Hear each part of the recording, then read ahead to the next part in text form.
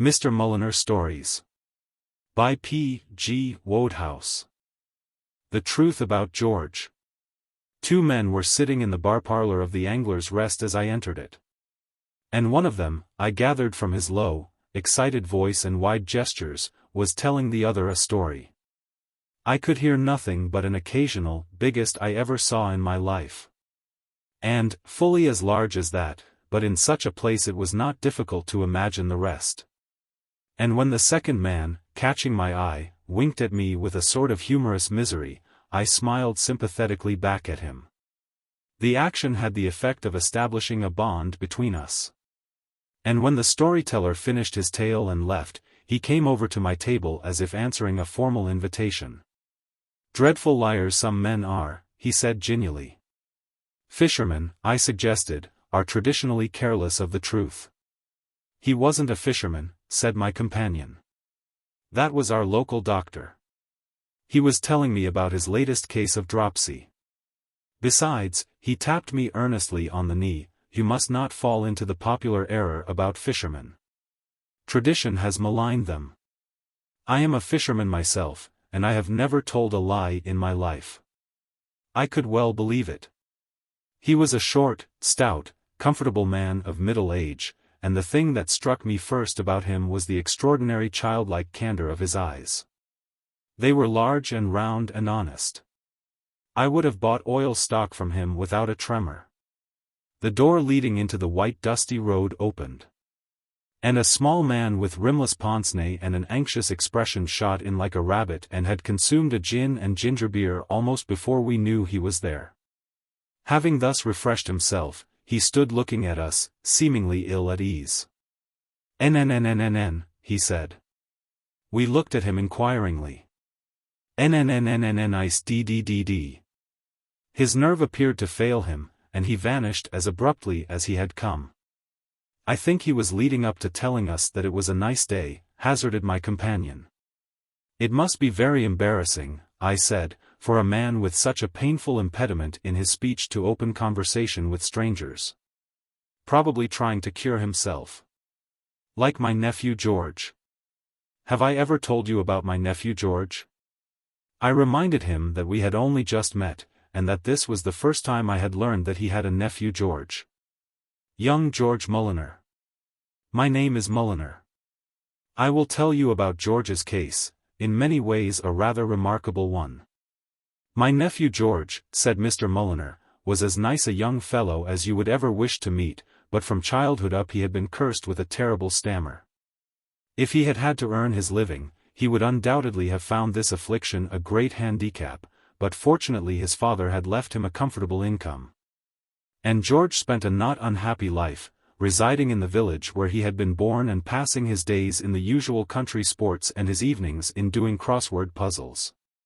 By the time he was 30 he knew more about Eli, the prophet, R.A., the sun god, and the bird emu than anybody else in the county except Susan Blake, the vicar's daughter, who had also taken up the solving of crossword puzzles and was the first girl in Worcestershire to find out the meaning of stearine and crepuscular. It was his association with Miss Blake that first turned George's thoughts to a serious endeavor to cure himself of his stammer. Naturally, with this hobby in common, the young people saw a great deal of one another, for George was always looking in at the vicarage to ask her if she knew a word of 7 letters meaning appertaining to the profession of plumbing. And Susan was just as constant a caller at George's cozy little cottage, being frequently stumped, as girls will be, by words of 8 letters signifying, largely used in the manufacture of poppet valves. The consequence was that one evening, just after she had helped him out of a tight place with the word disestablishmentarianism, the boy suddenly awoke to the truth and realized that she was all the world to him, or, as he put it to himself from force of habit, precious, beloved, darling, much loved, highly esteemed or valued. And yet, every time he tried to tell her so, he could get no further than a sibilant gurgle which was no more practical use than a hiccup. Something obviously had to be done, and George went to London to see a specialist. "Yes," said the specialist. I, said George. "You were saying?" "Woo woo woo woo woo woo." Sing it, said the specialist. SSSSSSSS, said George, puzzled. The specialist explained. He was a kindly man with moth-eaten whiskers and an eye like a meditative codfish. Many people, he said, who are unable to articulate clearly in ordinary speech find themselves lucid and bell-like when they burst into song. It seemed a good idea to George. He thought for a moment, then threw his head back, shut his eyes, and let it go in a musical baritone. I love a lassie, a bonny, bonny lassie, sang George. She's as pure as the lily in the dell. No doubt, said the specialist, wincing a little. She's as sweet as the heather, the bonny purple heather, Susan, my Worcestershire bluebell. Ah, said the specialist. Sounds a nice girl. Is this she? He asked, adjusting his glasses and peering at the photograph which George had extracted from the interior of the left side of his undervest. George nodded, and drew in breath. Yes, sir, he caroled, that's my baby. No, sir, don't mean maybe. Yes, sir, that's my baby now. And, by the way, when I meet that preacher I shall say, yes, sir, that's my. Quite, said the specialist, hurriedly. He had a sensitive ear. Quite. If you knew Susie like I know Susie, George was beginning, but the other stopped him. Quite. Exactly. I shouldn't wonder. And now, said the specialist, what precisely is the trouble? No, he added, hastily, as George inflated his lungs, don't sing it. Write the particulars on this piece of paper. George did so. Said the specialist, examining the screed. You wish to woo, court, and become betrothed, engaged, affianced to this girl, but you find yourself unable, incapable, incompetent, impotent, and powerless. Every time you attempt it, your vocal cords fail, fall short, are insufficient, wanting, deficient, and go bluey. George nodded. A not unusual case. I have had to deal with this sort of thing before. The effect of love on the vocal cords of even a normally eloquent subject is frequently deleterious. As regards the habitual stammerer, tests have shown that in 97.569 recurring of cases the divine passion reduces him to a condition where he sounds like a soda water siphon trying to recite Gunga Din. There is only one cure. www, asked George. I will tell you. Stammering, proceeded the specialist, putting the tips of his fingers together and eyeing George benevolently, is mainly mental and is caused by shyness, which is caused by the inferiority complex, which in its turn is caused by suppressed desires or introverted inhibitions or something. The advice I give to all young men who come in here behaving like soda water siphons is to go out and make a point of speaking to at least 3 perfect strangers every day. Engage these strangers in conversation, persevering no matter how priceless a chump you may feel, and before many weeks are out you will find that the little daily dose has had its effect. Shyness will wear off, and with it the stammer.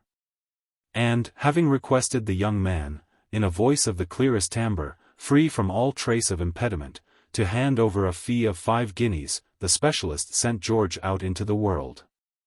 The more George thought about the advice he had been given, the less he liked it. He shivered in the cab that took him to the station to catch the train back to East Wobsley. Like all shy young men, he had never hitherto looked upon himself as shy, preferring to attribute his distaste for the society of his fellows to some subtle rareness of soul. But now that the thing had been put squarely up to him, he was compelled to realize that in all essentials he was a perfect rabbit. The thought of accosting perfect strangers and forcing his conversation upon them sickened him. But no Mulliner has ever shirked an unpleasant duty. As he reached the platform and strode along it to the train, his teeth were set, his eyes shone with an almost fanatical light of determination. And he intended before his journey was over to conduct 3 heart-to-heart chats if he had to sing every bar of them. The compartment into which he had made his way was empty at the moment, but just before the train started a very large, fierce-looking man got in. George would have preferred somebody a little less formidable for his first subject, but he braced himself and bent forward. And, as he did so, the man spoke. "The weather," he said, "sus seems to be taking a turn for the br better, doesn't it?" George sank back as if he had been hit between the eyes. The train had moved out of the dimness of the station by now, and the sun was shining brightly on the speaker, illuminating his knobbly shoulders, his craggy jaw, and, above all, the shockingly choleric look in his eyes. The reply, why yes, to such a man would obviously be madness. But to abstain from speech did not seem to be much better as a policy. George's silence appeared to arouse this man's worst passions. His face had turned purple and he glared painfully.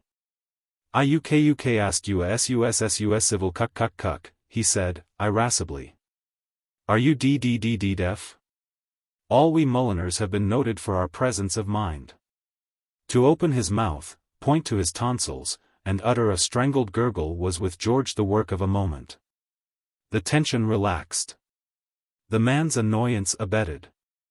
Dumb, he said, commiseratingly. "I beg your pup. I trust I have not caused you pup. It must be tut not to be able to sus speak fluently." He then buried himself in his paper, and George sank back in his corner, quivering in every limb. To get to East Wobsley, as you doubtless know, you have to change at Ippleton and take the branch line. By the time the train reached this junction, George's composure was somewhat restored. He deposited his belongings in a compartment of the East Wobsley train, which was waiting in a glued manner on the other side of the platform, and, finding that it would not start for some 10 minutes, decided to pass the time by strolling up and down in the pleasant air. It was a lovely afternoon. The sun was gilding the platform with its rays, and a gentle breeze blew from the west. A little brook ran tinkling at the side of the road. Birds were singing in the hedgerows, and through the trees could be discerned dimly the noble facade of the county lunatic asylum. Soothed by his surroundings, George began to feel so refreshed that he regretted that in this wayside station there was no one present whom he could engage in talk. It was at this moment that the distinguished-looking stranger entered the platform. The newcomer was a man of imposing physique, simply dressed in pajamas, brown boots, and a mackintosh. In his hand he carried a top hat, and into this he was dipping his fingers, taking them out, and then waving them in a curious manner to right and left. He nodded so affably to George that the latter, though a little surprised at the other's costume, decided to speak. After all, he reflected, clothes do not make the man, and, judging from the other's smile, a warm heart appeared to beat beneath that orange and mauve striped pajama jacket. Nice weather, he said. "Glad you like it," said the stranger. "I ordered it specially." George was a little puzzled by this remark, but he persevered. "Might I ask what you are doing?" "Doing? With that her hat?" "Oh, with this hat? I see what you mean." "Just scattering largesse to the multitude," replied the stranger, dipping his fingers once more and waving them with a generous gesture. "Devil of a bore, but it's expected of a man in my position. The fact is," he said, linking his arm in George's and speaking in a confidential undertone, "I'm the Emperor of Abyssinia. That's my palace over there," he said, pointing through the trees. "Don't let it go any further. It's not supposed to be generally known." It was with a rather sickly smile that George now endeavored to withdraw his arm from that of his companion, but the other would have none of this aloofness. He seemed to be in complete agreement with Shakespeare's dictum that a friend, when found, should be grappled to you with hooks of steel. He held George in a vice-like grip and drew him into a recess of the platform. He looked about him, and seemed satisfied. "We are alone at last," he said. This fact had already impressed itself with sickening clearness on the young man. There are few spots in the civilized world more deserted than the platform of a small country station. The sun shone on the smooth asphalt, on the gleaming rails, and on the machine which, in exchange for a penny placed in the slot marked matches. Would supply a package of wholesome butterscotch, but on nothing else. What George could have done with at the moment was a posse of police armed with stout clubs, and there was not even a dog in sight. "I've been wanting to talk to you for a long time," said the stranger, genially. "Ha ha, have you?" said George. "Yes. I want your opinion of human sacrifices." George said he didn't like them. "Why not?" asked the other, surprised. George said it was hard to explain. He just didn't. "Well, I think you're wrong," said the Emperor. "I know there's a school of thought growing up that holds your views, but I disapprove of it. I hate all this modern advanced thought. Human sacrifices have always been good enough for the emperors of Abyssinia, and they're good enough for me. Kindly step in here, if you please." He indicated the lamp and mop room, at which they had now arrived. It was a dark and sinister apartment, smelling strongly of oil and porters. And was probably the last place on earth in which George would have wished to be closeted with a man of such peculiar views. He shrank back. "You go in first," he said. "No larks," said the other, suspiciously. "LLLL larks?" "Yes. No pushing a fellow in and locking the door and squirting water at him through the window. I've had that happen to me before." "Sue, certainly not." "Right," said the Emperor. "You're a gentleman and I'm a gentleman. Both gentlemen. Have you a knife, by the way? We shall need a knife." "No. No knife." "Ah, well," said the Emperor, "then we'll have to look about for something else. No doubt we shall manage somehow." And with the debonair manner which so became him, he scattered another handful of largesse and walked into the lamp room. It was not the fact that he had given his word as a gentleman that kept George from locking the door. There is probably no family on earth more nicely scrupulous as regards keeping its promises than the Mulliners, but I am compelled to admit that, had George been able to find the key, he would have locked that door without hesitation. Not being able to find the key, he had to be satisfied with banging it. This done, he leaped back and raced away down the platform. A confused noise within seemed to indicate that the Emperor had become involved with some lamps. George made the best of the respite. Covering the ground at a high rate of speed, he flung himself into the train and took refuge under the seat. There he remained, quaking. At one time he thought that his uncongenial acquaintance had got upon his track, for the door of the compartment opened and a cool wind blew in upon him. Then, glancing along the floor, he perceived feminine ankles. The relief was enormous, but even in his relief George, who was the soul of modesty, did not forget his manners. He closed his eyes. A voice spoke. "Porter." "Yes, ma'am." "What was all that disturbance as I came into the station?" "Patient escaped from the asylum, ma'am." "Good gracious."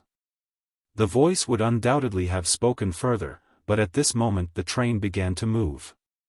There came the sound of a body descending upon a cushioned seat, and some little time later the rustling of a paper. The train gathered speed and jolted on.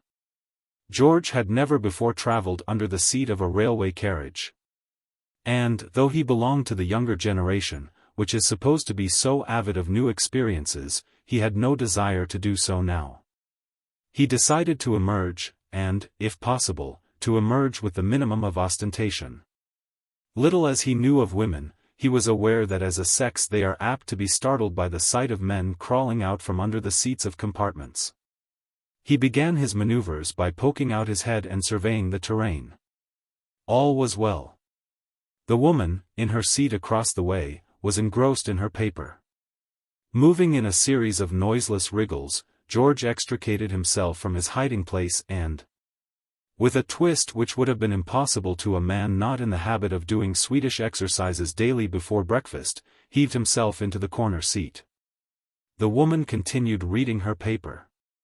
The events of the past quarter of an hour had tended rather to drive from George's mind the mission which he had undertaken on leaving the specialist's office.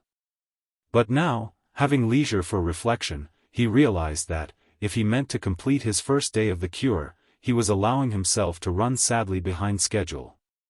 Speak to 3 strangers, the specialist had told him, and up to the present he had spoken to only one. True, this one had been a pretty considerable stranger.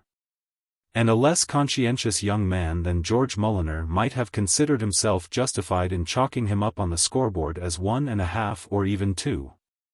But George had the dogged, honest Mulliner streak in him, and he refused to quibble. He nerved himself for action, and cleared his throat. "I charm," said George. And, having opened the ball, he smiled a winning smile and waited for his companion to make the next move. The move which his companion made was in an upwards direction, and measured from 6 to 8 inches. She dropped her paper and regarded George with a pale-eyed horror. One pictures her a little in the position of Robinson Crusoe when he saw the footprint in the sand. She had been convinced that she was completely alone, and lo! Out of space a voice had spoken to her. Her face worked, but she made no remark. George, on his side, was also feeling a little ill at ease. Women always increased his natural shyness. He never knew what to say to them. Then a happy thought struck him. He had just glanced at his watch and found the hour to be nearly 4:30. Women, he knew, loved a drop of tea at about this time, and fortunately there was in his suitcase a full thermos flask. "Pardon me, but I wonder if you would care for a cup of tea?" was what he wanted to say, but, as so often happened with him when in the presence of the opposite sex, he could get no further than a sort of sizzling sound like a cockroach calling to its young. The woman continued to stare at him. Her eyes were now about the size of regulation standard golf balls, and her breathing suggested the last stages of asthma. And it was at this point that George, struggling for speech, had one of those inspirations which frequently come to Mulliners. There flashed into his mind what the specialist had told him about singing. Say it with music, that was the thing to do. He delayed no longer. Tea for 2 and 2 for tea and me for you and you for me. He was shocked to observe his companion turning Nile green. He decided to make his meaning clearer. "I have a nice thermos. I have a full thermos. Won't you share my thermos, too? When skies are gray and you feel you are blue, tea sends the sun smiling through. I have a nice thermos. I have a full thermos. May I pour out some for you?" You will agree with me, I think, that no invitation could have been more happily put, but his companion was not responsive. With one last agonized look at him, she closed her eyes and sank back in her seat. Her lips had now turned a curious gray-blue color, and they were moving feebly. She reminded George, who, like myself, was a keen fisherman, of a newly gaffed salmon. George sat back in his corner, brooding. Rack his brain as he might, he could think of no topic which could be guaranteed to interest, elevate, and amuse. He looked out of the window with a sigh. The train was now approaching the dear old familiar East Wobsley country. He began to recognize landmarks. A wave of sentiment poured over George as he thought of Susan, and he reached for the bag of buns which he had bought at the refreshment room at Ippleton. Sentiment always made him hungry. He took his thermos out of the suitcase, and, unscrewing the top, poured himself out a cup of tea. Then, placing the thermos on the seat, he drank. He looked across at his companion. Her eyes were still closed, and she uttered little sighing noises. George was half inclined to renew his offer of tea, but the only tune he could remember was "Hard-Hearted Hannah," the vamp from Savannah, and it was difficult to fit suitable words to it. He ate his bun and gazed out at the familiar scenery. Now, as you approach East Wobsley, the train, I must mention, has to pass over some points. And so violent is the sudden jerking that strong men have been known to spill their beer. George, forgetting this in his preoccupation, had placed the thermos only a few inches from the edge of the seat. The result was that, as the train reached the points, the flask leaped like a live thing, dived to the floor, and exploded. Even George was distinctly upset by the sudden sharpness of the report. His bun sprang from his hand and was dashed to fragments. He blinked thrice in rapid succession. His heart tried to jump out of his mouth and loosened a front tooth. But on the woman opposite the effect of the untoward occurrence was still more marked. With a single piercing shriek, she rose from her seat straight into the air like a rocketing pheasant. And, having clutched the communication cord, fell back again. Impressive as her previous leap had been, she excelled it now by several inches. I do not know what the existing record for the sitting high jump is, but she undoubtedly lowered it. And if George had been a member of the Olympic Games Selection Committee, he would have signed this woman up immediately. It is a curious thing that, in spite of the railway company's sporting willingness to let their patrons have a tug at the extremely moderate price of £5 a go, very few people have ever either pulled a communication cord or seen one pulled. There is, thus, a widespread ignorance as to what precisely happens on such occasions. The procedure, George tells me, is as follows: first there comes a grinding noise, as the brakes are applied. Then the train stops.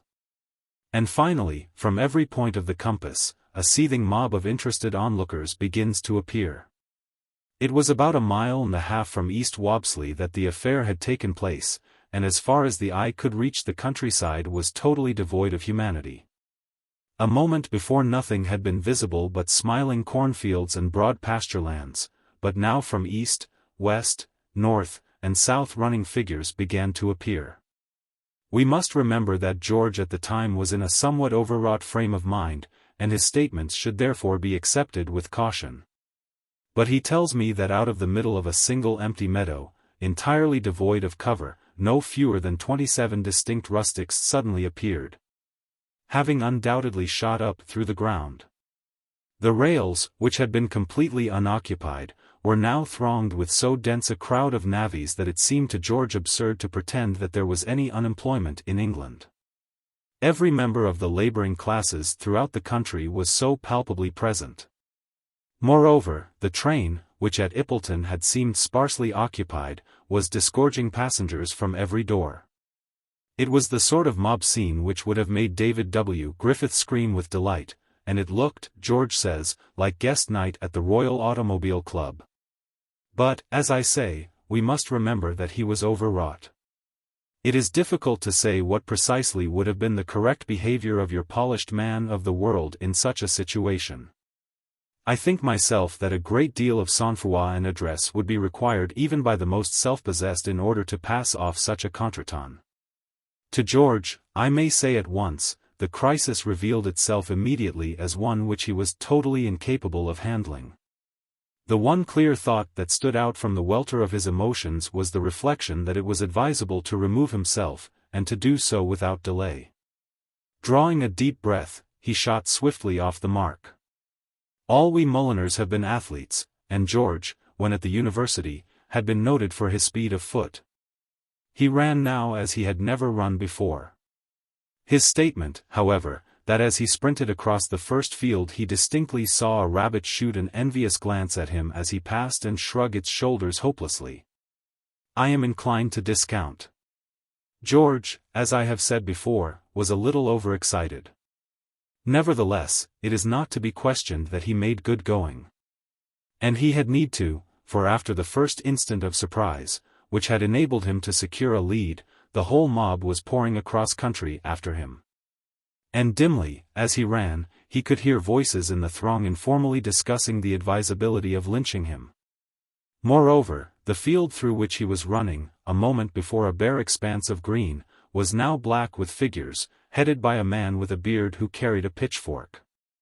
George swerved sharply to the right, casting a swift glance over his shoulder at his pursuers. He disliked them all, but especially the man with the pitchfork. It is impossible for one who was not an eyewitness to say how long the chase continued and how much ground was covered by the interested parties. I know the East Wobsley country well, and I have checked George's statements. And, if it is true that he travelled east as far as Little Wigmarshin the Dell and as far west as Higgleford cum Whortlebury beneath the hill, he must undoubtedly have done a lot of running. But a point which must not be forgotten is that, to a man not in a condition to observe closely, the village of Higgleford-cum-Whortlebury beneath the hill might easily not have been Higgleford-cum-Whortlebury beneath the hill at all, but another hamlet which in many respects closely resembles it. I need scarcely say that I allude to Lesser Snodsbury in the Vale. Let us assume, therefore, that George, having touched Little Wigmarsh in the dell, shot off at a tangent and reached Lesser Snodsbury in the Vale. This would be a considerable run. And, as he remembers flitting past Farmer Higgins's pigsty and the dog and duck at Pondlebury Parva and splashing through the brook Whipple at the point where it joins the river Wapple, we can safely assume that, wherever else he went, he got plenty of exercise. But the pleasantest of functions must end, and, just as the setting sun was gilding the spire of the ivy-covered church of St. Barnabas the Resilient, where George as a child had sat so often, enlivening the tedium of the sermon by making faces at the choirboys, a damp and bedraggled figure might have been observed crawling painfully along the high street of East Wopsley in the direction of the cosy little cottage known to its builder as Chatsworth and to the village tradesmen as Mulliners. It was George, home from the hunting field. Slowly George Mulliner made his way to the familiar door, and, passing through it, flung himself into his favorite chair. But a moment later a more imperious need than the desire to rest forced itself upon his attention. Rising stiffly, he tottered to the kitchen and mixed himself a revivifying whiskey and soda. Then, refilling his glass, he returned to the sitting-room, to find that it was no longer empty. A slim, fair girl, tastefully attired in tailor-made tweeds, was leaning over the desk on which he kept his dictionary of English synonyms. She looked up as he entered, startled. "Why, Mr. Mulliner," she exclaimed. "What has been happening? Your clothes are torn, rent, ragged, tattered, and your hair is all disheveled, untrimmed, hanging loose or negligently, at loose ends." George smiled a wan smile. "You are right," he said. "And, what is more, I am suffering from extreme fatigue, weariness, lassitude, exhaustion, prostration, and languor." The girl gazed at him, a divine pity in her soft eyes. "I'm so sorry," she murmured. "So very sorry, grieved, distressed, afflicted, pained, mortified, dejected, and upset." George took her hand. Her sweet sympathy had effected the cure for which he had been seeking so long. Coming on top of the violent emotions through which he had been passing all day, it seemed to work on him like some healing spell, charm or incantation. Suddenly, in a flash, he realized that he was no longer a stammerer. Had he wished at that moment to say, "Peter Piper picked a peck of pickled peppers," he could have done it without a second thought. But he had better things to say than that. "Miss Blake, Susan, Susie." He took her other hand in his. His voice rang out clear and unimpeded. It seemed to him incredible that he had ever yammered at this girl like an overheated steam radiator. "It cannot have escaped your notice that I have long entertained towards you sentiments warmer and deeper than those of ordinary friendship. It is love, Susan, that has been animating my bosom. Love, first a tiny seed, has burgeoned in my heart till, blazing into flame, it has swept away on the crest of its wave my diffidence, my doubt, my fears, and my foreboding, and now, like the topmost topaz of some ancient tower, it cries to all the world in a voice of thunder, 'You are mine. My mate. Predestined to me since time first began.' As the star guides the mariner when, battered by boiling billows, he hies him home to the haven of hope and happiness, so do you gleam upon me along life's rough road and seem to say, 'Have courage, George. I am here.' Susan, I am not an eloquent man, I cannot speak fluently as I could wish, but these simple words which you have just heard come from the heart, from the unspotted heart of an English gentleman. Susan, I love you. Will you be my wife, married woman, matron, spouse, helpmeet, consort, partner, or better half?" "Oh, George," said Susan. "Yes, I. Decidedly, unquestionably, indubitably, incontrovertibly, and past all dispute. He folded her in his arms. And, as he did so, there came from the street outside, faintly, as from a distance, the sound of feet and voices. George leaped to the window. Rounding the corner, just by the Cow and Wheelbarrow public house, licensed to sell Alesh, wines, and spirits, was the man with the pitchfork, and behind him followed a vast crowd. "My darling," said George, "for purely personal and private reasons, into which I need not enter, I must now leave you. Will you join me later?" "I will follow you to the ends of the earth," replied Susan, passionately. "It will not be necessary," said George. "I am only going down to the coal cellar. I shall spend the next half-hour or so there. If anybody calls and asks for me, perhaps you would not mind telling them that I am out." I will," said Susan. "And, George, by the way, what I really came here for was to ask you if you knew a hyphenated word of 9 letters, ending in K and signifying an implement employed in the pursuit of agriculture." "Pitchfork, sweetheart," said George. "But you may take it from me, as one who knows, that agriculture isn't the only thing it is used in pursuit of." "And since that day," concluded Mr. Mulliner, "George, believe me or believe me not, has not had the slightest trace of an impediment in his speech. He is now the chosen orator at all political rallies for miles around. And so offensively self-confident has his manner become that only last Friday he had his eye blacked by a haycorn and feed merchant of the name of Stubbs. It just shows you, doesn't it? How do you find this book?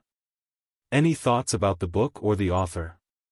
Any suggestion for improvement? Please take a moment to share your thoughts in a comment. If you like it, share it with your friends who might enjoy it as well. Subscribe to keep in touch. Visit CompleteAudiobooks.com for more quality content. A Slice of Life. The conversation in the bar parlor of the Angler's Rest had drifted round to the subject of the arts, and somebody asked if that film serial, The Vicissitudes of Vera, which they were showing down at the Bijou Dream, was worth seeing. "It's very good," said Miss Postlethwaite, our courteous and efficient barmaid, who is a prominent first-nighter. "It's about this mad professor who gets this girl into his toils and tries to turn her into a lobster." "Tries to turn her into a lobster?" echoed we, surprised. "Yes, sir. Into a lobster. It seems he collected thousands and thousands of lobsters and mashed them up and boiled down the juice from their glands and was just going to inject it into this Vera Dalrymple's spinal column when Jack Frobisher broke into the house and stopped him." "Why did he do that?" "Because he didn't want the girl he loved to be turned into a lobster." "What we mean," said we, "is why did the professor want to turn the girl into a lobster?" "He had a grudge against her." This seemed plausible, and we thought it over for a while. Then one of the company shook his head disapprovingly. "I don't like stories like that," he said. "They aren't true to life." "Pardon me, sir," said a voice. And we were aware of Mr. Mulliner in our midst. "Excuse me interrupting what may be a private discussion," said Mr. Mulliner, "but I chanced to overhear the recent remarks, and you, sir, have opened up a subject on which I happen to hold strong views, to wit, the question of what is and what is not true to life. How can we, with our limited experience, answer that question? For all we know, at this very moment hundreds of young women all over the country may be in the process of being turned into lobsters. Forgive my warmth, but I have suffered a good deal from this skeptical attitude of mind which is so prevalent nowadays. I have even met people who refuse to believe my story about my brother Wilfred, purely because it was a little out of the ordinary run of the average man's experience." Considerably moved, Mr. Mulliner ordered a hot Scotch with a slice of lemon. "What happened to your brother Wilfred? Was he turned into a lobster?" "No," said Mr. Mulliner, fixing his honest blue eyes on the speaker, "he was not. It would be perfectly easy for me to pretend that he was turned into a lobster. But I have always made it a practice, and I always shall make it a practice, to speak nothing but the bare truth. My brother Wilfred simply had rather a curious adventure." "My brother Wilfred," said Mr. Mulliner, "is the clever one of the family.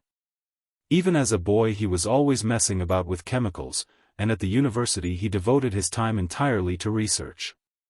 The result was that while still quite a young man he had won an established reputation as the inventor of what are known to the trade as Mulliner's magic marvels, a general term embracing the Raven Gypsy face cream, the Snow of the Mountains lotion, and many other preparations, some designed exclusively for the toilet, others of a curative nature, intended to alleviate the many ills to which the flesh is heir.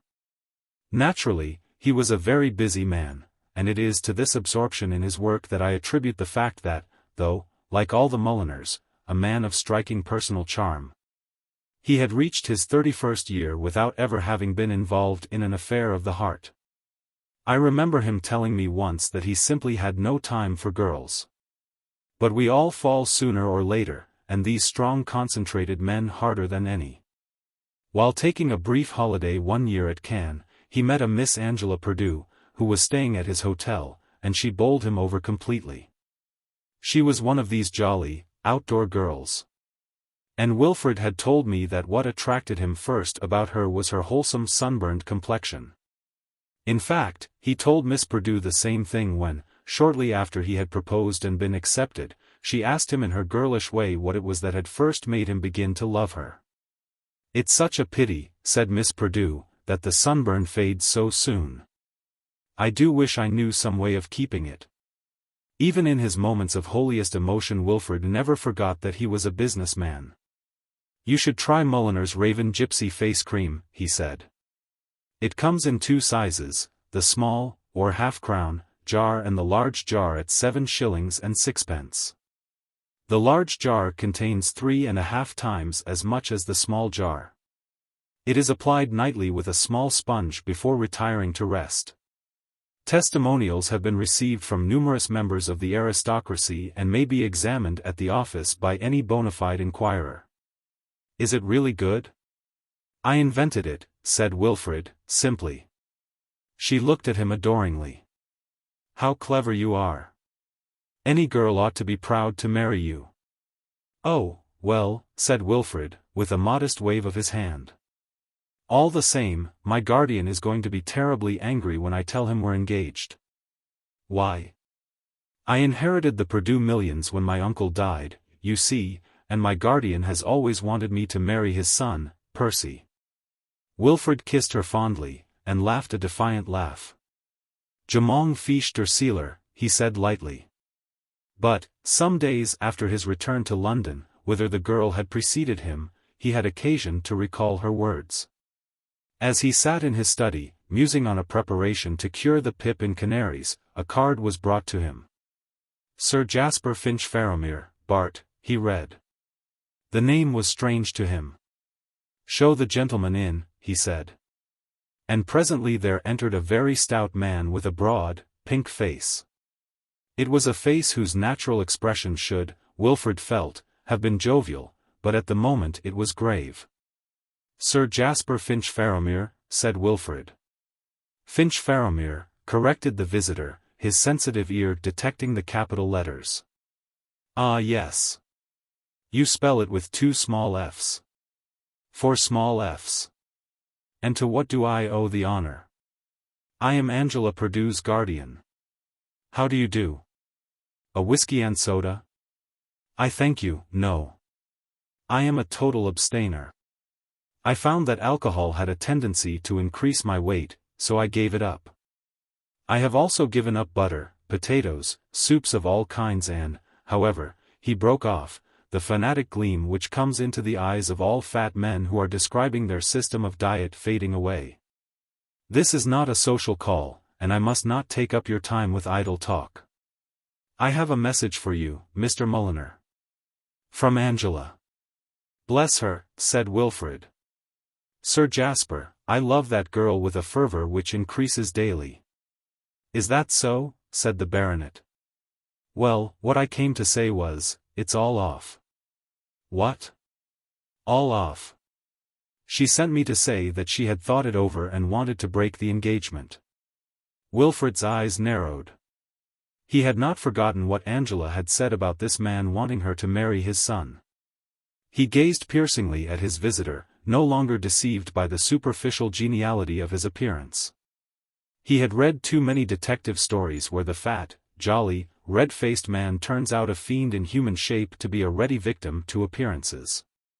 "Indeed," he said, coldly. "I should prefer to have this information from Miss Perdue's own lips. She won't see you. But, anticipating this attitude on your part, I brought a letter from her. You recognize the writing?" Wilfred took the letter. Certainly, the hand was Angela's, and the meaning of the words he read unmistakable.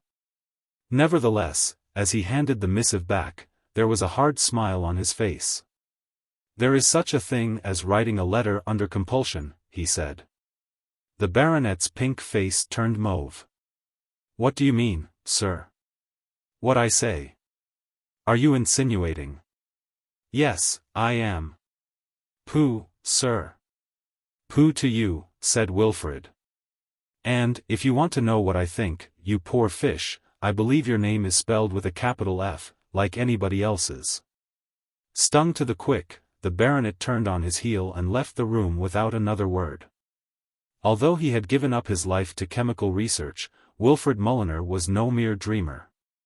He could be the man of action when necessity demanded.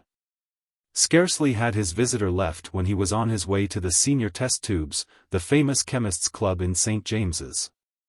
There, consulting Kelly's county families, he learnt that Sir Jasper's address was Finch Hall in Yorkshire. He had found out all he wanted to know. It was at Finch Hall, he decided, that Angela must now be immured. For that she was being immured somewhere he had no doubt. That letter, he was positive, has been written by her under stress of threats. The writing was Angela's, but he declined to believe that she was responsible for the phraseology and sentiment. He remembered reading a story where the heroine was forced into courses which she would not otherwise have contemplated by the fact that somebody was standing over her with a flask of vitriol. Possibly this was what that bounder of a baronet had done to Angela. Considering this possibility, he did not blame her for what she had said about him, Wilfred, in the second paragraph of her note. Nor did he reproach her for signing herself "Ys truly, A. Perdue." Naturally, when baronets are threatening to pour vitriol down her neck, a refined and sensitive young girl cannot pick her words. This sort of thing must of necessity interfere with the selection of the mot just. That afternoon, Wilfred was in a train on his way to Yorkshire. That evening, he was in the Finch Arms in the village of which Sir Jasper was the squire. That night, he was in the gardens of Finch Hall, prowling softly round the house, listening. And presently, as he prowled, there came to his ears from an upper window a sound that made him stiffen like a statue and clench his hands till the knuckles stood out white under the strain. It was the sound of a woman sobbing. Wilfred spent a sleepless night, but by morning he had formed his plan of action. I will not weary you with a description of the slow and tedious steps by which he first made the acquaintance of Sir Jasper's valet, who was an habitué of the village inn. And then by careful stages won the man's confidence with friendly words and beer. Suffice it to say that, about a week later, Wilfred had induced this man with bribes to leave suddenly on the plea of an aunt's illness. Supplying, so as to cause his employer no inconvenience, a cousin to take his place. This cousin, as you will have guessed, was Wilfred himself. But a very different Wilfred from the dark-haired, clean-cut young scientist who had revolutionized the world of chemistry a few months before by proving that H2O plus B3G4Z7 minus M9Z8 equals G6F5P3X. Before leaving London on what he knew would be a dark and dangerous enterprise, Wilfred had taken the precaution of calling in at a well-known costumier's and buying a red wig. He had also purchased a pair of blue spectacles, but for the role which he had now undertaken these were, of course, useless. A blue-spectacled valet could not but have aroused suspicion in the most guileless baronet. All that Wilfred did, therefore, in the way of preparation, was to don the wig, shave off his mustache, and treat his face to a light coating of the Raven Gypsy face cream. This done, he set out for Finch Hall. Externally, Finch Hall was one of those gloomy, somber country houses which seem to exist only for the purpose of having horrid crimes committed in them. Even in his brief visit to the grounds, Wilfred had noticed fully half a dozen places which seemed incomplete without a cross-indicating spot where body was found by the police. It was the sort of house where ravens croak in the front garden just before the death of the heir, and shrieks ring out from behind barred windows in the night. Nor was its interior more cheerful. And, as for the personnel of the domestic staff, that was less exhilarating than anything else about the place. It consisted of an aged cook who, as she bent over her cauldrons, looked like something out of a traveling company of Macbeth, touring the smaller towns of the north, and Murgatroyd, the butler. A huge, sinister man with a cast in one eye and an evil light in the other. Many men, under these conditions, would have been daunted. But not Wilfred Mulliner. Apart from the fact that, like all the Mulliners, he was as brave as a lion, he had come expecting something of this nature. He settled down to his duties and kept his eyes open, and before long his vigilance was rewarded. One day, as he lurked about the dim-lit passageways, he saw Sir Jasper coming up the stairs with a laden tray in his hands. It contained a toast rack, a half-bot of white wine, pepper, salt, veg. And in a covered dish something which Wilfred, sniffing cautiously, decided was a cutlet. Lurking in the shadows, he followed the baronet to the top of the house. Sir Jasper paused at a door on the second floor. He knocked. The door opened, a hand was stretched forth, the tray vanished, the door closed, and the baronet moved away. So did Wilfred. He had seen what he had wanted to see, discovered what he had wanted to discover. He returned to the servants' hall, and under the gloomy eyes of Murgatroyd began to shape his plans. "Where you been?" demanded the butler, suspiciously. "Oh, hither and thither," said Wilfred, with a well-assumed airiness. Murgatroyd directed a menacing glance at him. "You'd better stay where you belong," he said, in his thick, growling voice. "There's things in this house that don't want seeing." "Ah," agreed the cook, dropping an onion in the cauldron. Wilfred could not repress a shudder. But, even as he shuddered, he was conscious of a certain relief. At least, he reflected, they were not starving his darling. That cutlet had smelt uncommonly good, and, if the bill of fare was always maintained at this level, she had nothing to complain of in the catering. But his relief was short-lived. What, after all, he asked himself, are cutlets to a girl who is imprisoned in a locked room of a sinister country house and is being forced to marry a man she does not love? Practically nothing. When the heart is sick, cutlets merely alleviate, they do not cure. Fiercely Wilfred told himself that, come what might, few days should pass before he found the key to that locked door and bore away his love to freedom and happiness. The only obstacle in the way of this scheme was that it was plainly going to be a matter of the greatest difficulty to find the key. That night, when his employer dined, Wilfred searched his room thoroughly. He found nothing. The key, he was forced to conclude, was kept on the baronet's person. Then how to secure it? It is not too much to say that Wilfred Mulliner was nonplussed. The brain which had electrified the world of science by discovering that if you mixed a stiffish oxygen and potassium and added a splash of trinitrotoluol and a spot of old brandy you got something that could be sold in America as champagne at $150, the case had to confess itself baffled. To attempt to analyze the young man's emotions, as the next week dragged itself by, would be merely morbid.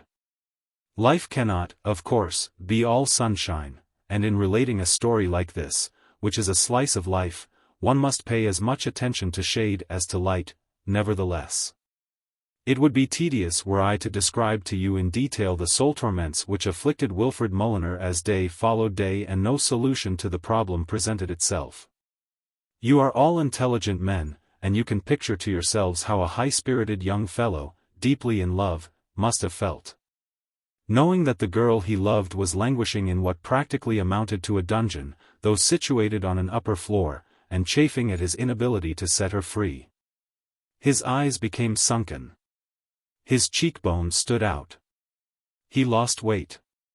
And so noticeable was this change in his physique that Sir Jasper Finch-Farrowmere commented on it one evening in tones of unconcealed envy. "How the devil, Straker," he said, for this was the pseudonym under which Wilfrid was passing, "do you manage to keep so thin? Judging by the weekly books, you eat like a starving Eskimo, and yet you don't put on weight.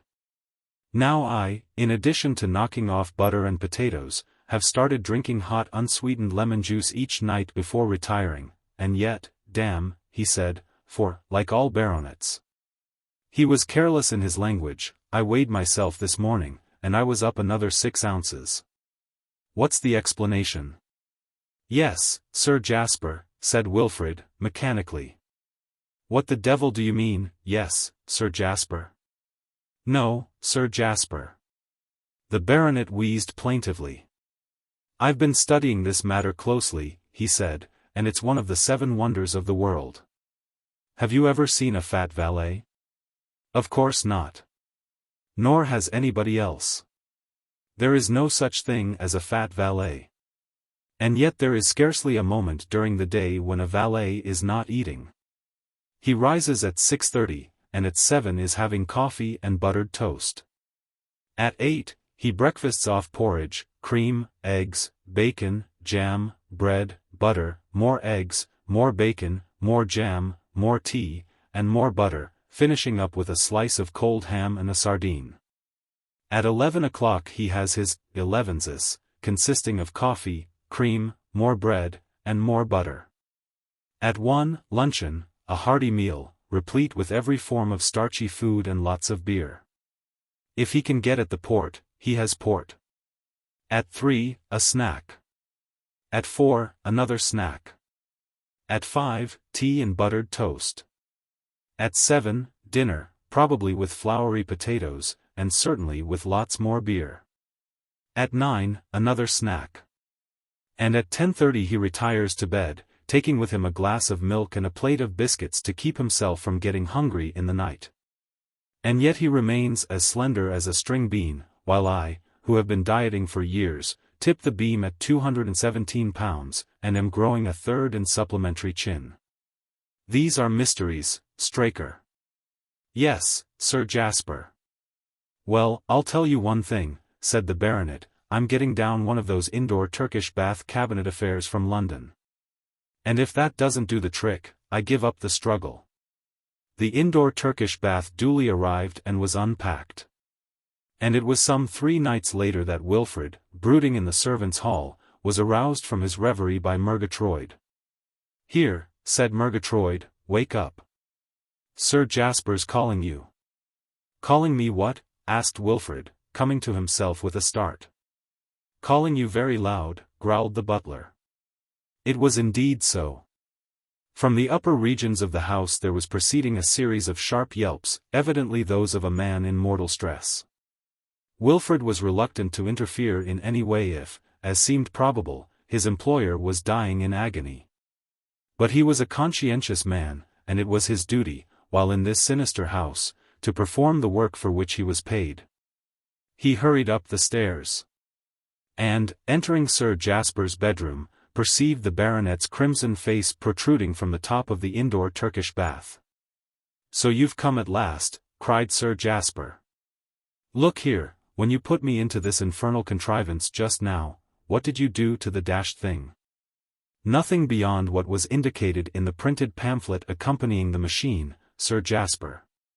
Following the instructions, I slid rod A into groove B, fastening with catch C. Well, you must have made a mess of it, somehow. The thing's stuck. I can't get out. You can't? Cried Wilfrid. No. And the bally apparatus is getting considerably hotter than the hinges of the Inferno. I must apologize for Sir Jasper's language, but you know what baronets are. I'm being cooked to a crisp. A sudden flash of light seemed to blaze upon Wilfrid Mulliner. I will release you, Sir Jasper. Well, hurry up, then. On one condition. Wilfrid fixed him with a piercing gaze. First, I must have the key. There isn't a key, you idiot. It doesn't lock. It just clicks when you slide Gadget D into Thingamabob E. The key I require is that of the room in which you are holding Angela Perdue a prisoner. What the devil do you mean? Ouch. I will tell you what I mean, Sir Jasper Finch Faramir. I am Wilfred Mulliner. Don't be an ass. Wilfred Mulliner has black hair. Yours is red. You must be thinking of someone else. This is a wig, said Wilfred. By Clarkson. He shook a menacing finger at the baronet. You little thought, Sir Jasper Finch Faramir, when you embarked on this dastardly scheme, that Wilfred Mulliner was watching your every move.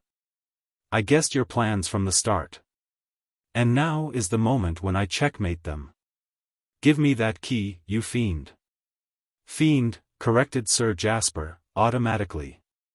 I am going to release my darling, to take her away from this dreadful house, to marry her by special license as soon as it can legally be done. In spite of his sufferings, a ghastly laugh escaped Sir Jasper's lips. You are you? I am. Yes, you are. Give me the key. I haven't got it, you chump. It's in the door. Ha, ha. It's no good saying, ha, ha. It is in the door. On Angela's side of the door. A likely story. But I cannot stay here wasting time. If you will not give me the key, I shall go up and break in the door. Do. Once more the baronet laughed like a tortured soul. And see what she'll say. Wilfred could make nothing of this last remark. He could, he thought, imagine very clearly what Angela would say. He could picture her sobbing on his chest, murmuring that she knew he would come, that she had never doubted him for an instant. He leapt for the door. Here. Hi. Aren't you going to let me out? Presently, said Wilfred. Keep cool. He raced up the stairs. Angela, he cried, pressing his lips against the panel. Angela. Who's that? Answered a well-remembered voice from within. It is I, Wilfred. I am going to burst open the door. Stand clear of the gates. He drew back a few paces, and hurled himself at the woodwork. There was a grinding crash, as the lock gave. And Wilfred, staggering on, found himself in a room so dark that he could see nothing. Angela, where are you? I'm here. And I'd like to know why you are, after that letter I wrote you. Some men, continued the strangely cold voice, do not seem to know how to take a hint. Wilfred staggered, and would have fallen had he not clutched at his forehead. That letter, he stammered. You surely didn't mean what you wrote in that letter? I meant every word, and I wish I had put in more. But don't you love me, Angela? A hard, mocking laugh rang through the room. Love you? Love the man who recommended me to try Mulliner's Raven Gypsy Face Cream. What do you mean? I will tell you what I mean. Wilfred Mulliner, look on your handiwork. The room became suddenly flooded with light. And there, standing with her hand on the switch, stood Angela, a queenly, lovely figure, in whose radiant beauty the sternest critic would have noted but one flaw, the fact that she was piebald. Wilfred gazed at her with adoring eyes. Her face was partly brown and partly white. And on her snowy neck were patches of sepia that looked like the thumbprints you find on the pages of books in the free library, but he thought her the most beautiful creature he had ever seen. He longed to fold her in his arms, and but for the fact that her eyes told him that she would undoubtedly land an uppercut on him if he tried it, he would have done so. Yes, she went on, this is what you have made of me, Wilfred Mulliner, you and that awful stuff you call the Raven Gypsy Face Cream. This is the skin you love to touch. I took your advice and bought one of the large jars at 7 and 6, and see the result. Barely 24 hours after the first application, I could have walked into any circus and named my own terms as the spotted princess of the Fiji Islands. I fled here to my childhood home, to hide myself. And the first thing that happened, her voice broke, was that my favorite hunter shied at me and tried to bite pieces out of his manger, while Ponto, my little dog, whom I have reared from a puppy, caught one sight of my face and is now in the hands of the vet, and unlikely to recover. And it was you, Wilfred Mulliner, who brought this curse upon me. Many men would have wilted beneath these searing words, but Wilfred Mulliner merely smiled with infinite compassion and understanding. "It is quite all right," he said. "I should have warned you, sweetheart, that this occasionally happens in cases where the skin is exceptionally delicate and finely textured. It can be speedily remedied by an application of the Mulliner Snow of the Mountains lotion, for shillings the medium-sized bottle." "Wilfred. Is this true?" "Perfectly true, dearest." "And is this all that stands between us?" "No," shouted a voice of thunder. Wilfred wheeled sharply. In the doorway stood Sir Jasper Finch-Faramir. He was swathed in a bath towel, what was visible of his person being a bright crimson. Behind him, toying with a horsewhip, stood Murgatroyd, the butler. "You didn't expect to see me, did you?" "I certainly," replied Wilfred, severely, "did not expect to see you in a lady's presence in a costume like that." "Never mind my costume." Sir Jasper turned. "Murgatroyd, do your duty."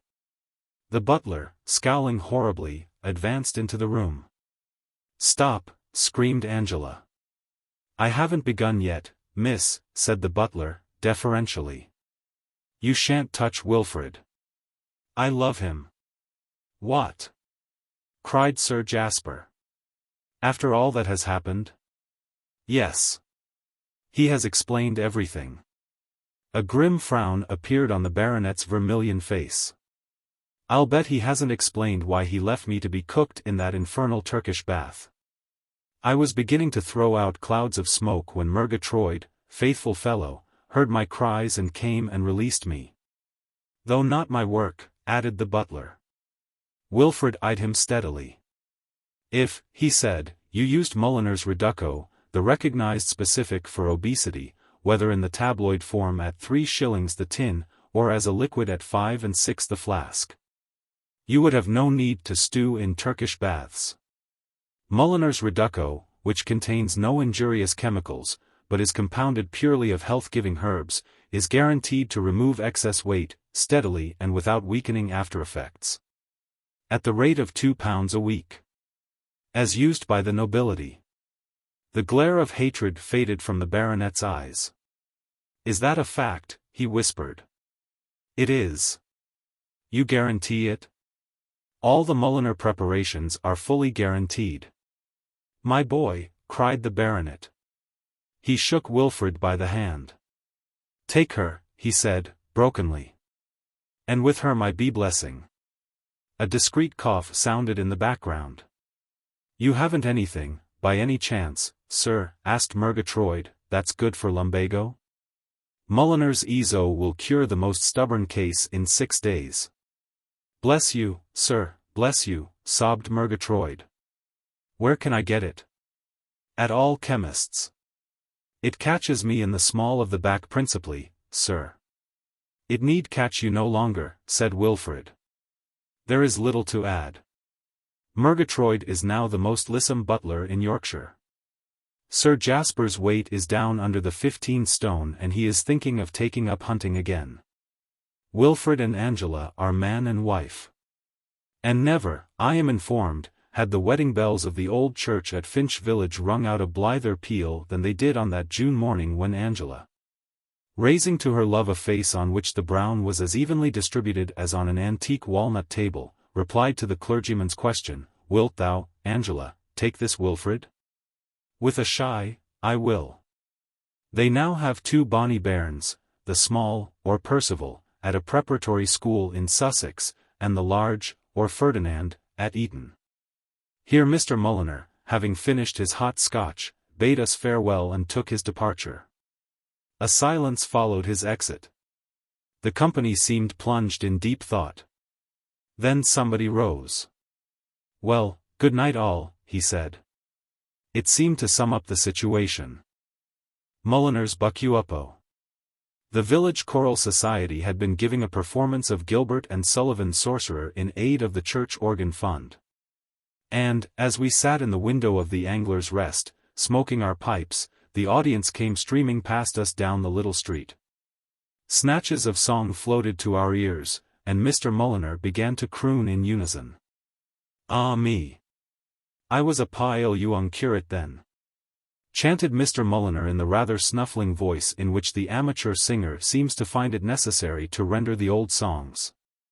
Remarkable, he said, resuming his natural tones, how fashions change, even in clergymen.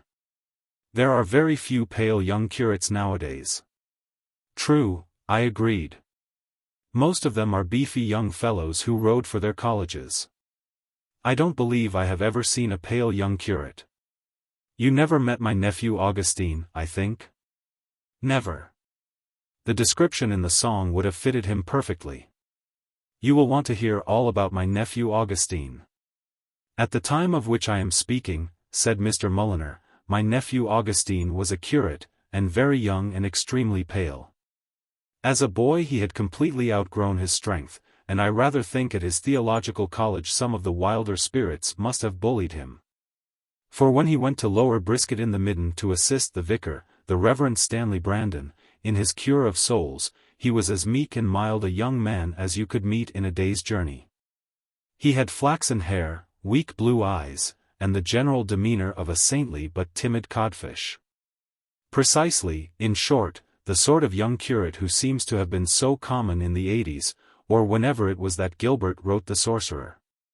The personality of his immediate superior did little or nothing to help him to overcome his native diffidence. The Rev. Stanley Brandon was a huge and sinewy man of violent temper, whose red face and glittering eyes might well have intimidated the toughest curate. The Rev. Stanley had been a heavyweight boxer at Cambridge. And I gather from Augustine that he seemed to be always on the point of introducing into debates on parish matters the methods which had made him so successful in the roped ring. I remember Augustine telling me that once, on the occasion when he had ventured to oppose the other's views in the matter of decorating the church for the harvest festival, he thought for a moment that the vicar was going to drop him with a right hook to the chin. It was some quite trivial point that had come up, a question as to whether the pumpkin would look better in the apse or the clerestory. If I recollect rightly, but for several seconds it seemed as if blood was about to be shed. Such was the Reverend Stanley Brandon. And yet it was to the daughter of this formidable man that Augustine Mulliner had permitted himself to lose his heart. Truly, Cupid makes heroes of us all. Jane was a very nice girl, and just as fond of Augustine as he was of her. But, as each lacked the nerve to go to the girl's father and put him abreast of the position of affairs, they were forced to meet surreptitiously.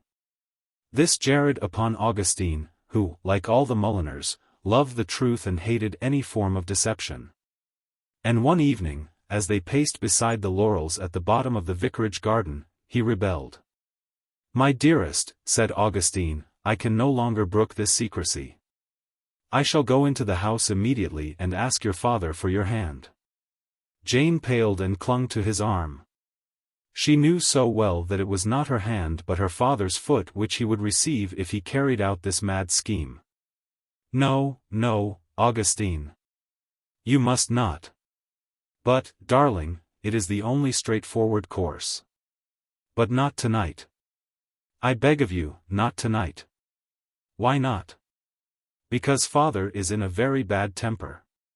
He has just had a letter from the bishop, rebuking him for wearing too many orphreys on his chasuble, and it has upset him terribly. You see, he and the bishop were at school together, and father can never forget it. He said at dinner that if old Boko Bickerton thought he was going to order him about he would jolly well show him. And the bishop comes here tomorrow for the confirmation services," gasped Augustine. "Yes. And I'm so afraid they will quarrel. It's such a pity father hasn't some other bishop over him.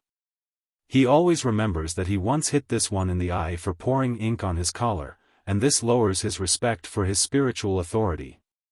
So you won't go in and tell him tonight, will you?" "I will not, Augustine assured her with a slight shiver. And you will be sure to put your feet in hot mustard and water when you get home? The dew has made the grass so wet. I will indeed, dearest. You are not strong, you know. No, I am not strong. You ought to take some really good tonic. Perhaps I ought. Good night, Jane. Good night, Augustine. The lovers parted. Jane slipped back into the vicarage, and Augustine made his way to his cozy rooms in the High Street.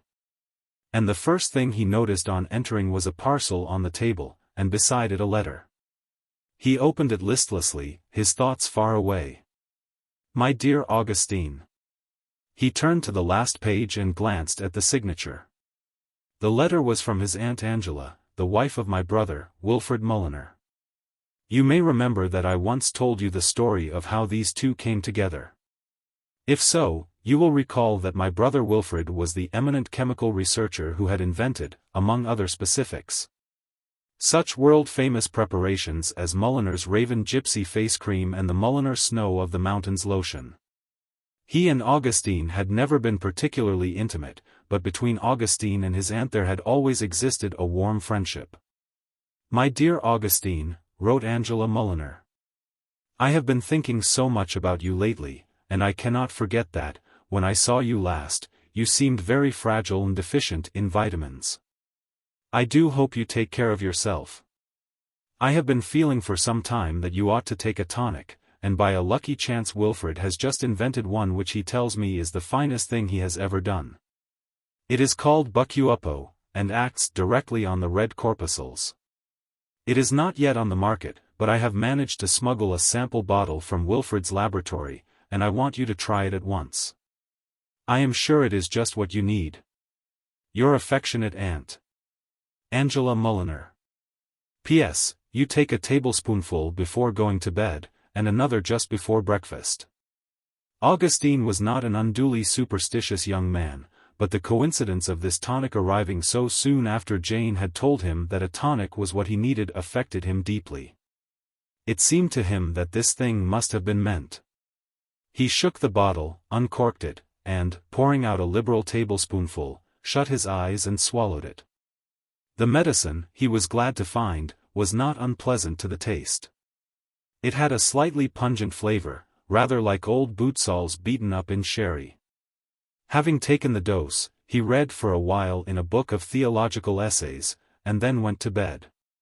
And as his feet slipped between the sheets, he was annoyed to find that Mrs. Wardle, his housekeeper, had once more forgotten his hot water bottle.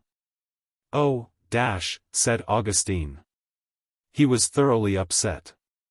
He had told the woman over and over again that he suffered from cold feet and could not get to sleep unless the dogs were properly warmed up. He sprang out of bed and went to the head of the stairs. Mrs. Wardle, he cried. There was no reply. Mrs. Wardle, bellowed Augustine in a voice that rattled the windowpanes like a strong nor'easter. Until tonight he had always been very much afraid of his housekeeper and had both walked and talked softly in her presence. But now he was conscious of a strange new fortitude. His head was singing a little, and he felt equal to a dozen Mrs. Wardles. Shuffling footsteps made themselves heard. Well, what is it now? Asked a querulous voice. Augustine snorted.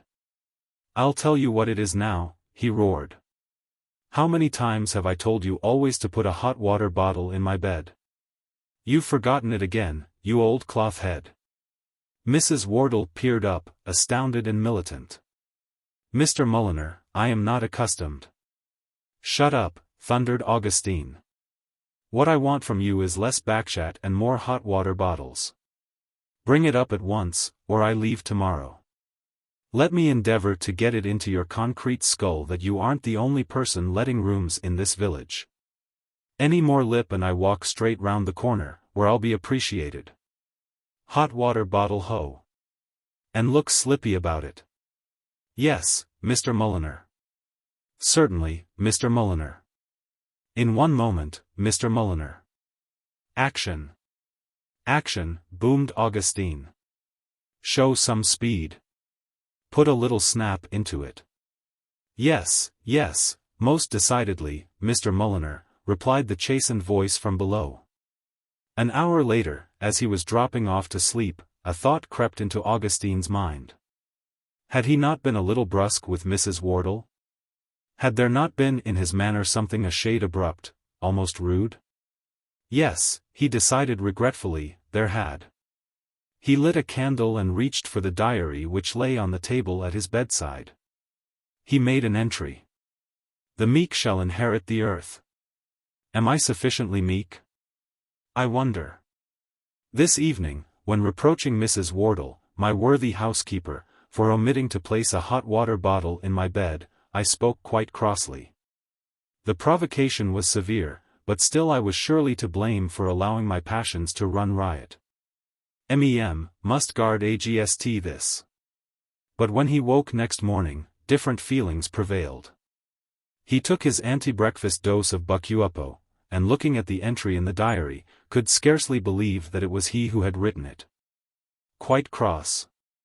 Of course he had been quite cross. Wouldn't anybody be quite cross who was forever being persecuted by beetle wits who forgot hot water bottles? Erasing the words with one strong dash of a thick leaded pencil, he scribbled in the margin a hasty mashed potatoes. Served the old idiot right, and went down to breakfast. He felt most amazingly fit. Undoubtedly, in asserting that this tonic of his acted forcefully upon the red corpuscles, his uncle Wilfred had been right. Until that moment Augustine had never supposed that he had any red corpuscles, but now, as he sat waiting for Mrs. Wardle to bring him his fried egg, he could feel them dancing about all over him. They seemed to be forming rowdy parties and sliding down his spine. His eyes sparkled, and from sheer joy of living he sang a few bars from the hymn for those of riper years at sea. He was still singing when Mrs. Wardle entered with a dish. "What's this?" demanded Augustine, eyeing it dangerously. "A nice fried egg, sir." "And what, pray, do you mean by nice? It may be an amiable egg. It may be a civil, well-meaning egg. But if you think it is fit for human consumption, adjust that impression. Go back to your kitchen, woman, select another. And remember this time that you are a cook, not an incinerating machine. Between an egg that is fried and an egg that is cremated there is a wide and substantial difference. This difference, if you wish to retain me as a lodger in these far too expensive rooms, you will endeavor to appreciate." The glowing sense of well-being with which Augustine had begun the day did not diminish with the passage of time. It seemed, indeed, to increase. So full of effervescing energy did the young man feel that, departing from his usual custom of spending the morning crouched over the fire, he picked up his hat, stuck it at a rakish angle on his head, and sallied out for a healthy tramp across the fields. It was while he was returning, flushed and rosy, that he observed a sight which is rare in the country districts of England, the spectacle of a bishop running. It is not often in a place like Lower Brisket-in-the-Midden that you see a bishop at all, and when you do he is either riding in a stately car or pacing at a dignified walk. This one was sprinting like a Derby winner, and Augustine paused to drink in the sight. The bishop was a large, burly bishop, built for endurance rather than speed. But he was making excellent going. He flashed past Augustine in a whirl of flying gaiters, and then, proving himself thereby no mere specialist but a versatile all-round athlete, suddenly dived for a tree and climbed rapidly into its branches. His motive, Augustine readily divined, was to elude a rough, hairy dog which was toiling in his wake. The dog reached the tree a moment after his quarry had climbed it, and stood there, barking. Augustine strolled up. "Having a little trouble with the dumb friend, Bish?" he asked, genially. The bishop peered down from his eyrie. "Young man," he said, "save me." "Right most indubitably ho," replied Augustine. "Leave it to me." Until today he had always been terrified of dogs, but now he did not hesitate. Almost quicker than words can tell, he picked up a stone, discharged it at the animal, and whooped cheerily as it got home with a thud. The dog, knowing when he had had enough, removed himself at some 45 mph, and the bishop, descending cautiously, clasped Augustine's hand in his. "My preserver," said the bishop. "Don't give it another thought," said Augustine, cheerily. "Always glad to do a pal a good turn. We clergymen must stick together. I thought he had me for a minute. Quite a nasty customer. Full of rude energy." The bishop nodded. His eye was not dim, nor his natural force abated. Deuteronomy 34 verse 7, he agreed. "I wonder if you can direct me to the vicarage? I fear I have come a little out of my way. I'll take you there." "Thank you. Perhaps it would be as well if you did not come in. I have a serious matter to discuss with old Pie-Face, I mean, with the Reverend Stanley Brandon. I have a serious matter to discuss with his daughter. I'll just hang about the garden." "You are a very excellent young man," said the bishop, as they walked along. "You are a curate, at present." "But," said Augustine, tapping his companion on the chest, "just watch my smoke. That's all I ask you to do, just watch my smoke." "I will." "You should rise to great heights, to the very top of the tree. Like you did just now, eh?" "Ha, ha. Ha, ha," said the bishop. "You young rogue." He poked Augustine in the ribs. "Ha, ha, ha," said Augustine. He slapped the bishop on the back. "But all joking aside," said the bishop as they entered the vicarage grounds, "I really shall keep my eye on you and see that you receive the swift preferment which your talents and character deserve. I say to you, my dear young friend, speaking seriously and weighing my words, that the way you picked that dog off with that stone was the smoothest thing I ever saw. And I am a man who always tells the strict truth. Great is truth and mighty above all things." Esdras 4:41, said Augustine. He turned away and strolled towards the laurel bushes, which were his customary meeting place with Jane. The bishop went on to the front door and rang the bell. Although they had made no definite appointment, Augustine was surprised when the minutes passed and no Jane appeared. He did not know that she had been told off by her father to entertain the bishop's wife that morning, and show her the sights of Lower Brisket in the Midden. He waited some quarter of an hour with growing impatience, and was about to leave when suddenly from the house there came to his ears the sound of voices raised angrily. He stopped. The voices appeared to proceed from a room on the ground floor facing the garden. Running lightly over the turf, Augustine paused outside the window and listened. The window was open at the bottom, and he could hear quite distinctly. The vicar was speaking in a voice that vibrated through the room. "Is that so?" said the vicar. "Yes, it is," said the bishop. "Ha, ha. Ha, ha. To you, and see how you like it," rejoined the bishop with spirit. Augustine drew a step closer. It was plain that Jane's fears had been justified and that there was serious trouble afoot between these two old schoolfellows. He peeped in. The vicar, his hands behind his coat-tails, was striding up and down the carpet, while the bishop, his back to the fireplace, glared defiance at him from the hearth-rug. "Who ever told you you were an authority on chasubles?" demanded the vicar. "That's all right, who told me," rejoined the bishop. "I don't believe you know what a chasuble is." "Is that so? Well, what is it, then?" "It's a circular cloak hanging from the shoulders, elaborately embroidered with a pattern and with orphreys. And you can argue as much as you like, young pie-face, but you can't get away from the fact that there are too many orphreys on yours. And what I'm telling you is that you've jolly well got to switch off a few of these orphreys or you'll get it in the neck." The vicar's eyes glittered furiously. "Is that so?" he said. "Well, I just won't, so there. And it's like your cheek coming here and trying to hi-hat me. You seem to have forgotten that I knew you when you were an inky-faced kid at school, and that, if I liked, I could tell the world one or two things about you which would probably amuse it. My past is an open book." "Is it?" The vicar laughed malevolently. Who put the white mouse in the French master's desk? The bishop started. Who put jam in the dormitory prefect's bed? He retorted. Who couldn't keep his collar clean? Who used to wear a dicky? The bishop's wonderful organ-like voice, whose softest whisper could be heard throughout a vast cathedral, rang out in tone of thunder. Who was sick at the house supper? The vicar quivered from head to foot. His rubicund face turned a deeper crimson. You know jolly well, he said, in shaking accents, that there was something wrong with the turkey. Might have upset anyone.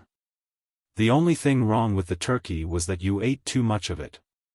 If you had paid as much attention to developing your soul as you did to developing your tummy, you might by now, said the bishop, have risen to my own eminence. Oh, might I? No, perhaps I am wrong. You never had the brain. The vicar uttered another discordant laugh. Brain is good. We know all about your eminence, as you call it, and how you rose to that eminence. What do you mean? You are a bishop. How you became one we will not inquire. What do you mean? What I say. We will not inquire. Why don't you inquire? Because, said the vicar, it is better not. The bishop's self-control left him. His face contorted with fury, he took a step forward. And simultaneously Augustine sprang lightly into the room. Now, said Augustine. Now. The two men stood transfixed. They stared at the intruder dumbly. Come, said Augustine. The vicar was the first to recover.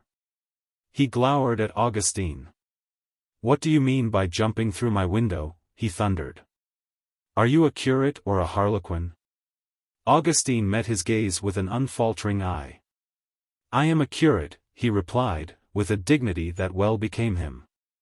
And, as a curate, I cannot stand by and see two superiors of the cloth, who are moreover old schoolfellows, forgetting themselves. It isn't right. Absolutely not right, my old superiors of the cloth. The vicar bit his lip. The bishop bowed his head. Listen, proceeded Augustine, placing a hand on the shoulder of each. I hate to see you two dear good chaps quarreling like this. He started it, said the vicar, sullenly. Never mind who started it. Augustine silenced the bishop with a curt gesture as he made to speak. Be sensible, my dear fellows. Respect the decencies of debate. Exercise a little good-humored give and take. You say, he went on, turning to the bishop, that our good friend here has too many orphreys on his chasuble? I do. And I stick to it. Yes. But what, said Augustine, soothingly, are a few orphreys between friends? Reflect. You and our worthy vicar here were at school together. You are bound by the sacred ties of the old alma mater. With him you sported on the green. With him you shared a crib and threw inked darts in the hour supposed to be devoted to the study of French. Do these things mean nothing to you? Do these memories touch no chord? He turned appealingly from one to the other. Vicar. Bish. The vicar had moved away and was wiping his eyes. The bishop fumbled for a pocket handkerchief. There was a silence. Sorry, pie-face, said the bishop, in a choking voice. Shouldn't have spoken as I did, Boko, mumbled the vicar. If you want to know what I think, said the bishop, you are right in attributing your indisposition at the house supper to something wrong with the turkey. I recollect saying at the time that the bird should never have been served in such a condition. And when you put that white mouse in the French master's desk, said the vicar, you performed one of the noblest services to humanity of which there is any record. They ought to have made you a bishop on the spot. Pie-face. Boko. The two men clasped hands. Splendid, said Augustine. Everything hotsy-totsy now? Quite, said the vicar. As far as I am concerned, completely hotsy-totsy, said the bishop. He turned to his old friend solicitously. You will continue to wear all the orphreys you want, will you not, Pie-Face? No, no. I see now that I was wrong. From now on, Boko, I abandon orphreys altogether. But, Pie-Face. It's all right, the vicar assured him. I can take them or leave them alone. Splendid fellow. The bishop coughed to hide his emotion, and there was another silence. I think, perhaps, he went on, after a pause, should be leaving you now, my dear chap, and going in search of my wife. She is with your daughter, I believe, somewhere in the village. They are coming up the drive now. Ah, yes, I see them. A charming girl, your daughter. Augustine clapped him on the shoulder. Bish, he exclaimed, you said a mouthful. She is the dearest, sweetest girl in the whole world. And I should be glad, vicar, if you would give your consent to our immediate union. I love Jane with a good man's fervor, and I am happy to inform you that my sentiments are returned. Assure us, therefore, of your approval, and I will go at once and have the banns put up. The vicar leaped as though he had been stung. Like so many vicars, he had a poor opinion of curates, and he had always regarded Augustine as rather below than above the general norm or level of the despised class. What, he cried. A most excellent idea, said the bishop, beaming. A very happy notion, I call it. My daughter. The vicar seemed dazed. My daughter marry a curate. You were a curate once yourself, Pie-Face. Yes, but not a curate like that. No, said the bishop. You were not. Nor was I. Better for us both had we been. This young man, would have you know, is the most outstandingly excellent young man I have ever encountered. Are you aware that scarcely an hour ago he saved me with the most consummate address from a large shaggy dog with black spots and a kink in his tail? I was sorely pressed, Pie-Face, when this young man came up and, with a readiness of resource and an accuracy of aim which it would be impossible to overpraise, got that dog in the short ribs with a rock and sent him flying. The vicar seemed to be struggling with some powerful emotion. His eyes had widened. A dog with black spots? Very black spots. But no blacker, I fear, than the heart they hid. And he really plugged him in the short ribs? As far as I could see, squarely in the short ribs. The vicar held out his hand. Mulliner, he said, I was not aware of this. In the light of the facts which have just been drawn to my attention, I have no hesitation in saying that my objections are removed. I have had it in for that dog since the second Sunday before Septuagesima. When he pinned me by the ankle as I paced beside the river composing a sermon on certain alarming manifestations of the so-called modern spirit. Take Jane. I give my consent freely. And may she be as happy as any girl with such a husband ought to be. A few more affecting words were exchanged, and then the bishop and Augustine left the house. The bishop was silent and thoughtful. I owe you a great deal, Mulliner, he said at length. Oh, I don't know, said Augustine. Would you say that? A very great deal. You saved me from a terrible disaster. Had you not leaped through that window at that precise juncture and intervened, I really believe I should have pasted my dear old friend Brandon in the eye. I was sorely exasperated. Our good vicar can be trying at times, agreed Augustine. My fist was already clenched, and I was just hauling off for the swing when you checked me. What the result would have been, had you not exhibited a tact and discretion beyond your years, I do not like to think. I might have been unfrocked. He shivered at the thought, though the weather was mild. I could never have shown my face at the Athenaeum again.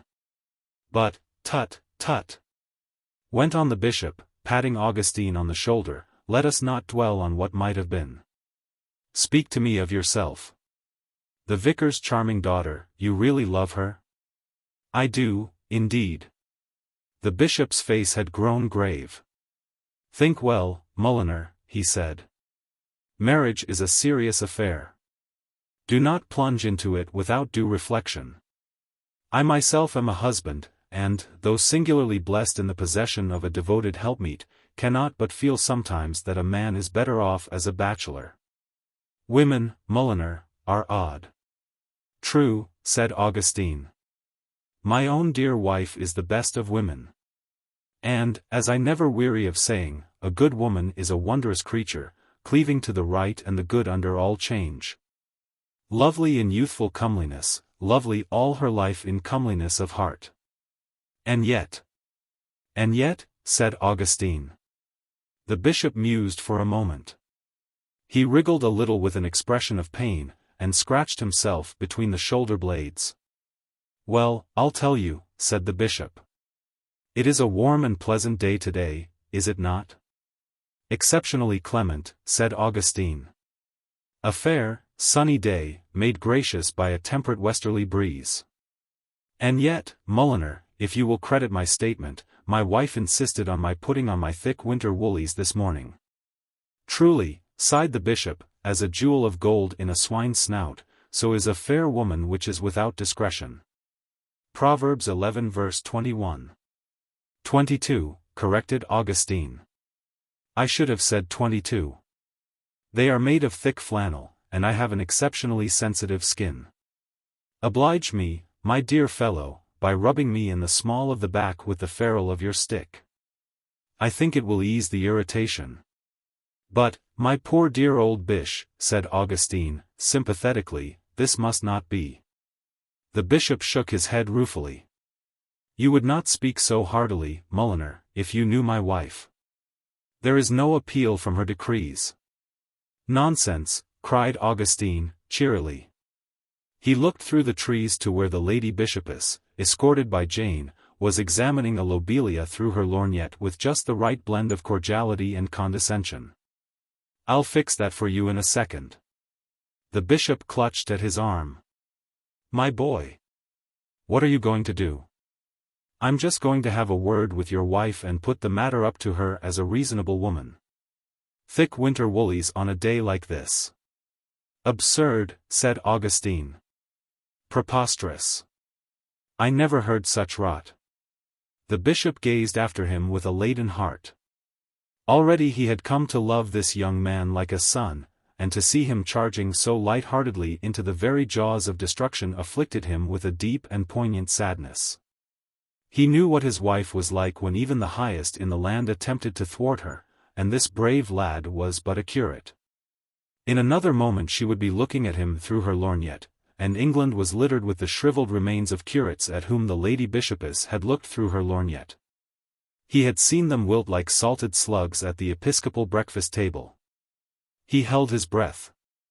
Augustine had reached the lady bishopess, and the lady bishopess was even now raising her lorgnette. The bishop shut his eyes and turned away. And then, years afterwards, it seemed to him, a cheery voice hailed him, and, turning, he perceived Augustine bounding back through the trees. It's all right, Bish, said Augustine. All right, faltered the bishop. Yes. She says you can go and change into the thin cashmere. The bishop reeled. But what did you say to her? What arguments did you employ? Oh, I just pointed out what a warm day it was and jollied her along a bit.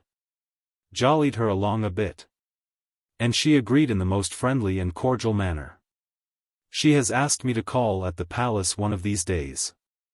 The bishop seized Augustine's hand. My boy, he said in a broken voice, you shall do more than call at the palace. You shall come and live at the palace. Become my secretary, Mulliner, and name your own salary. If you intend to marry, you will require an increased stipend. Become my secretary, boy, and never leave my side. I have needed somebody like you for years. It was late in the afternoon when Augustine returned to his rooms, for he had been invited to lunch at the vicarage and had been the life and soul of the cheery little party. A letter for you, sir, said Mrs. Wardle, obsequiously. Augustine took the letter. I am sorry to say I shall be leaving you shortly, Mrs. Wardle. Oh, sir. If there's anything I can do. Oh, it's not that. The fact is, the bishop has made me his secretary, and I shall have to shift my toothbrush and spats to the palace, you see. Well, fancy that, sir. Why, you'll be a bishop yourself one of these days. Possibly, said Augustine. Possibly. And now let me read this. He opened the letter. A thoughtful frown appeared on his face as he read. My dear Augustine, I am writing in some haste to tell you that the impulsiveness of your aunt has led to a rather serious mistake. She tells me that she dispatched to you yesterday by parcels post a sample bottle of my new Buck-U-Uppo, which she obtained without my knowledge from my laboratory. Had she mentioned what she was intending to do, I could have prevented a very unfortunate occurrence. Mulliner's Buck-U-Uppo is of two grades or qualities, the A and the B. The A is a mild, but strengthening, tonic designed for human invalids. The B, on the other hand, is purely for circulation in the animal kingdom, and was invented to fill a long-felt want throughout our Indian possessions.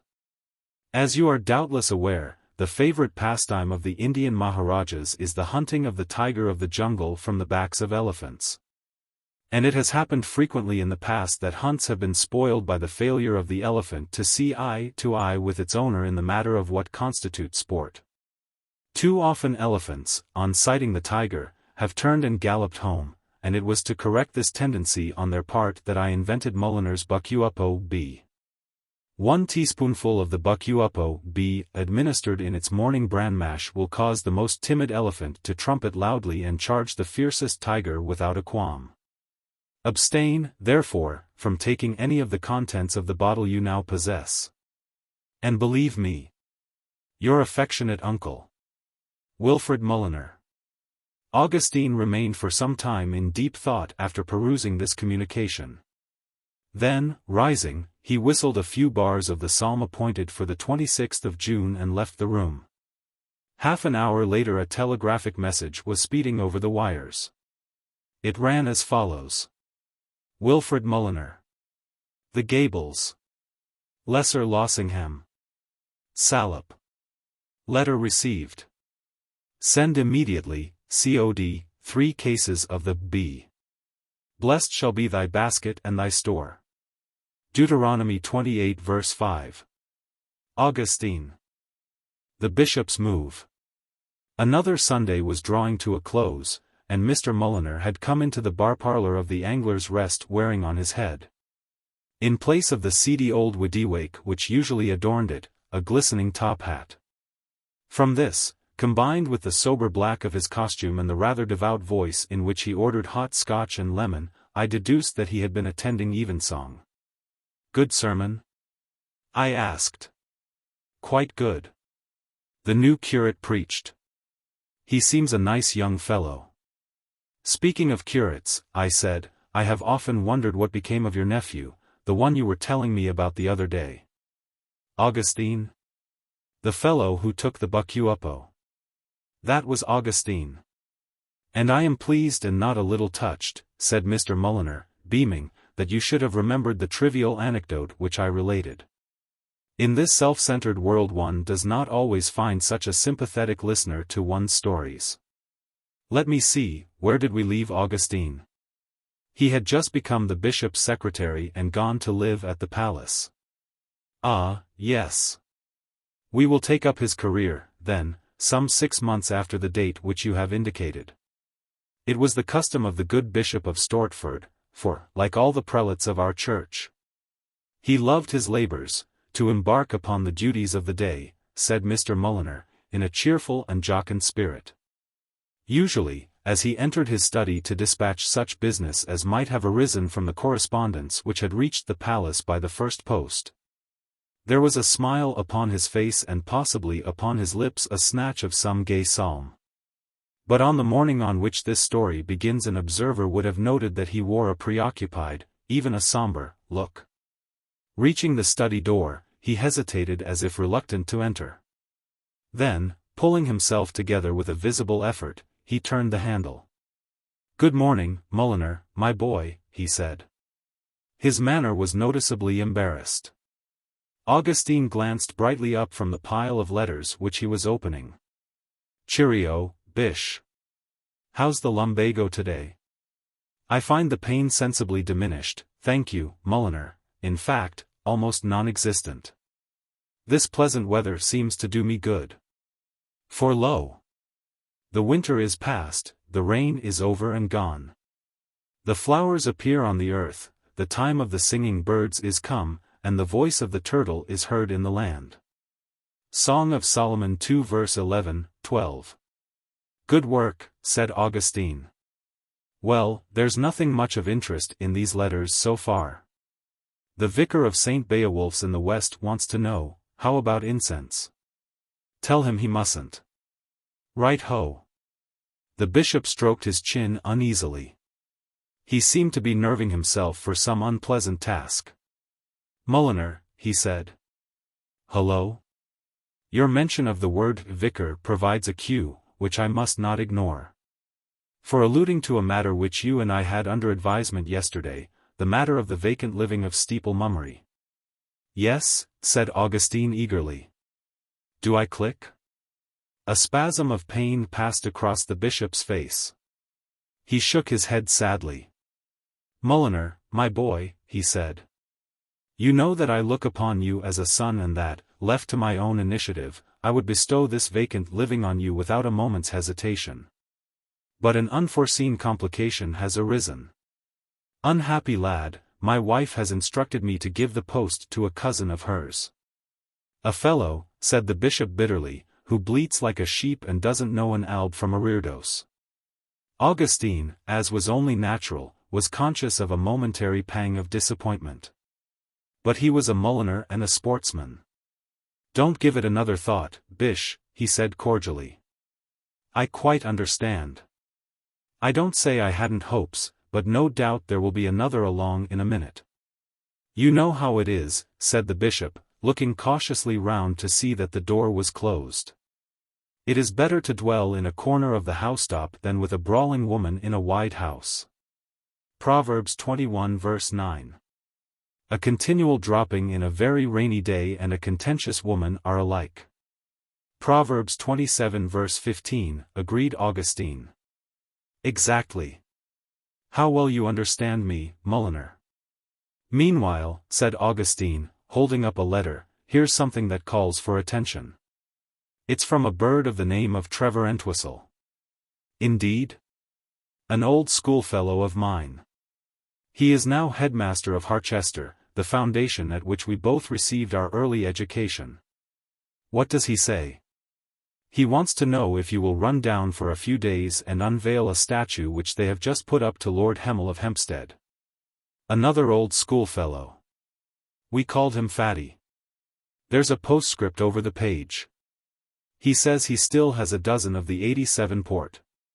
The bishop pursed his lips. "These earthly considerations do not weigh with me so much as old cat's meat, as the Reverend Trevor Entwistle seems to suppose. However, one must not neglect the call of the dear old school. We will certainly go." "We? I shall require your company. I think you will like Harchester, Mulliner. A noble pile, founded by the 7th Henry. I know it well. A young brother of mine is there." "Indeed?" "Dear me," mused the bishop, "it must be 20 years and more since I last visited Harchester. I shall enjoy seeing the old, familiar scenes once again. After all, Mulliner, to whatever eminence we may soar, howsoever great may be the prizes which life has bestowed upon us, we never wholly lose our sentiment for the dear old school. It is our alma mater, Mulliner, the gentle mother that has set our hesitating footsteps on the—" "Absolutely," said Augustine. "And, as we grow older, we see that never can we recapture the old, careless gaiety of our school days. Life was not complex then, Mulliner. Life in that halcyon period was free from problems. We were not faced with the necessity of disappointing our friends."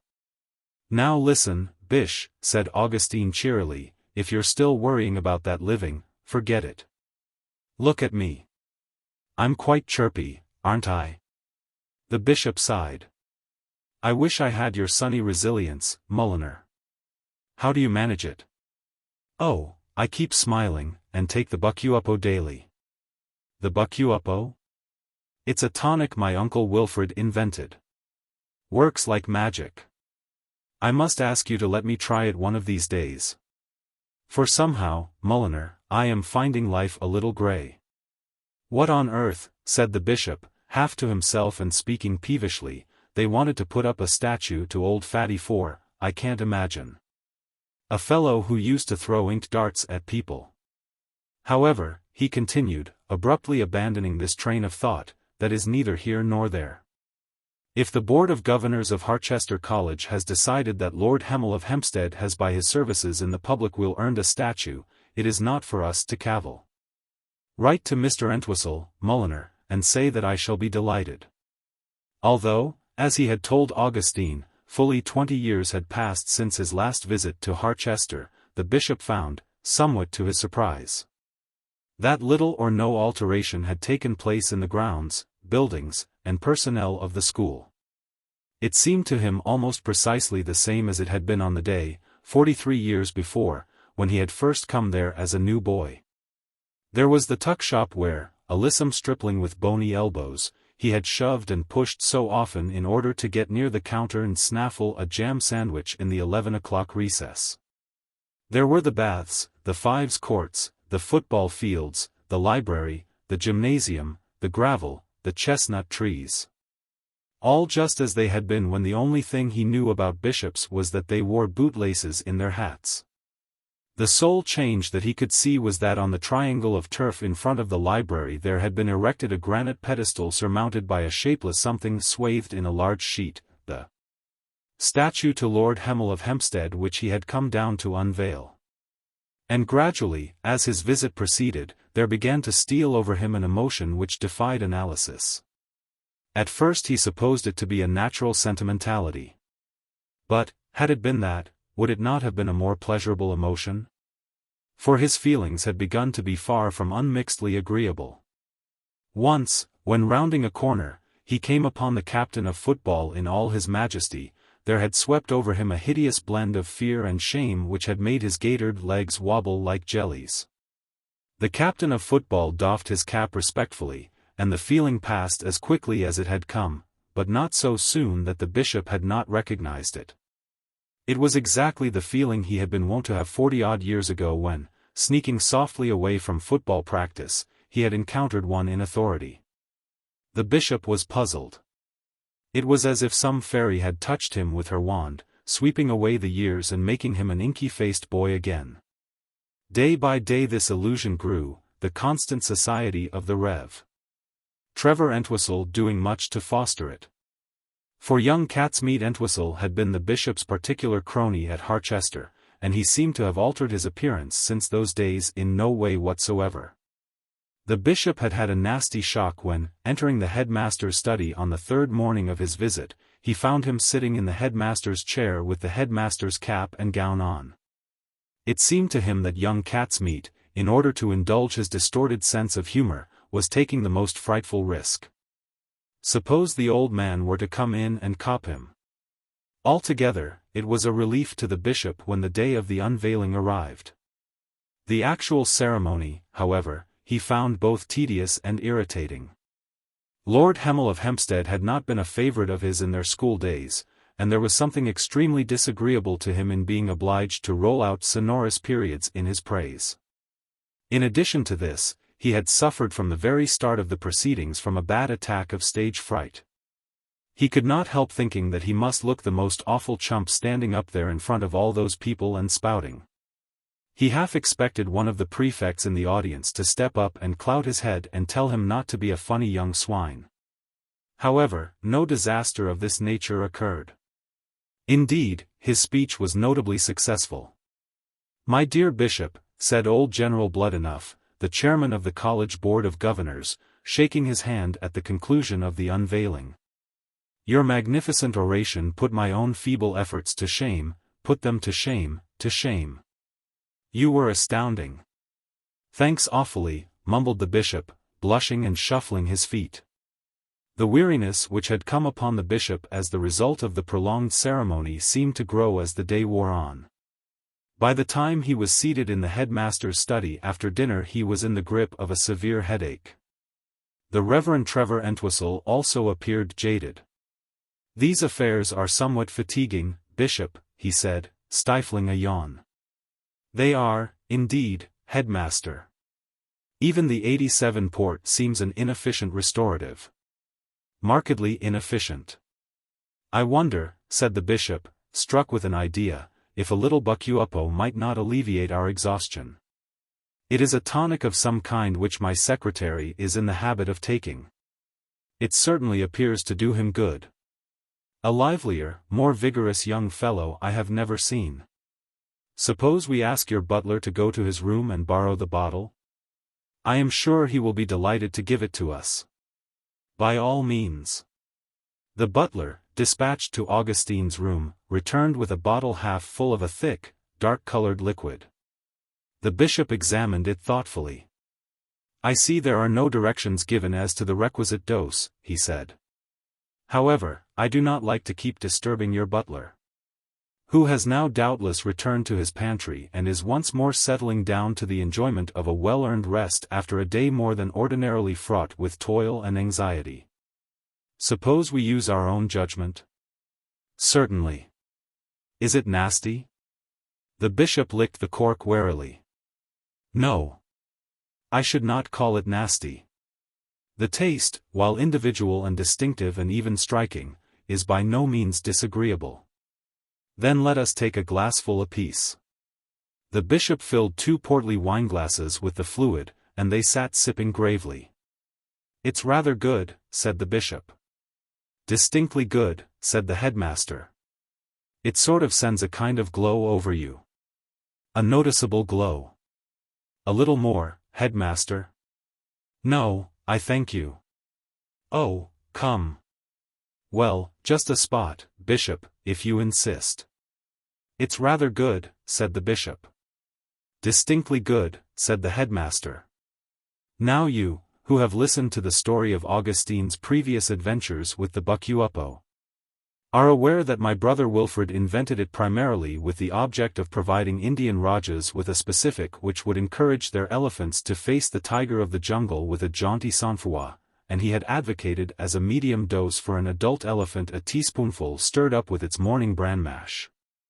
It is not surprising, therefore, that after they had drunk 2 wineglassfuls apiece of the mixture the outlook on life of both the bishop and the headmaster began to undergo a marked change. Their fatigue had left them, and with it the depression which a few moments before had been weighing on them so heavily. Both were conscious of an extraordinary feeling of good cheer, and the odd illusion of extreme youth which had been upon the bishop since his arrival at Harchester was now more pronounced than ever. He felt a youngish and rather rowdy 15. "Where does your butler sleep, cat's meat?" he asked, after a thoughtful pause. "I don't know." "Why?" "I was only thinking that it would be a lark to go and put a booby trap on his door." The headmaster's eyes glistened. "Yes, wouldn't it?" he said. They mused for a while. Then the headmaster uttered a deep chuckle. "What are you giggling about?" asked the bishop. "I was only thinking what a priceless ass you looked this afternoon, talking all that rot about old Fatty."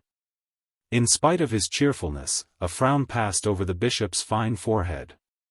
It went very much against the grain to speak in terms of eulogy, yes, fulsome eulogy, of one whom we both know to have been a blighter of the worst description. "Where does Fatty get off, having statues put up to him?" "Oh well, he's an empire builder, I suppose," said the headmaster, who was a fair-minded man. "Just the sort of thing he would be," grumbled the bishop, shoving himself forward. "If ever there was a chap I barred, it was Fatty." "Me, too," agreed the headmaster. "Beastly laugh he'd got. Like glue pouring out of a jug. Greedy little beast, if you remember. A fellow in his house told me he once ate 3 slices of brown boot polish spread on bread after he had finished the potted meat. Between you and me, I always suspected him of swiping buns at the school shop. I don't wish to make rash charges unsupported by true evidence, but it always seemed to me extremely odd that, whatever time of the term it was, and however hard up everybody else might be, you never saw Fatty without his bun. Cat's meat, said the bishop. I'll tell you something about Fatty that isn't generally known. In a scrum in the final house match in the year 1888 he deliberately hoofed me on the shin. You don't mean that? I do. Great Scott! An ordinary hack on the shin, said the bishop coldly, no fellow minds. It is part of the give and take of normal social life. But when a bounder deliberately hauls off and lets drive at you with the sole intention of laying you out, well, it's a bit thick. And those chumps of governors have put up a statue to him. The bishop leaned forward and lowered his voice. Cat's meat. What? Do you know what? No, what?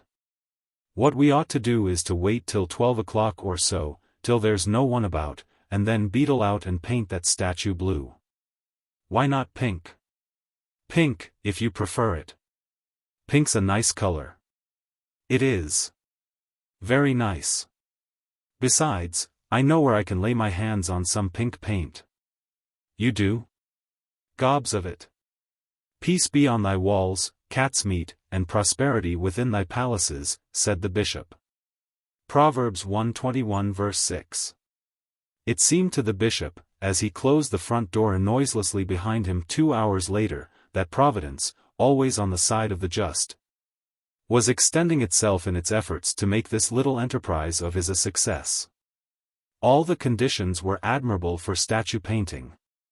The rain which had been falling during the evening had stopped, and a moon, which might have proved an embarrassment, was conveniently hidden behind a bank of clouds. As regarded human interference, they had nothing to alarm them. No place in the world is so deserted as the ground of a school after midnight. Fatty's statue might have been in the middle of the Sahara. They climbed the pedestal, and, taking turns fairly with the brush, soon accomplished the task which their sense of duty had indicated to them. It was only when, treading warily lest their steps should be heard on the gravel drive, they again reached the front door that anything occurred to mar the harmony of the proceedings. "What are you waiting for?" whispered the bishop, as his companion lingered on the top step. "Half a second," said the headmaster in a muffled voice. "It may be in another pocket." "What?"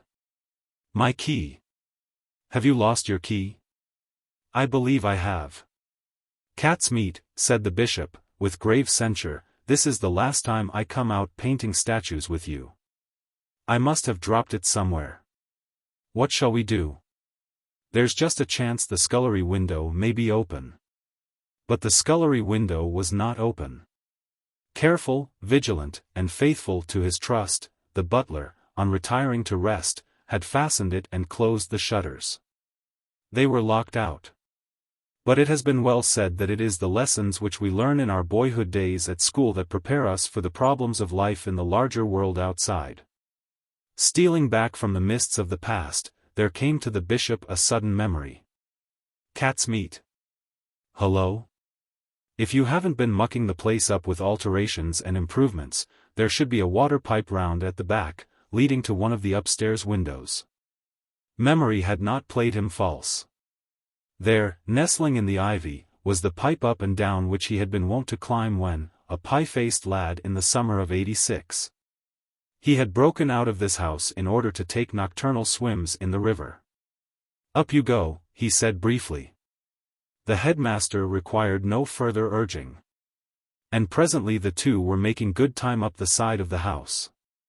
It was just as they reached the window and just after the bishop had informed his old friend that, if he kicked him on the head again, he'd hear of it, that the window was suddenly flung open.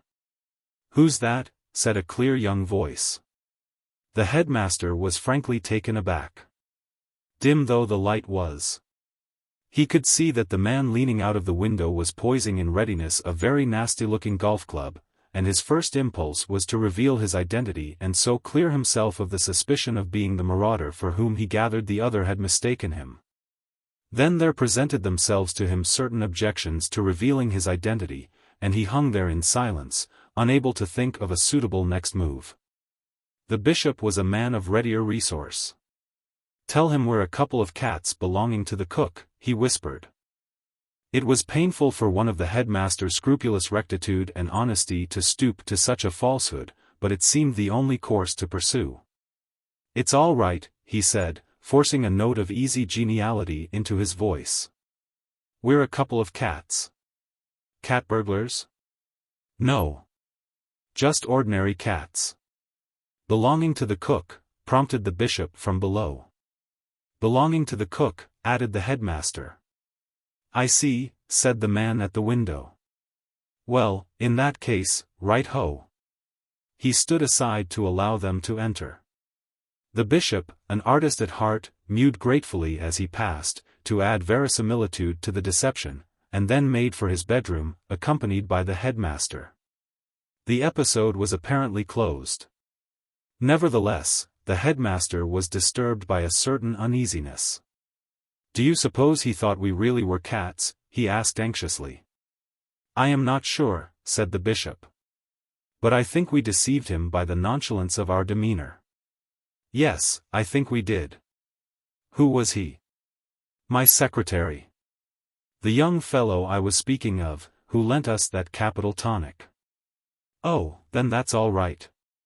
He wouldn't give you away." "No. And there is nothing else that can possibly lead to our being suspected. We left no clue whatsoever." "All the same," said the headmaster thoughtfully, "I'm beginning to wonder whether it was in the best sense of the word judicious to have painted that statue." "Somebody had to," said the bishop stoutly. "Yes, that's true," said the headmaster, brightening. The bishop slept late on the following morning, and partook of his frugal breakfast in bed. The day, which so often brings remorse, brought none to him. Something attempted, something done had earned a night's repose, and he had no regrets, except that, now that it was all over, he was not sure that blue paint would not have been more effective.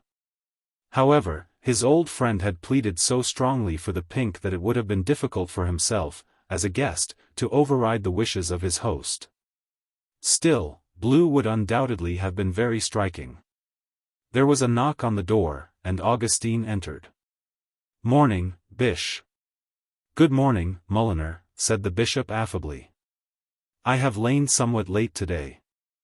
"I say, Bish," asked Augustine, a little anxiously. "Did you take a very big dose of the Buck-U-Uppo last night?" "Big? No. As I recollect, quite small. Barely 2 ordinary wineglasses full." "Great Scott! Why do you ask, my dear fellow?" "Oh, nothing. No particular reason. I just thought your manner seemed a little strange on the water pipe, that's all." The bishop was conscious of a touch of chagrin. "Then you saw through our innocent deception?" "Yes. I had been taking a little stroll with the headmaster," explained the bishop, "and he had mislaid his key. How beautiful is nature at night, Mulliner! The dark, fathomless skies, the little winds that seem to whisper secrets in one's ear, the scent of growing things." "Yes," said Augustine. He paused. "Rather a row on this morning. Somebody appears to have painted Lord Hemel of Hempstead's statue last night." "Indeed?" "Yes." "Ah, well," said the bishop tolerantly, "boys will be boys. It's a most mysterious business." "No doubt, no doubt. But, after all, Mulliner, is not all life a mystery? And what makes it still more mysterious is that they found your shovel hat on the statue's head." The bishop started up. "What?" "Absolutely." "Mulliner," said the bishop, "leave me. I have 1 or 2 matters on which I wish to meditate." He dressed hastily, his numbed fingers fumbling with his gaiters. It all came back to him now. Yes, he could remember putting the hat on the statue's head.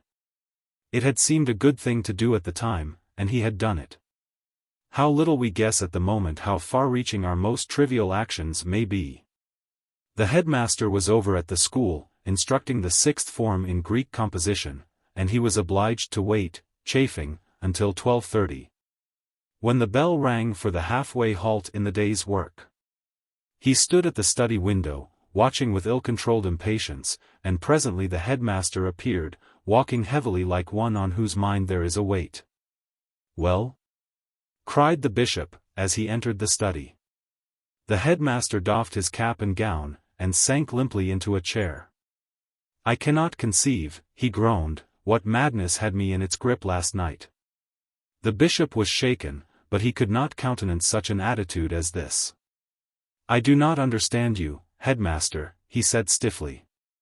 "It was our simple duty, as a protest against the undue exaltation of one whom we both know to have been a most unpleasant schoolmate, to paint that statue." "And I suppose it was your duty to leave your hat on its head?" "Now there," said the bishop, "I may possibly have gone a little too far." He coughed. "Has that perhaps somewhat ill-considered action led to the harboring of suspicions by those in authority? They don't know what to think. What is the view of the Board of Governors? They insist on my finding the culprit. Should I fail to do so, they hint at the gravest consequences." "You mean they will deprive you of your headmastership?" "That is what they imply. I shall be asked to hand in my resignation. And, if that happens, bim goes my chance of ever being a bishop." "Well, it's not all jam being a bishop. You wouldn't enjoy it, cat's meat." "All very well for you to talk, Boko. You got me into this, you silly ass. I like that. You were just as keen on it as I was. You suggested it. Well, you jumped at the suggestion." The two men had faced each other heatedly, and for a moment it seemed as if there was to be a serious falling out. Then the bishop recovered himself. "Cat's meat," he said, with that wonderful smile of his, taking the other's hand, "this is unworthy of us. We must not quarrel. We must put our heads together and see if there is not some avenue of escape from the unfortunate position in which, however creditable our motives, we appear to have placed ourselves. How would it be?" "I thought of that," said the headmaster. "It wouldn't do a bit of good." "Of course, we might." "No, that's no use, either," said the bishop. They sat for a while in meditative silence. And, as they sat, the door opened. "General Blood-Enough," announced the butler. "Oh, that I had wings like a dove." Psalm 45 verse 6, muttered the bishop. His desire to be wafted from that spot with all available speed could hardly be considered unreasonable. General Sir Hector Blood-Enough, V.C., KCIE, MVO. On retiring from the army, had been for many years, until his final return to England, in charge of the Secret Service in Western Africa, where his unerring acumen had won for him from the natives the sobriquet of Wanabigosh Bijingo, which, freely translated, means big chief who can see through the hole in a donut. A man impossible to deceive. The last man the bishop would have wished to be conducting the present investigations. The general stalked into the room. He had keen blue eyes, topped by bushy white eyebrows, and the bishop found his gaze far too piercing to be agreeable. "Bad business, this," he said. "Bad business. Bad business." "It is, indeed," faltered the bishop. "Shocking bad business. Shocking. Shocking. Do you know what we found on the head of that statue, eh?" That statue, that statue?" "Your hat, bishop. Your hat. Your hat." The bishop made an attempt to rally. His mind was in a whirl, for the general's habit of repeating everything 3 times had the effect on him of making his last night's escapade seem 3 times as bad. He now saw himself on the verge of standing convicted of having painted 3 statues with 3 pots of pink paint, and of having placed on the head of each one of a trio of shovel hats. But he was a strong man, and he did his best. "You say my hat?" he retorted with spirit. "How do you know it was my hat? There may have been hundreds of bishops dodging about the school grounds last night. Got your name in it? Your name. Your name." The bishop clutched at the arm of the chair in which he sat. The general's eyes were piercing him through and through, and every moment he felt more like a sheep that has had the misfortune to encounter a potted meat manufacturer. He was on the point of protesting that the writing in the hat was probably a forgery, when there was a tap at the door. "Come in," cried the headmaster, who had been cowering in his seat. There entered a small boy in an Eton suit, whose face seemed to the bishop vaguely familiar. It was a face that closely resembled a ripe tomato with a nose stuck on it, but that was not what had struck the bishop. It was of something other than tomatoes that this lad reminded him. "Sir, please, sir," said the boy. "Yes, yes, yes," said General Bloodenough testily. "Run away, my boy, run away, run away. Can't you see we're busy?" "But, sir, please, sir, it's about the statue." "What about the statue? What about it? What about it?" "Sir, please, sir, it was me." "What? What? What? What? What?" The bishop, the general, and the headmaster had spoken simultaneously, and the whats had been distributed as follows. The bishop. 1. The general. 3. The headmaster. 1. Making 5 in all. Having uttered these ejaculations, they sat staring at the boy, who turned a brighter vermilion. "What are you saying?" cried the headmaster. "You painted that statue?" "Sir, yes, sir." "You?" said the bishop. "Sir, yes, sir." "You? You? You?" said the general. "Sir, yes, sir." There was a quivering pause. The bishop looked at the headmaster. The headmaster looked at the bishop. The general looked at the boy. The boy looked at the floor. The general was the first to speak. "Monstrous," he exclaimed. "Monstrous! Monstrous! Never heard of such a thing. This boy must be expelled, headmaster." "Expelled? No," said the headmaster in a ringing voice. "Then flogged within an inch of his life." "Within an inch? An inch? No." A strange, new dignity seemed to have descended upon the Reverend Trevor Entwistle. He was breathing a little quickly through his nose, and his eyes had assumed a somewhat prawn-like aspect. "In matters of school discipline, General, I must with all deference claim to be paramount. I will deal with this case as I think best. In my opinion this is not an occasion for severity. You agree with me, Bishop?" The bishop came to himself with a start. He had been thinking of an article which he had just completed for a leading review on the subject of miracles, and was regretting that the tone he had taken, though in keeping with the trend of modern thought, had been tinged with something approaching skepticism. "Oh, entirely," he said. "Then all I can say," fumed the general, "is that I wash my hands of the whole business, the whole business, the whole business. And if this is the way our boys are being brought up nowadays, no wonder the country is going to the dogs, going to the dogs." The door slammed behind him. The headmaster turned to the boy, a kindly, winning smile upon his face. "No doubt," he said, "you now regret this rash act?" "Sir, yes, sir." "And you would not do it again?" "Sir, no, sir." "Then I think," said the headmaster cheerily, "that we may deal leniently with what, after all, was but a boyish prank, Bishop?" "Oh, decidedly, headmaster. Quite the sort of thing, ha, ha.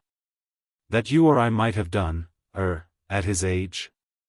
"Oh, quite. Then you shall write me 20 lines of Virgil, Mulliner, and we will say no more about it." The bishop sprang from his chair. "Mulliner? Did you say Mulliner?" "Yes. I have a secretary of that name. Are you, by any chance, a relation of his, my lad?" "Sir, yes, sir." "Brother?" "Oh," said the bishop. The bishop found Augustine in the garden, squirting whale oil solution on the rosebushes, for he was an enthusiastic horticulturist. He placed an affectionate hand on his shoulder. "Mulliner," he said, "do not think that I have not detected your hidden hand behind this astonishing occurrence." "Eh?" said Augustine. "What astonishing occurrence?" "As you are aware, Mulliner, last night, from motives which I can assure you were honorable and in accord with the truest spirit of sound churchmanship, the Rev. Trevor Entwistle and I were compelled to go out and paint old Fatty Hemmel's statue pink. Just now, in the headmaster's study, a boy confessed that he had done it. That boy, Mulliner, was your brother." "Oh yes? It was you who, in order to save me, inspired him to that confession." "Do not deny it, Mulliner." Augustine smiled an embarrassed smile. "It was nothing, Bish, nothing at all. I trust the matter did not involve you in any too great expense. From what I know of brothers, the lad was scarcely likely to have carried through this benevolent ruse for nothing." "Oh, just a couple of quid. He wanted 3, but I beat him down." "Preposterous, I mean to say," said Augustine warmly. 3 quid for a perfectly simple, easy job like that? And so I told him. "It shall be returned to you, Mulliner." "No, no, Bish." "Yes, Mulliner, it shall be returned to you. I have not the sum on my person, but I will forward you a check to your new address, the Vicarage, Steeple Mummery, Hants." Augustine's eyes filled with sudden tears. He grasped the other's hand. "Bish," he said in a choking voice, "I don't know how to thank you. But, have you considered?" "Considered?" "The wife of thy bosom. Deuteronomy 13 verse 6. What will she say when you tell her?" The bishop's eyes gleamed with a resolute light. "Mulliner," he said, "the point you raise had not escaped me. But I have the situation well in hand. A bird of the air shall carry the voice, and that which hath wings shall tell the matter." Ecclesiastes 10 verse 20. "I shall inform her of my decision on the long-distance telephone." Came the dawn. The man in the corner took a sip of stout and mild, and proceeded to point the moral of the story which he had just told us. "Yes, gentlemen," he said, "Shakespeare was right. There's a divinity that shapes our ends, rough hew them how we will." We nodded. He had been speaking of a favorite dog of his which, entered recently by some error in a local cat show, had taken first prize in the class for short-haired tortoiseshells. And we all thought the quotation well chosen and apposite. "There is, indeed," said Mr. Mulliner. "A rather similar thing happened to my nephew Lancelot. In the nightly reunions in the bar parlor of the Angler's Rest we have been trained to believe almost anything of Mr. Mulliner's relatives, but this, we felt, was a little too much." "You mean to say your nephew Lancelot took a prize at a cat show?" "No, no," said Mr. Mulliner hastily. "Certainly not. I have never deviated from the truth in my life, and I hope I never shall. No Mulliner has ever taken a prize at a cat show. No Mulliner, indeed, to the best of my knowledge, has even been entered for such a competition. What I meant was that the fact that we never know what the future holds in store for us was well exemplified in the case of my nephew Lancelot. Just as it was in the case of this gentleman's dog which suddenly found itself transformed for all practical purposes into a short-haired tortoiseshell cat. It is rather a curious story, and provides a good illustration of the adage that you never can tell and that it is always darkest before the dawn. "At the time at which my story opens," said Mr. Mulliner, "Lancelot, then 24 years of age and recently come down from Oxford, was spending a few days with old Jeremiah Briggs, the founder and proprietor of the famous Briggs's Breakfast Pickles, on the latter's yacht at Cowes. This Jeremiah Briggs was Lancelot's uncle on the mother's side, and he had always interested himself in the boy. It was he who had sent him to the university. And it was the great wish of his heart that his nephew, on completing his education, should join him in the business. It was consequently a shock to the poor old gentleman when, as they sat together on deck on the first morning of the visit, Lancelot, while expressing the greatest respect for pickles as a class. Firmly refused to start in and learn the business from the bottom up. "The fact is, uncle," he said, "I have mapped out a career for myself on far different lines. I am a poet." "A poet? When did you feel this coming on?" "Shortly after my 22nd birthday." "Well," said the old man, overcoming his first natural feeling of repulsion, "I don't see why that should stop us getting together. I use quite a lot of poetry in my business. I fear I could not bring myself to commercialize my muse." "Young man," said Mr. Briggs, "if an onion with a head like yours came into my factory, I would refuse to pickle it." He stumped below, thoroughly incensed. But Lancelot merely uttered a light laugh. He was young, it was summer, the sky was blue, the sun was shining. And the things in the world that really mattered were not cucumbers and vinegar but romance and love. Oh, he felt, for some delightful girl to come along on whom he might lavish all the pent-up fervor which had been sizzling inside him for weeks. And at this moment he saw her. She was leaning against the rail of a yacht that lay at its mooring some 40 yards away, and, as he beheld her, Lancelot's heart leaped like a young gherkin in the boiling vat. In her face, it seemed to him, was concentrated all the beauty of all the ages. Confronted with this girl, Cleopatra would have looked like Nellie Wallace, and Helen of Troy might have been her plain sister. He was still gazing at her in a sort of trance, when the bell sounded for luncheon and he had to go below. All through the meal, while his uncle spoke of pickled walnuts he had known, Lancelot remained in a reverie. He was counting the minutes until he could get on deck and start goggling again. Judge, therefore, of his dismay when, on bounding up the companionway, he found that the other yacht had disappeared. He recalled now having heard a sort of harsh, grating noise towards the end of luncheon, but at the time he had merely thought it was his uncle eating celery. Too late he realized that it must have been the raising of the anchor chain. Although at heart a dreamer, Lancelot Mulliner was not without a certain practical streak. Thinking the matter over, he soon hit upon a rough plan of action for getting on the track of the fair unknown who had flashed in and out of his life with such tragic abruptness. A girl like that, beautiful, lissom, and, as far as he had been able to tell at such long range, gimp, was sure to be fond of dancing. The chances were, therefore, that sooner or later he would find her at some night-club or other. He started, accordingly, to make the round of the night-clubs. As soon as one was raided, he went on to another. Within a month he had visited the Mauve Mouse, the Scarlet Centipede, the Vicious Cheese, the Gay Fritter, the Placid Prune, the Café de Bologna, Billy's, Millie's, Ike's, Spike's, Mike's. And the Ham and Beef. And it was at the Ham and Beef that at last he found her. He had gone there one evening for the 5th time. Principally because at that establishment there were a couple of speciality dancers to whom he had taken a dislike shared by virtually every thinking man in London. It had always seemed to him that one of these nights the male member of the team, while whirling his partner round in a circle by her outstretched arms, might let her go and break her neck. And though constant disappointment had to some extent blunted the first fine enthusiasm of his early visits, he still hoped. On this occasion the speciality dancers came and went unscathed as usual, but Lancelot hardly noticed them. His whole attention was concentrated on the girl seated across the room immediately opposite him. It was beyond a question she. Well, you know what poets are. When their emotions are stirred, they are not like us dull, diffident fellows. They breathe quickly through their noses and get off to a flying start.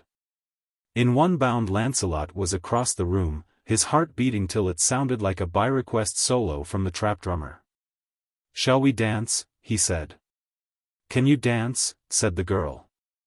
Lancelot gave a short, amused laugh. He had had a good university education, and had not failed to profit by it. He was a man who never let his left hip know what his right hip was doing. "I am old Colonel Charleston's favorite son," he said, simply. A sound like the sudden descent of an iron girder on a sheet of tin, followed by a jangling of bells, a wailing of tortured cats, and the noise of a few steam riveters at work. announced to their trained ears that the music had begun. Sweeping her to him with a violence which, attempted in any other place, would have earned him a sentence of 30 days coupled with some strong remarks from the bench. Lancelot began to push her yielding form through the sea of humanity till they reached the center of the whirlpool. There, unable to move in any direction, they surrendered themselves to the ecstasy of the dance. Wiping their feet on the polished flooring and occasionally pushing an elbow into some stranger's encroaching rib. "This," murmured the girl with closed eyes, "is divine." "What?" bellowed Lancelot, for the orchestra, in addition to ringing bells, had now begun to howl like wolves at dinner-time. "Divine," roared the girl. "You certainly are a beautiful dancer." "A beautiful what?" "Dancer." "Who is?" "You are." "Good egg!" shrieked Lancelot, rather wishing, though he was fond of music, that the orchestra would stop beating the floor with hammers. "What did you say?" "I said, good egg." "Why?" "Because the idea crossed my mind that, if you felt like that, you might care to marry me." There was a sudden lull in the storm. It was as if the audacity of his words had stricken the orchestra into a sort of paralysis. Dark-complexioned men who had been exploding bombs and touching off automobile hooters became abruptly immobile and sat rolling their eyeballs. One or two people left the floor, and plaster stopped falling from the ceiling. "Marry you?" said the girl. "I love you as no man has ever loved woman before." "Well, that's always something. What would the name be?" "Mulliner. Lancelot Mulliner." "It might be worse." She looked at him with pensive eyes. "Well, why not?" she said. "It would be a crime to let a dancer like you go out of the family. On the other hand, my father will kick like a mule." "Father is an earl." "What earl?" "The Earl of Biddlecombe." "Well, earls aren't everything," said Lancelot with a touch of pique. "The Mulliners are an old and honorable family. A Sieur de Moliniers came over with the Conqueror." "Ah, but did a Sieur de Moliniers ever do down the common people for a few 100,000 and salted away in gilt-edged securities? That's what's going to count with the aged parent. What with taxes and super-taxes and death duties and falling land values, there has of recent years been very, very little of the right stuff in the Biddlecombe sock. Shake the family money box and you will hear but the faintest rattle. And I ought to tell you that at the Junior Lipstick Club 7-2 is being freely offered on my marrying Slingsby Purvis, of Purvis's Liquid Dinner Glue. Nothing is definitely decided yet, but you can take it as coming straight from the stable that, unless something happens to upset current form, she whom you now see before you is the future Ma Purvis." Lancelot stamped his foot defiantly, eliciting a howl of agony from a passing reveller. "This shall not be," he muttered. "If you care to bet against it," said the girl, producing a small notebook, "I can accommodate you at the current odds." "Purvis, forsooth. I'm not saying it's a pretty name. All I'm trying to point out is that at the present moment he heads the all the above have arrived list. He is our Newmarket correspondent's £5 special and Captain Coe's final selection. What makes you think you can nose him out? Are you rich?" "At present, only in love. But tomorrow I go to my uncle, who is immensely wealthy." "And touch him?" "Not quite that. Nobody has touched Uncle Jeremiah since the early winter of 1885. But I shall get him to give me a job, and then we shall see." "Do," said the girl, warmly. "And if you can stick the gaff into Purvis and work the young Lachinvar business, I shall be the first to touch off red fire. On the other hand, it is only fair to inform you that at the Junior Lipstick all the girls look on the race as a walkover. None of the big punters will touch it." Lancelot returned to his rooms that night undiscouraged. He intended to sink his former prejudices and write a poem in praise of Briggs's breakfast pickles which would mark a new era in commercial verse. This he would submit to his uncle. And, having stunned him with it, would agree to join the firm as chief poetry writer. He tentatively penciled down £5,000 a year as the salary which he would demand. With a long-term contract for £5,000 a year in his pocket, he could approach Lord Biddlecombe and jerk a father's blessing out of him in no time.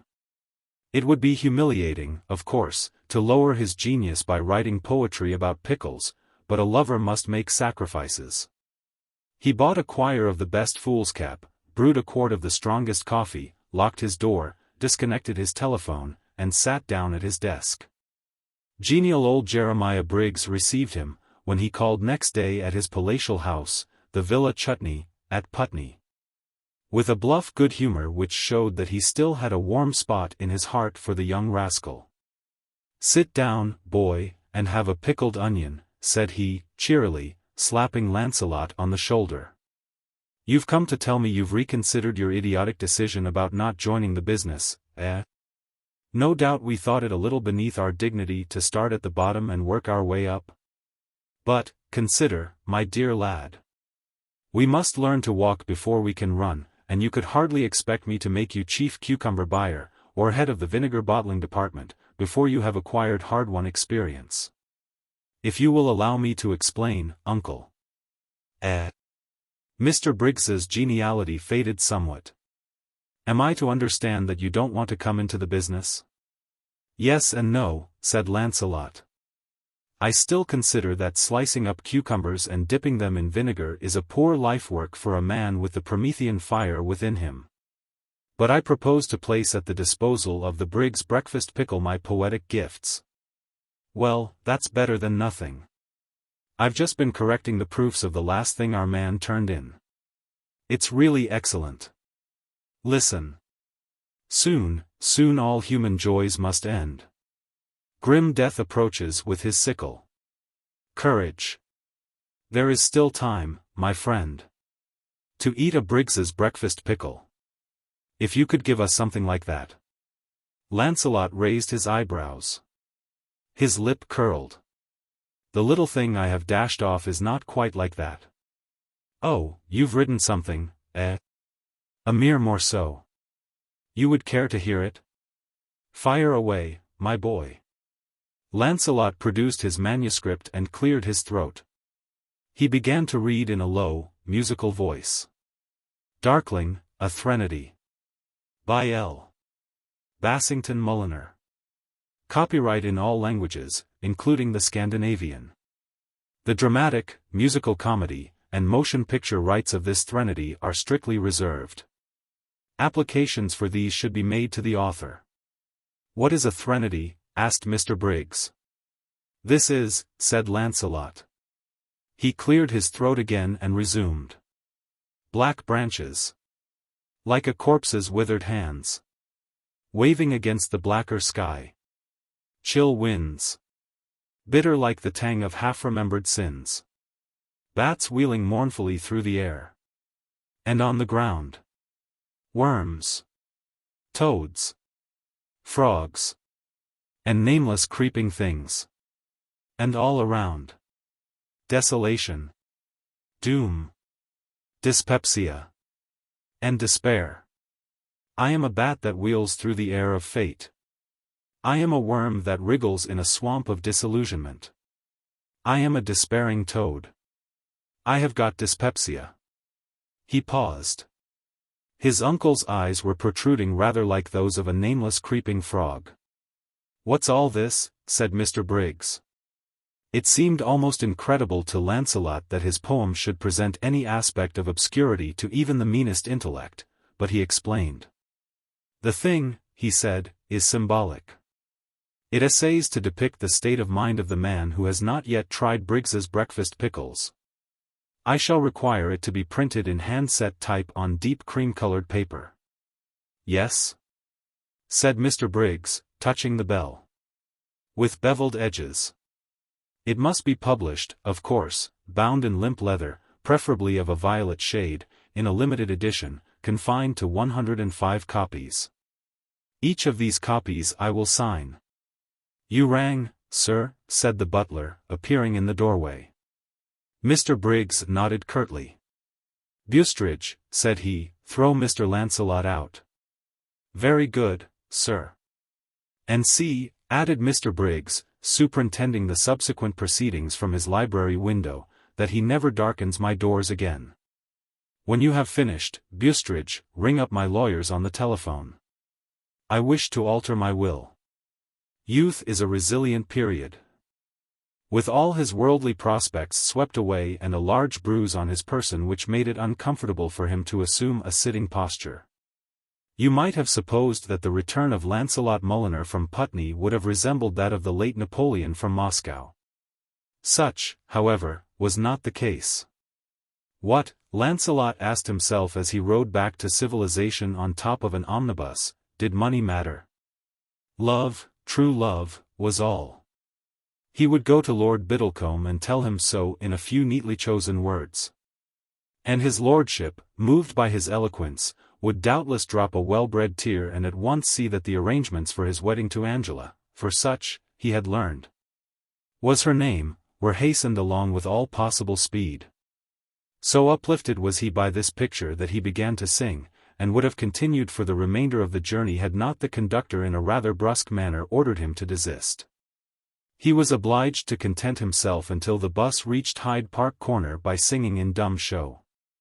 The Earl of Biddlecombe's town residence was in Berkeley Square. Lancelot rang the bell and a massive butler appeared. "No hawkers, street criers, or circulars," said the butler. "I wish to see Lord Biddlecombe." "Is his lordship expecting you?" "Yes," said Lancelot, feeling sure that the girl would have spoken to her father over the morning toast and marmalade of a possible visit from him. A voice made itself heard through an open door on the left of the long hall. "Fotheringay." "Your lordship?" "Is that the feller?" "Yes, your lordship." "Then bring him in, Fotheringay."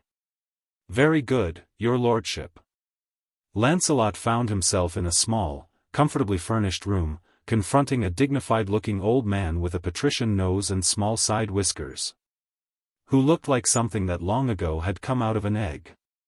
"Afternoon," said this individual. "Good afternoon, Lord Biddlecombe," said Lancelot. "Now, about these trousers." "I beg your pardon?" "These trousers," said the other, extending a shapely leg. "Do they fit? Aren't they a bit baggy round the ankles? Won't they jeopardize my social prestige if I am seen in them in the park?" Lancelot was charmed with his affability. It gave him the feeling of having been made one of the family straight away. "You really want my opinion?" "I do. I want your candid opinion as a God-fearing man and a member of a West End tailoring firm." "But I'm not." "Not a God-fearing man? Not a member of a West End tailoring firm?" "Come, come," said his lordship, testily. "You represent Gusset and Main Price, of Cork Street." "No, I don't." "Then who the devil are you?" "My name is Mulliner." Lord Biddlecombe rang the bell furiously. "Fotheringay." "Your lordship? You told me this man was the feller I was expecting from Gusset and Main Price." "He certainly led me to suppose so, your lordship." "Well, he isn't. His name is Mulliner. And, this is the point, Fotheringay. This is the core and center of the thing. What the blazes does he want?" "I could not say, your lordship." "I came here, Lord Biddlecombe," said Lancelot, "to ask your consent to my immediate marriage with your daughter." "My daughter?" "Your daughter." "Which daughter?" "Angela." "My daughter Angela?" "Yes." "You want to marry my daughter Angela?" "I do." "Oh. Well, be that as it may," said Lord Biddlecombe, "can I interest you in an ingenious little combination mousetrap and pencil sharpener?" Lancelot was for a moment a little taken aback by the question. Then, remembering what Angela had said of the state of the family finances, he recovered his poise. He thought no worse of this Grecian-beaked old man for eking out a slender income by acting as agent for the curious little object which he was now holding out to him. Many of the aristocracy, he was aware, had been forced into similar commercial enterprises by recent legislation of a harsh and socialistic trend. I should like it above all things, he said, courteously. I was thinking only this morning that it was just what I needed. Highly educational. Not a toy. Fotheringay, Book 1 Mouso Penso. Very good, your lordship. Are you troubled at all with headaches, Mr. Mulliner? Very seldom. Then what you want is Clark's cure for corns. Shall we say one of the large bottles? Certainly. Then that, with a year's subscription to our tots, will come to precisely £1, 3 shillings, and 6 pence. Thank you. Will there be anything further? No, thank you. Now, touching the matter of. You wouldn't care for a scarf pin? Any ties, collars, shirts? No? Then goodbye, Mr. Mulliner. But. Fotheringay, said Lord Biddlecombe, throw Mr. Mulliner out. As Lancelot scrambled to his feet from the hard pavement of Berkeley Square, he was conscious of a rush of violent anger which deprived him momentarily of speech. He stood there, glaring at the house from which he had been ejected, his face working hideously. So absorbed was he that it was some time before he became aware that somebody was plucking at his coat sleeve. Pardon me, sir. Lancelot looked round. A stout smooth-faced man with horn-rimmed spectacles was standing beside him. If you could spare me a moment. Lancelot shook him off impatiently. He had no desire at a time like this to chatter with strangers. The man was babbling something, but the words made no impression upon his mind. With a savage scowl, Lancelot snatched the fellow's umbrella from him and, poising it for an instant, flung it with a sure aim through Lord Biddlecombe's study window. Then, striding away, he made for Berkeley Street. Glancing over his shoulder as he turned the corner, he saw that Fotheringay, the butler, had come out of the house and was standing over the spectacled man with a certain quiet menace in his demeanor. He was rolling up his sleeves, and his fingers were twitching a little. Lancelot dismissed the man from his thoughts. His whole mind now was concentrated on the coming interview with Angela. For he had decided that the only thing to do was to seek her out at her club, where she would doubtless be spending the afternoon, and plead with her to follow the dictates of her heart and, abandoning parents and wealthy suitors, come with her true mate to a life of honest poverty sweetened by love and vers libre. Arriving at the junior lipstick, he inquired for her, and the hall porter dispatched a boy in buttons to fetch her from the billiard room, where she was refereeing the finals of the debutantes' shove-halfpenny tournament. And presently his heart leaped as he saw her coming towards him, looking more like a vision of springtime than anything human and earthly. She was smoking a cigarette in a long holder, and as she approached she inserted a monocle inquiringly in her right eye. "Hullo, laddie," she said. "You here? What's on the mind besides hair? Talk quick. I've only got a minute." "Angela," said Lancelot, "I have to report a slight hitch in the program which I sketched out at our last meeting. I have just been to see my uncle and he has washed his hands of me and cut me out of his will." "Nothing doing in that quarter, you mean," said the girl, chewing her lower lip thoughtfully. "Nothing. But what of it? What matters it so long as we have each other? Money is dross. Love is everything. Yes, love indeed is light from heaven, a spark of that immortal fire with angels shared, by Allah given to lift from earth our low desire. Give me to live with love alone, and let the world go dine and dress. If life's a flower, I choose my own. 'Tis love in idleness. When beauty fires the blood, how love exalts the mind. Come, Angela, let us read together in a book more moving than the Koran, more eloquent than Shakespeare, the book of books, the crown of all literature, Bradshaw's Railway Guide. We will turn up a page and you shall put your finger down, and wherever it rests there we will go, to live forever with our happiness. Oh, Angela, let us." "Sorry," said the girl. "Purvis wins. The race goes by the form book after all. There was a time when I thought you might be going to crowd him on the rails and get your nose first under the wire with a quick last-minute dash, but apparently it is not to be. Deepest sympathy, old crocus, but that's that. Lancelot staggered.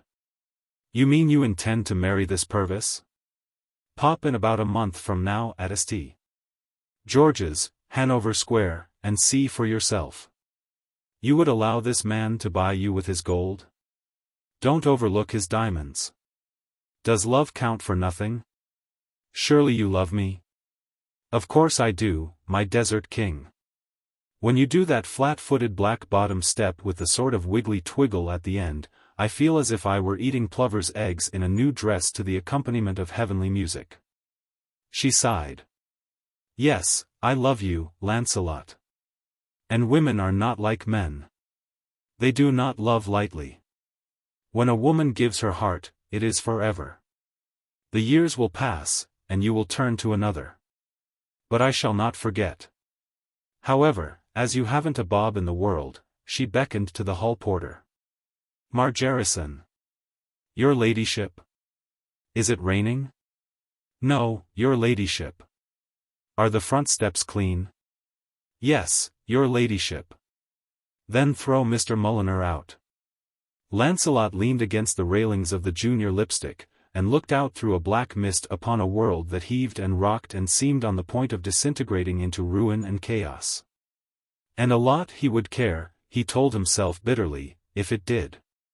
If Seymour Place from the west and Charles Street from the east had taken a running jump and landed on the back of his neck, it would have added little or nothing to the turmoil of his mind. In fact, he would rather have preferred it. Fury, as it had done on the pavement of Berkeley Square, robbed him of speech. But his hands, his shoulders, his brows, his lips, his nose, and even his eyelashes seemed to be charged with a silent eloquence.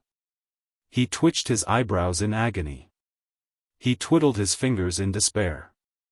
Nothing was left now, he felt, as he shifted the lobe of his left ear in a northeasterly direction, but suicide.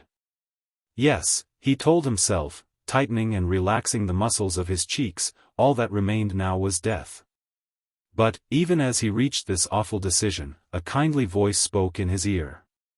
Oh, come now, I wouldn't say that, said the kindly voice. And Lancelot, turning, perceived the smooth-faced man who had tried to engage him in conversation in Berkeley Square. Say, listen, said the smooth-faced man, sympathy in each lens of his horn-rimmed spectacles.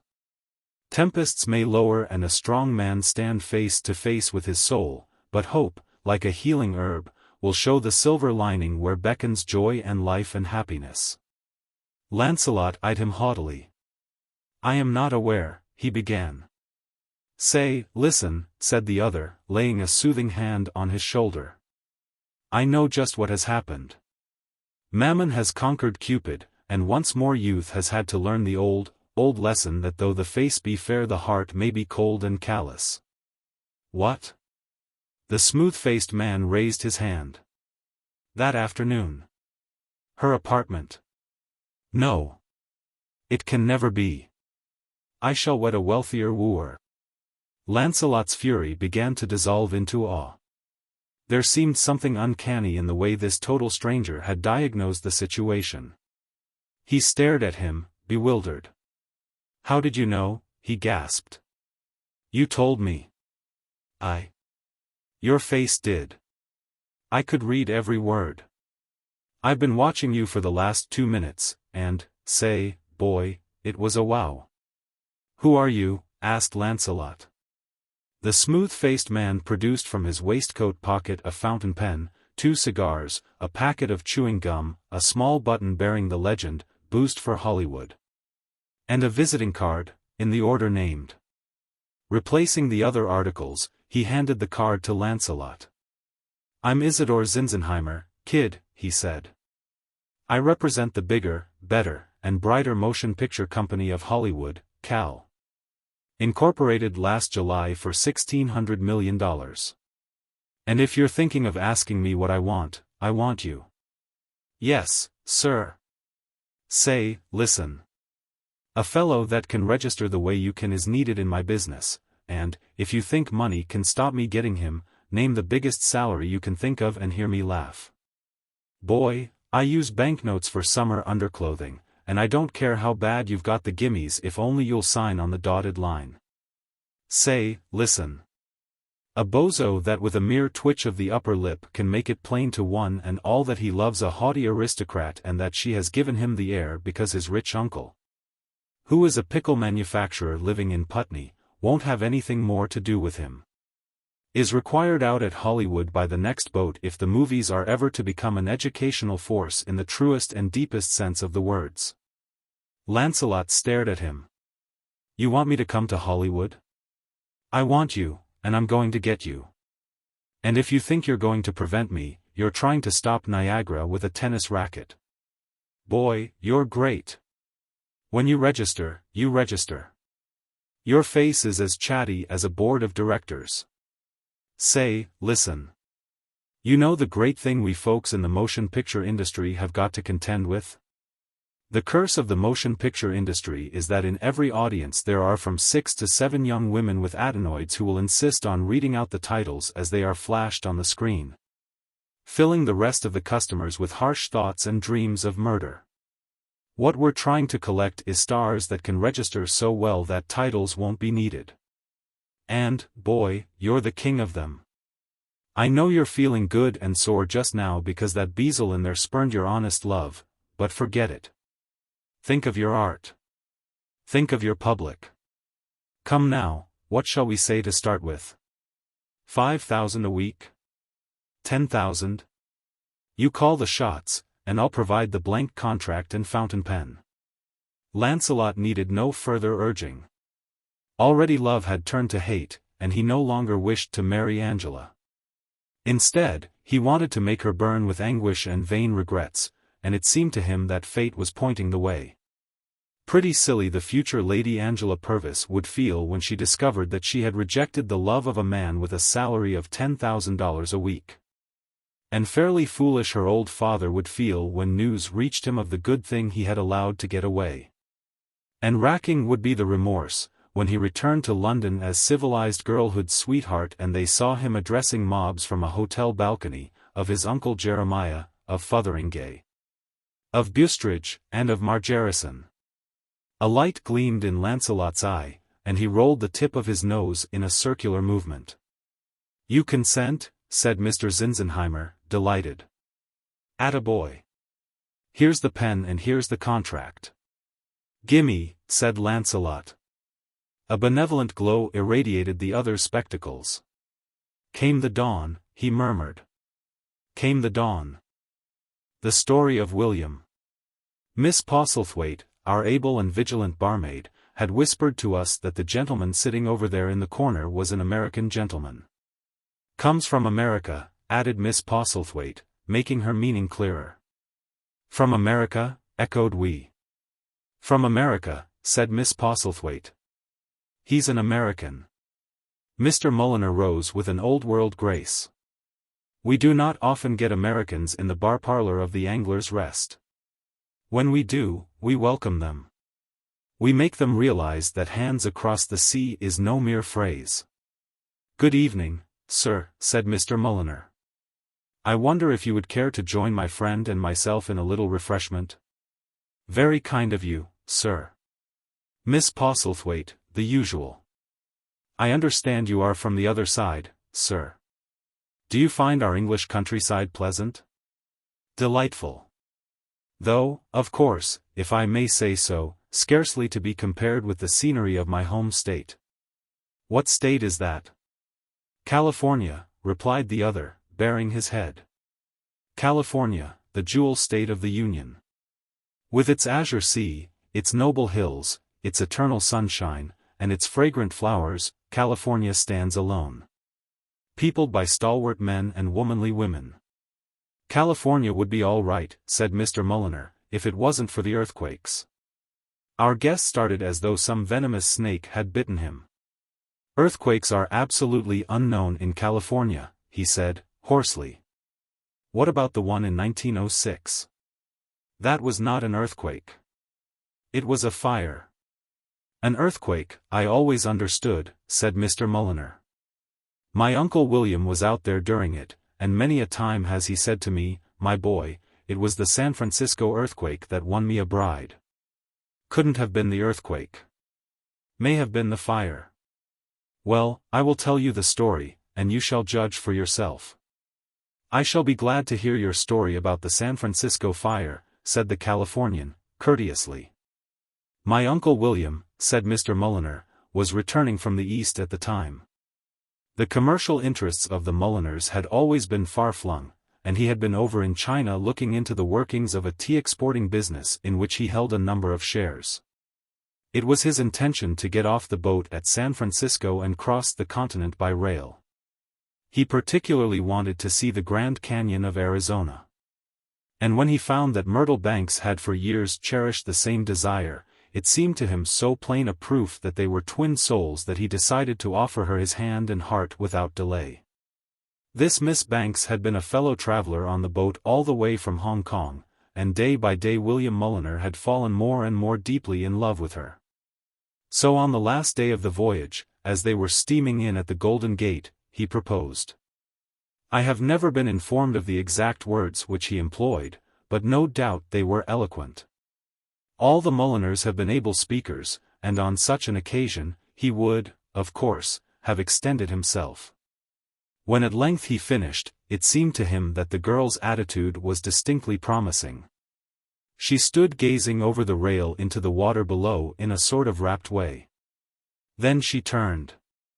Mr. Mulliner, she said, I am greatly flattered and honored by what you have just told me. These things happened, you will remember, in the days when girls talked like that. You have paid me the greatest compliment a man can bestow on a woman. And yet. William Mulliner's heart stood still. He did not like that, and yet. Is there another? He muttered. Well, yes, there is. Mr. Franklin proposed to me this morning. I told him I would think it over. There was a silence. William was telling himself that he had been afraid of that bounder Franklin all along. He might have known, he felt, that Desmond Franklin would be a menace. The man was one of those lean, keen, hawk-faced, empire-building sort of chaps you find out east, the kind of fellow who stands on deck chewing his mustache with a faraway look in his eyes. And then, when the girl asks him what he is thinking about, draws a short, quick breath and says he is sorry to be so absent-minded. But a sunset like that always reminds him of the day when he killed the 4 pirates with his bare hands and saved dear old Tuppy Smithers in the nick of time. There is a great glamour about Mr. Franklin, said Myrtle Banks. We women admire men who do things. A girl cannot help but respect a man who once killed 3 sharks with a Boy Scout pocketknife. So he says, growled William.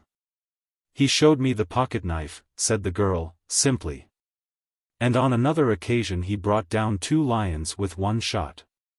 William Mulliner's heart was heavy, but he struggled on. Very possibly he may have done these things, he said, but surely marriage means more than this. Personally, if I were a girl, I would go rather for a certain steadiness and stability of character. To illustrate what I mean, did you happen to see me win the egg and spoon race at the ship's sports?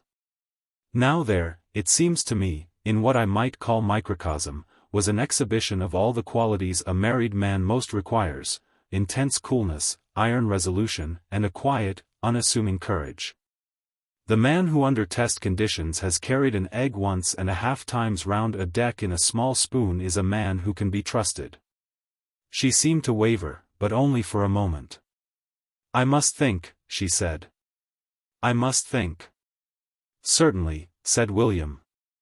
You will let me see something of you at the hotel, after we have landed? Of course. And if, I mean to say, whatever happens, I shall always look on you as a dear, dear friend. Mise, said William Mulliner. For 3 days my Uncle William's stay in San Francisco was as pleasant as could reasonably be expected, considering that Desmond Franklin was also stopping at his and Miss Banks's hotel. He contrived to get the girl to himself to quite a satisfactory extent. And they spent many happy hours together in the Golden Gate Park and at the Cliff House, watching the seals basking on the rocks. But on the evening of the 3rd day the blow fell.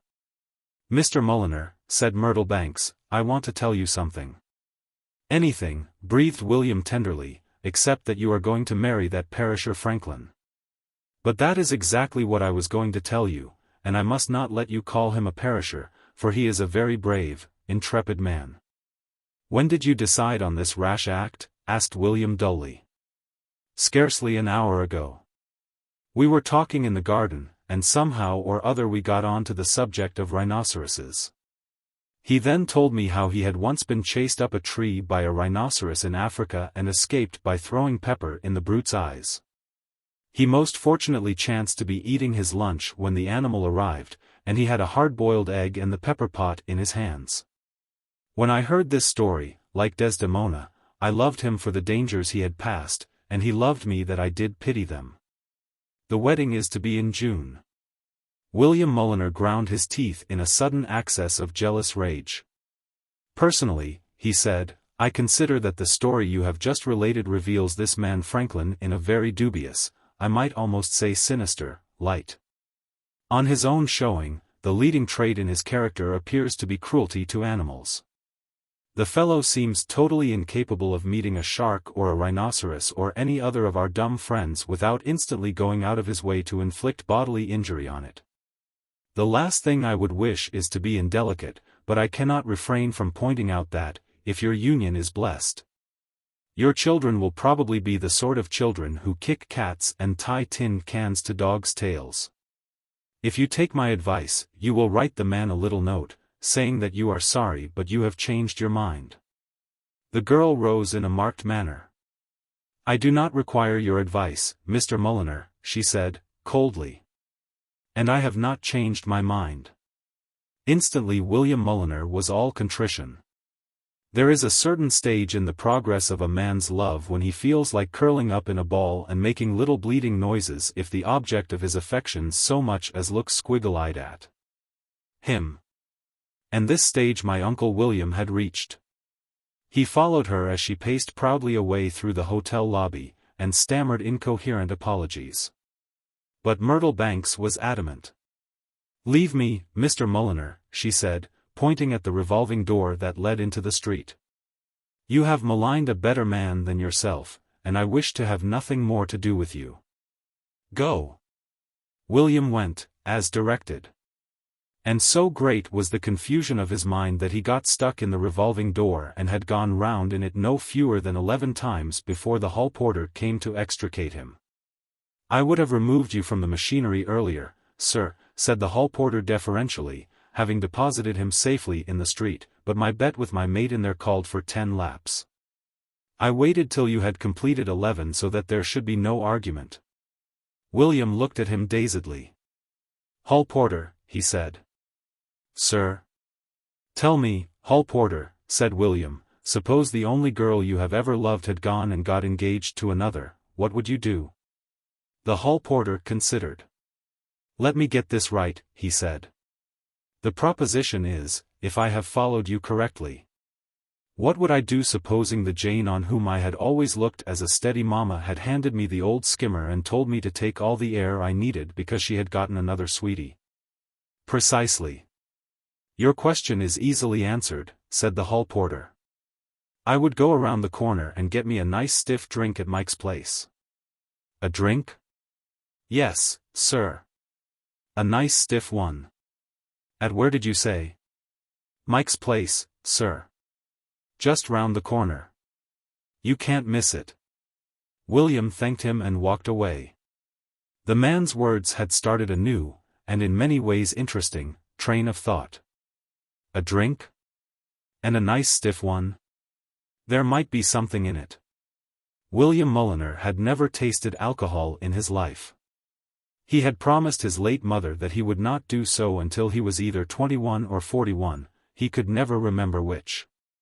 He was at present 29, but wishing to be on the safe side in case he had got his figures wrong, he had remained a teetotaler.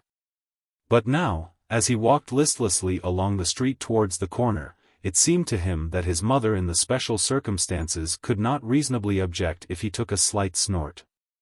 He raised his eyes to heaven, as though to ask her if a couple of quick ones might not be permitted, and he fancied that a faint, far-off voice whispered, "Go to it."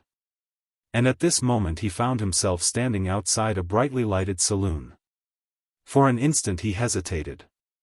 Then, as a twinge of anguish in the region of his broken heart reminded him of the necessity for immediate remedies, he pushed open the swing doors and went in. The principal feature of the cheerful, brightly lit room in which he found himself was a long counter, at which were standing a number of the citizenry, each with an elbow on the woodwork and a foot upon the neat brass rail which ran below. Behind the counter appeared the upper section of one of the most benevolent and kindly-looking men that William had ever seen. He had a large smooth face, and he wore a white coat, and he eyed William, as he advanced, with a sort of reverent joy. "Is this Mike's place?" asked William. "Yes, sir," replied the white-coated man. "Are you Mike?" "No, sir. But I am his representative, and have full authority to act on his behalf. What can I have the pleasure of doing for you?" The man's whole attitude made him seem so like a large-hearted elder brother that William felt no diffidence about confiding in him. He placed an elbow on the counter and a foot on the rail, and spoke with a sob in his voice. "Suppose the only girl you had ever loved had gone and got engaged to another, what in your view would best meet the case?" The gentlemanly bartender pondered for some moments. "Well," he replied at length, "I advance it, you understand, as a purely personal opinion, and I shall not be in the least offended if you decide not to act upon it. But my suggestion, for what it is worth, is that you try a dynamite dewdrop."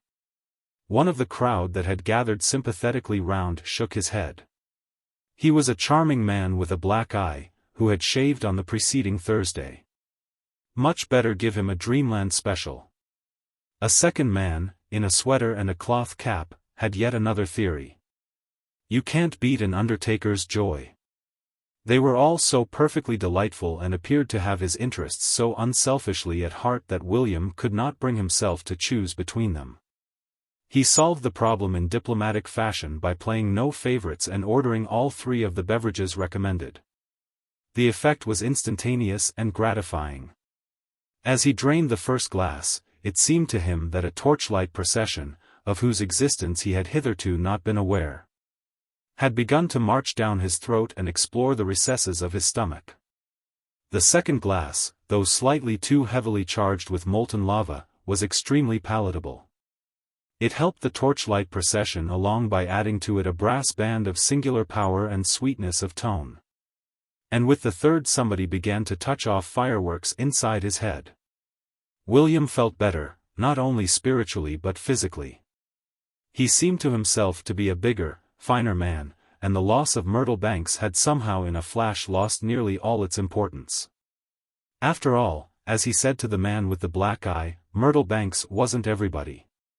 "Now what do you recommend?" he asked the man with the sweater, having turned the last glass upside down. The other mused, one forefinger thoughtfully pressed against the side of his face. "Well, I'll tell you," he said. "When my brother Elmer lost his girl, he drank straight rye." "Yes, sir. That's what he drank, straight rye." "I've lost my girl," he said, "and I'm going to drink straight rye." "That's what he said." "Yes, sir, straight rye."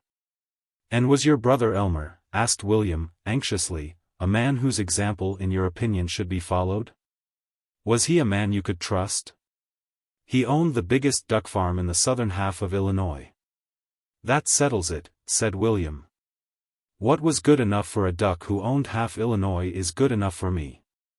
Oblige me," he said to the gentlemanly bartender, "by asking these gentlemen what they will have, and start pouring."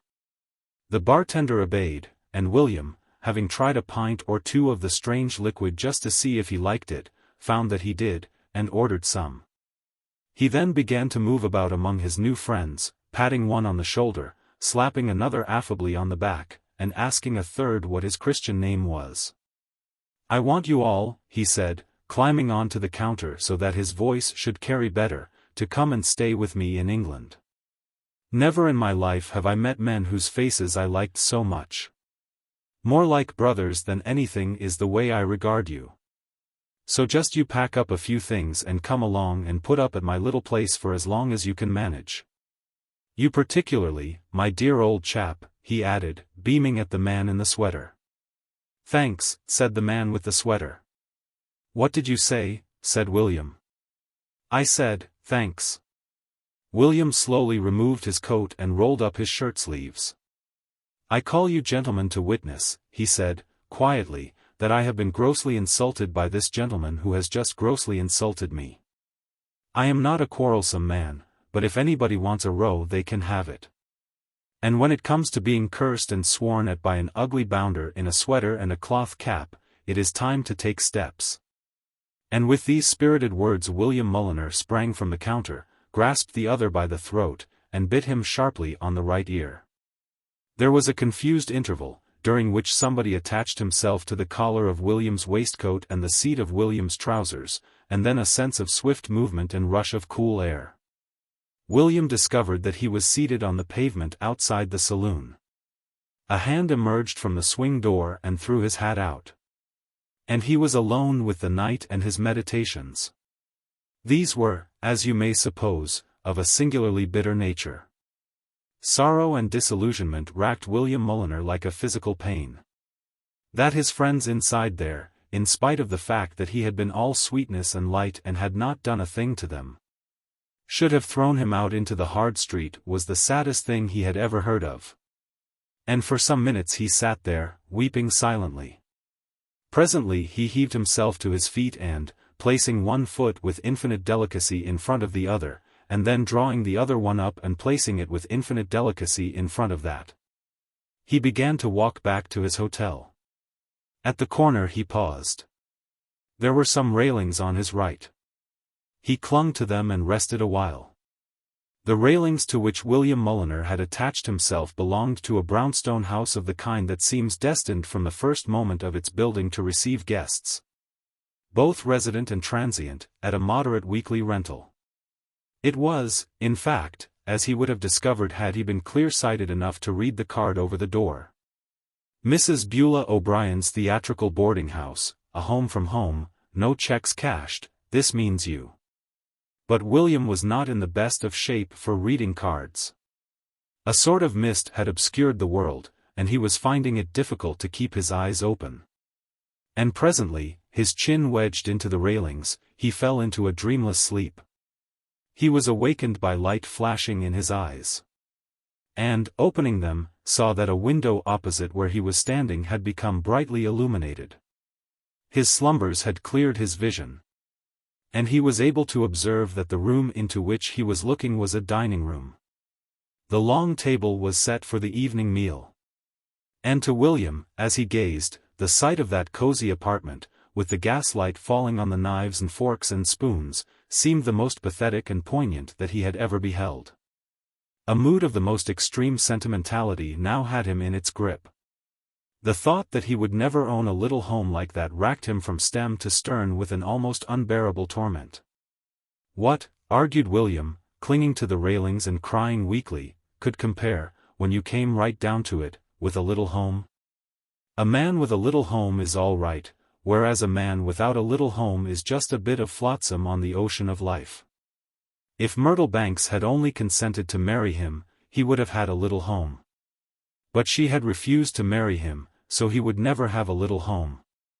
What Myrtle Banks wanted, felt William, was a good swift clout on the side of the head. The thought pleased him. He was feeling physically perfect again now, and seemed to have shaken off completely the slight indisposition from which he had been suffering. His legs had lost their tendency to act independently of the rest of his body. His head felt clearer, and he had a sense of overwhelming strength. If ever, in short, there was a moment when he could administer that clout on the side of the head to Myrtle Banks as it should be administered, that moment was now. He was on the point of moving off to find her and teach her what it meant to stop a man like himself from having a little home, when someone entered the room into which he was looking. And he paused to make further inspection. The new arrival was a colored maidservant. She staggered to the head of the table beneath the weight of a large tureen containing, so William suspected, hash. A moment later a stout woman with bright golden hair came in and sat down opposite the tureen.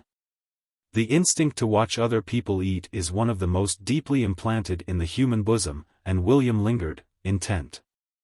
There was, he told himself, no need to hurry. He knew which was Myrtle's room in the hotel. It was just across the corridor from his own. He could pop in any time, during the night, and give her that clout. Meanwhile, he wanted to watch these people eat hash. And then the door opened again, and there filed into the room a little procession. And William, clutching the railings, watched it with bulging eyes. The procession was headed by an elderly man in a check suit with a carnation in his buttonhole. He was about 3 feet 6 in height, though the military jauntiness with which he carried himself made him seem fully 3 feet 7. He was followed by a younger man who wore spectacles and whose height was perhaps 3 feet 4. And behind these two came, in single file, 6 others, scaling down by degrees until, bringing up the rear of the procession, there entered a rather stout man in tweeds and bedroom slippers who could not have measured more than 2 feet 8. They took their places at the table. Hash was distributed to all. And the man in tweeds, having inspected his plate with obvious relish, removed his slippers and, picking up his knife and fork with his toes, fell to with a keen appetite. William Mulliner uttered a soft moan, and tottered away. It was a black moment for my Uncle William. Only an instant before he had been congratulating himself on having shaken off the effects of his first indulgence in alcohol after an abstinence of 29 years. But now he perceived that he was still intoxicated. Intoxicated? The word did not express it by a mile. He was oiled, boiled, fried, plastered, whiffled, sozzled, and blotto. Only by the exercise of the most consummate caution and address could he hope to get back to his hotel and reach his bedroom without causing an open scandal. Of course, if his walk that night had taken him a few yards farther down the street than the door of Mike's place, he would have seen that there was a very simple explanation of the spectacle which he had just witnessed. A walk so extended would have brought him to the San Francisco Palace of Varieties, outside which large posters proclaimed the exclusive engagement for 2 weeks of Murphy's Midgets. Bigger and better than ever. But of the existence of these posters he was not aware. And it is not too much to say that the iron entered into William Mulliner's soul. That his legs should have become temporarily unscrewed at the joints was a phenomenon which he had been able to bear with fortitude. That his head should be feeling as if a good many bees had decided to use it as a hive was unpleasant, but not unbearably so. But that his brain should have gone off its casters and be causing him to see visions was the end of all things. William had always prided himself on the keenness of his mental powers. All through the long voyage on the ship, when Desmond Franklin had related anecdotes illustrative of his prowess as a man of action, William Mulliner had always consoled himself by feeling that in the matter of brain he could give Franklin 3 bisques and a beating any time he chose to start. And now, it seemed, he had lost even this advantage over his rival. For Franklin, dull-witted clod though he might be, was not such an absolute minus quantity that he would imagine he had seen a man of 2 feet 8 cutting up hash with his toes. That hideous depth of mental decay had been reserved for William Mulliner. Moodily he made his way back to his hotel. In a corner of the palm room he saw Myrtle Banks deep in conversation with Franklin, but all desire to give her a clout on the side of the head had now left him. With his chin sunk on his breast, he entered the elevator and was carried up to his room. Here as rapidly as his quivering fingers would permit, he undressed. And, climbing into the bed as it came round for the second time, lay for a space with wide-open eyes. He had been too shaken to switch his light off, and the rays of the lamp shone on the handsome ceiling which undulated above him. He gave himself up to thought once more. No doubt, he felt, thinking it over now, his mother had had some very urgent reason for withholding him from alcoholic drink. She must have known of some family secret, sedulously guarded from his infant ears, some dark tale of a fatal Mulliner taint. William must never learn of this. She had probably said when they told her the old legend of how every Mulliner for centuries back had died a maniac, victim at last to the fatal fluid. And tonight, despite her gentle care, he had found out for himself. He saw now that this derangement of his eyesight was only the first step in the gradual dissolution which was the Mulliner curse. Soon his sense of hearing would go, then his sense of touch. He sat up in bed. It seemed to him that, as he gazed at the ceiling, a considerable section of it had parted from the parent body and fallen with a crash to the floor. William Mulliner stared dumbly. He knew, of course, that it was an illusion. But what a perfect illusion! If he had not had the special knowledge which he possessed, he would have stated without fear of contradiction that there was a gap 6 feet wide above him and a mass of dust and plaster on the carpet below. And even as his eyes deceived him, so did his ears. He seemed to be conscious of a babel of screams and shouts. The corridor, he could have sworn, was full of flying feet. The world appeared to be all bangs and crashes and thuds. A cold fear gripped at William's heart. His sense of hearing was playing tricks with him already.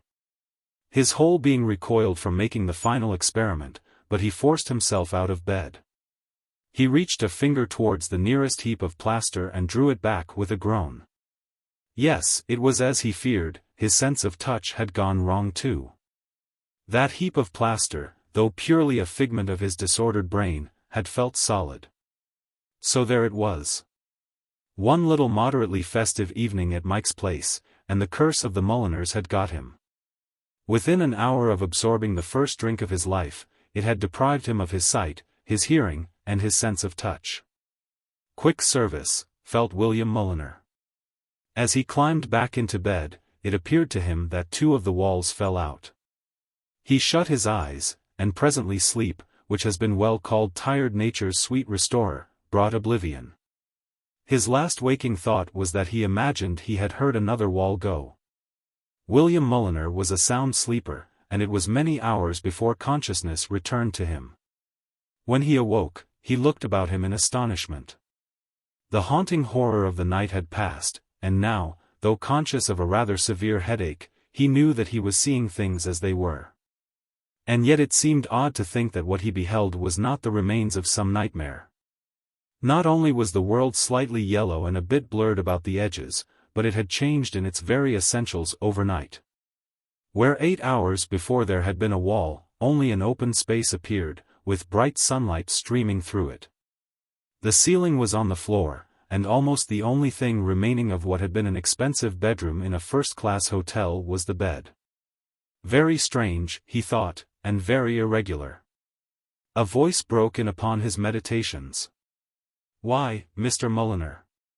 William turned, and being, like all the Mulliners, the soul of modesty, dived abruptly beneath the bedclothes. For the voice was the voice of Myrtle Banks. And she was in his room. "Mr. Mulliner." William poked his head out cautiously. And then he perceived that the proprieties had not been outraged as he had imagined. Miss Banks was not in his room, but in the corridor. The intervening wall had disappeared. Shaken, but relieved, he sat up in bed, the sheet drawn round his shoulders. "You don't mean to say you're still in bed?" gasped the girl. "Why, is it awfully late?" said William. "Did you actually stay up here all through it?" "Through what?" "The earthquake." "What earthquake?" "The earthquake last night." "Oh, that earthquake," said William, carelessly. "I did notice some sort of an earthquake. I remember seeing the ceiling come down and saying to myself, I shouldn't wonder if that wasn't an earthquake. And then the walls fell out, and I said, yes, I believe it is an earthquake. And then I turned over and went to sleep." Myrtle Banks was staring at him with eyes that reminded him partly of twin stars and partly of a snail's. "You must be the bravest man in the world." William gave a curt laugh. "Oh, well," he said, "I may not spend my whole life persecuting unfortunate sharks with pocket knives, but I find I generally manage to keep my head fairly well in a crisis. We Mulliners are like that. We do not say much, but we have the right stuff in us." He clutched his head. A sharp spasm had reminded him how much of the right stuff he had in him at that moment. My hero, breathed the girl, almost inaudibly. And how is your fiancé this bright, sunny morning? Asked William, nonchalantly. It was torture to refer to the man, but he must show her that a Mulliner knew how to take his medicine. She gave a little shudder. I have no fiancé, she said. But I thought you told me you and Franklin. I am no longer engaged to Mr. Franklin. Last night, when the earthquake started, I cried to him to help me, and he with a hasty some other time over his shoulder, disappeared into the open like something shot out of a gun. I never saw a man run so fast. This morning I broke off the engagement.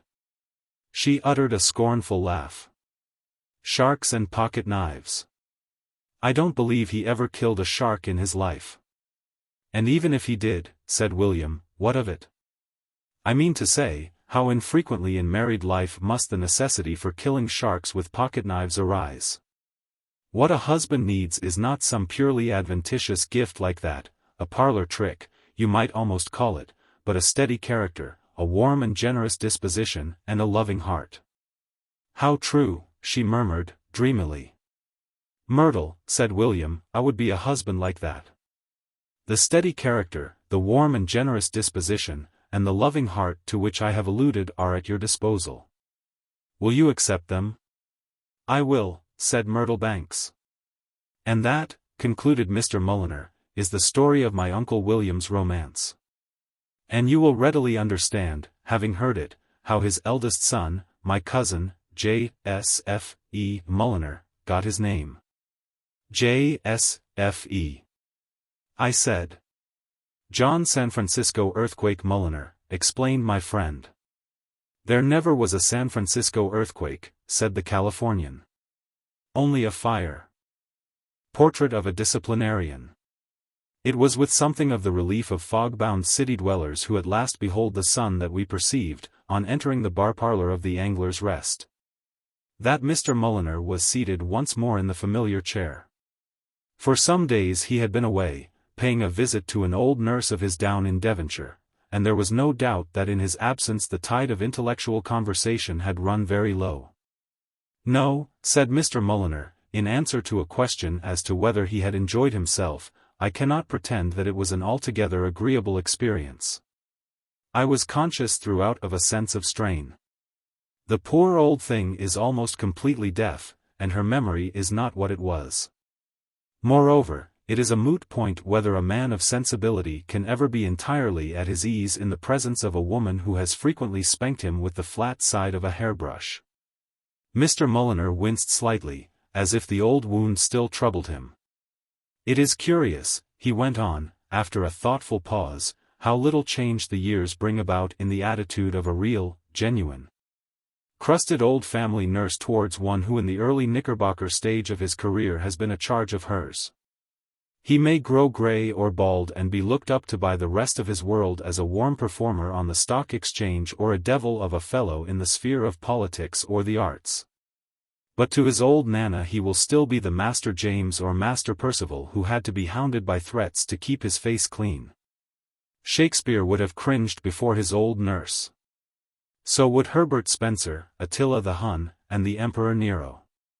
My nephew Frederick, but I must not bore you with my family gossip. We reassured him. Oh well, if you wish to hear the story. There is nothing much in it as a story, but it bears out the truth of what I have just been saying. I will begin, said Mr. Mulliner, at the moment when Frederick, having come down from London in response to an urgent summons from his brother, Dr. George Mulliner, stood in the latter's consulting room, looking out upon the esplanade of that quiet little watering place, Bingley-on-Sea.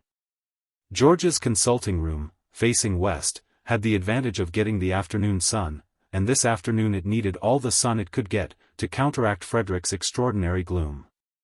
The young man's expression, as he confronted his brother, was that which a miasmic pool in some dismal swamp in the Bad Lands might have worn if it had had a face. Then the position, as I see it, he said in a low, toneless voice, is this. On the pretext of wishing to discuss urgent business with me, you have dragged me down to this foul spot, 70 miles by rail in a compartment containing 3 distinct infants sucking sweets, merely to have tea with a nurse whom I have disliked since I was a child. You have contributed to her support for many years, George reminded him. Naturally, when the family were clubbing together to pension off the old blister, I chipped in with my little bit, said Frederick. Noblesse oblige. Well, noblesse obliges you to go and have tea with her when she invites you. Wilkes must be humored. She is not so young as she was. She must be 185. Good heavens. And it seems only yesterday that she shut me up in a cupboard for stealing jam. She was a great disciplinarian, agreed George. You may find her a little on the autocratic side still. And I want to impress upon you, as her medical man, that you must not thwart her lightest whim. She will probably offer you boiled eggs and homemade cake. Eat them. I will not eat boiled eggs at 5 o'clock in the afternoon, said Frederick, with a strong man's menacing calm, for any woman on earth. You will. And with relish. Her heart is weak. If you don't humor her, I won't answer for the consequences. If I eat boiled eggs at 5 in the afternoon, I won't answer for the consequences. And why boiled eggs, dash it? I'm not a schoolboy. To her you are. She looks on all of us as children still. Last Christmas she gave me a copy of Eric, or Little by Little. Frederick turned to the window, and scowled down upon the noxious and depressing scene below. Sparing neither age nor sex in his detestation. He regarded the old ladies reading their library novels on the seats with precisely the same dislike and contempt which he bestowed on the boys' school clattering past on its way to the bathing houses. Then, checking up your statements, he said, I find that I am expected to go to tea with a woman who, in addition, apparently, to being a blend of Lucretia Borgia and a Prussian sergeant major, is a physical wreck and practically potty. Why? That is what I ask. Why? As a child, I objected strongly to Nurse Wilkes, and now, grown to riper years, the thought of meeting her again gives me the heebie-jeebies. Why should I be victimized? Why me particularly? It isn't you particularly. We've all been to see her at intervals, and so have the Oliphants. The Oliphants. The name seemed to affect Frederick oddly. He winced, as if his brother had been a dentist instead of a general practitioner and had just drawn one of his back teeth. She was their nurse after she left us. You can't have forgotten the Oliphants. I remember you at the age of 12 climbing that old elm at the bottom of the paddock to get Jane Oliphant or Rook's egg. Frederick laughed bitterly. I must have been a perfect ass. Fancy risking my life for a girl like that. Not, he went on, that life's worth much. An absolute washout, that's what life is. However, it will soon be over. And then the silence and peace of the grave. That, said Frederick, is the thought that sustains me. A pretty kid, Jane.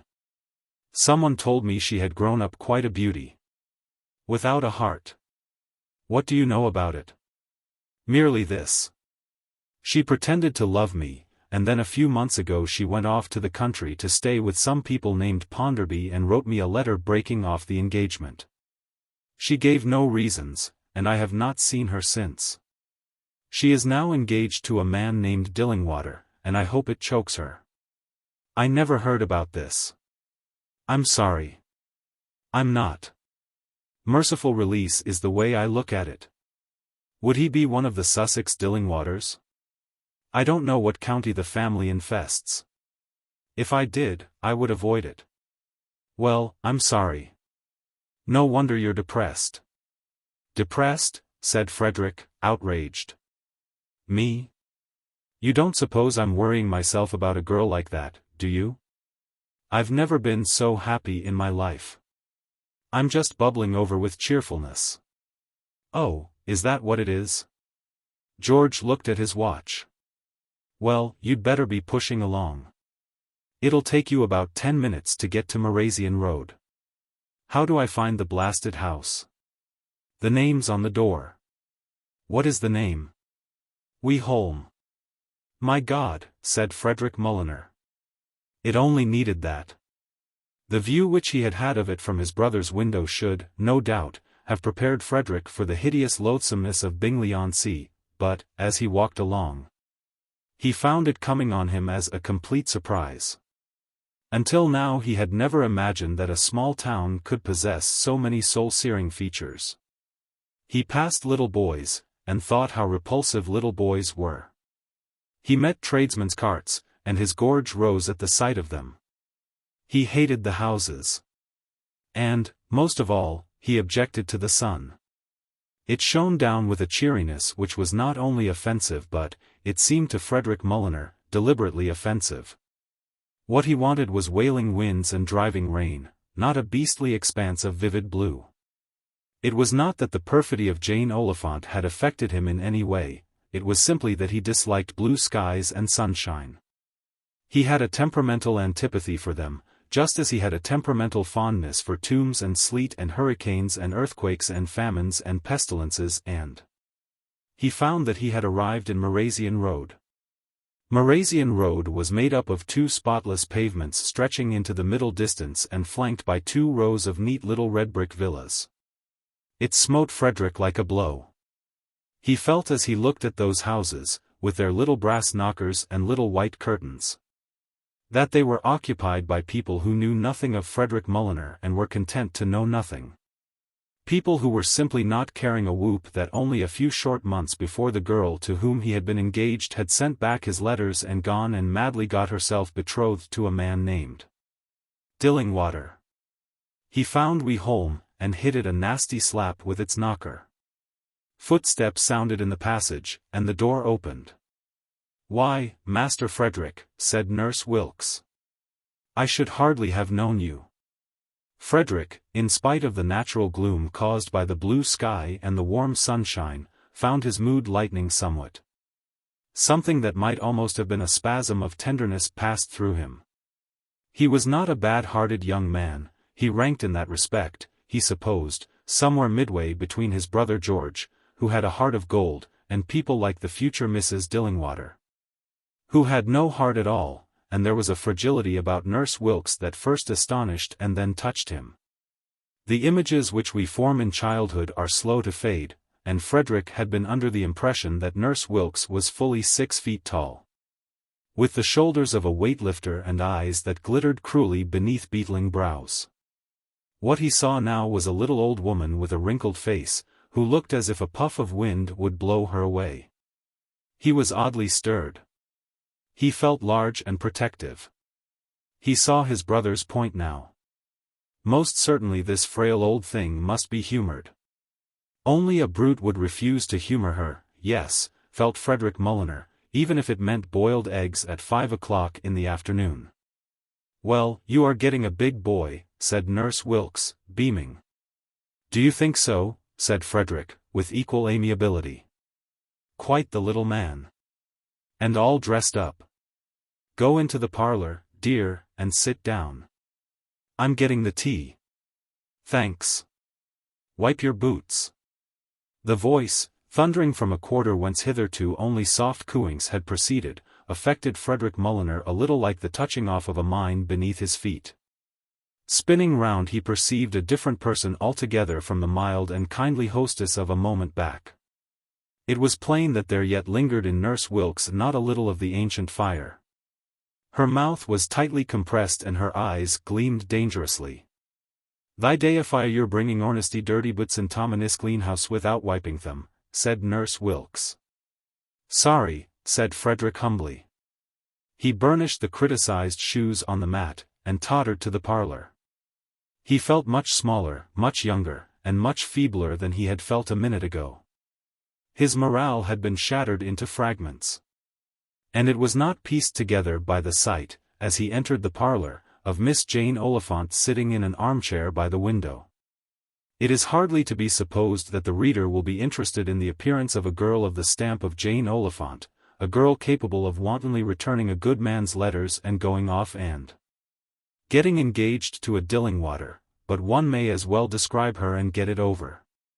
She had golden brown hair, golden brown eyes, golden brown eyebrows, a nice nose with one freckle on the tip, a mouth which, when it parted in a smile, disclosed pretty teeth, and a resolute little chin. At the present moment, the mouth was not parted in a smile. It was closed up tight, and the chin was more than resolute. It looked like the ram of a very small battleship. She gazed at Frederick as if he were the smell of onions, and she did not say a word. Nor did Frederick say very much. Nothing is more difficult for a young man than to find exactly the right remark with which to open conversation with a girl who has recently returned his letters. Darned good letters, too. Reading them over after opening the package, he had been amazed at their charm and eloquence.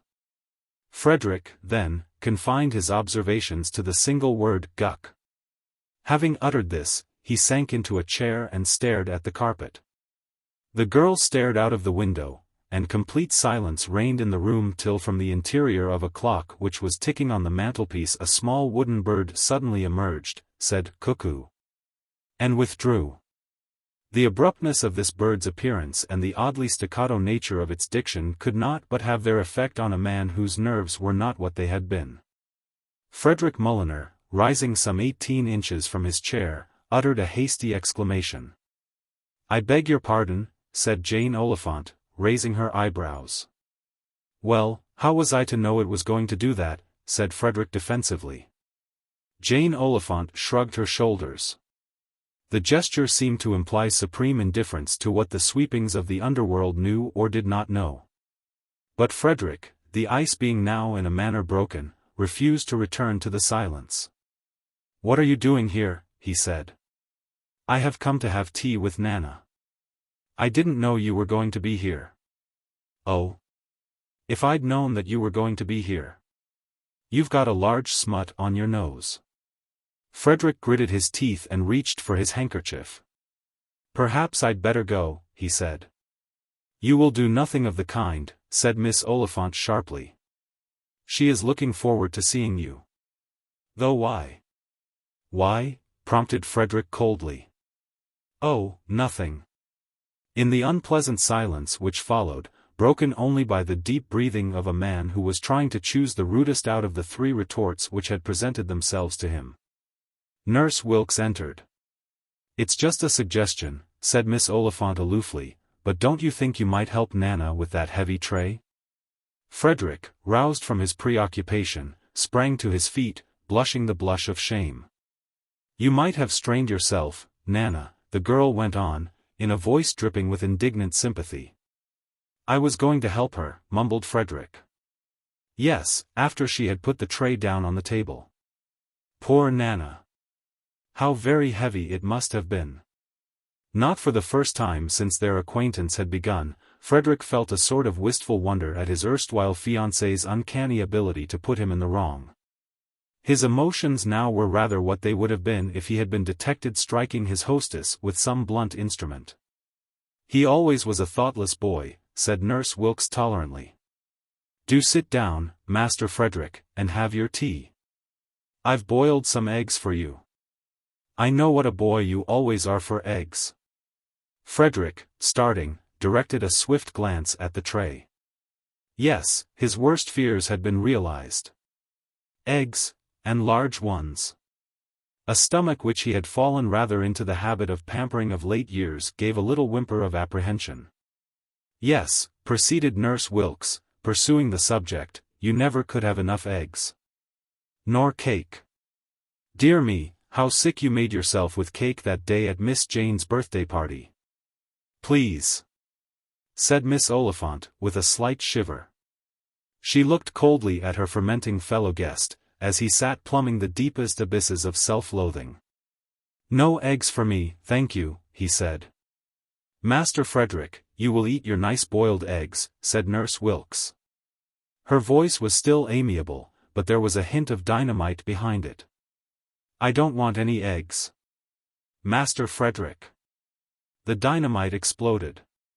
Once again that amazing transformation had taken place, and a frail little old woman had become an intimidating force with which only a Napoleon could have reckoned.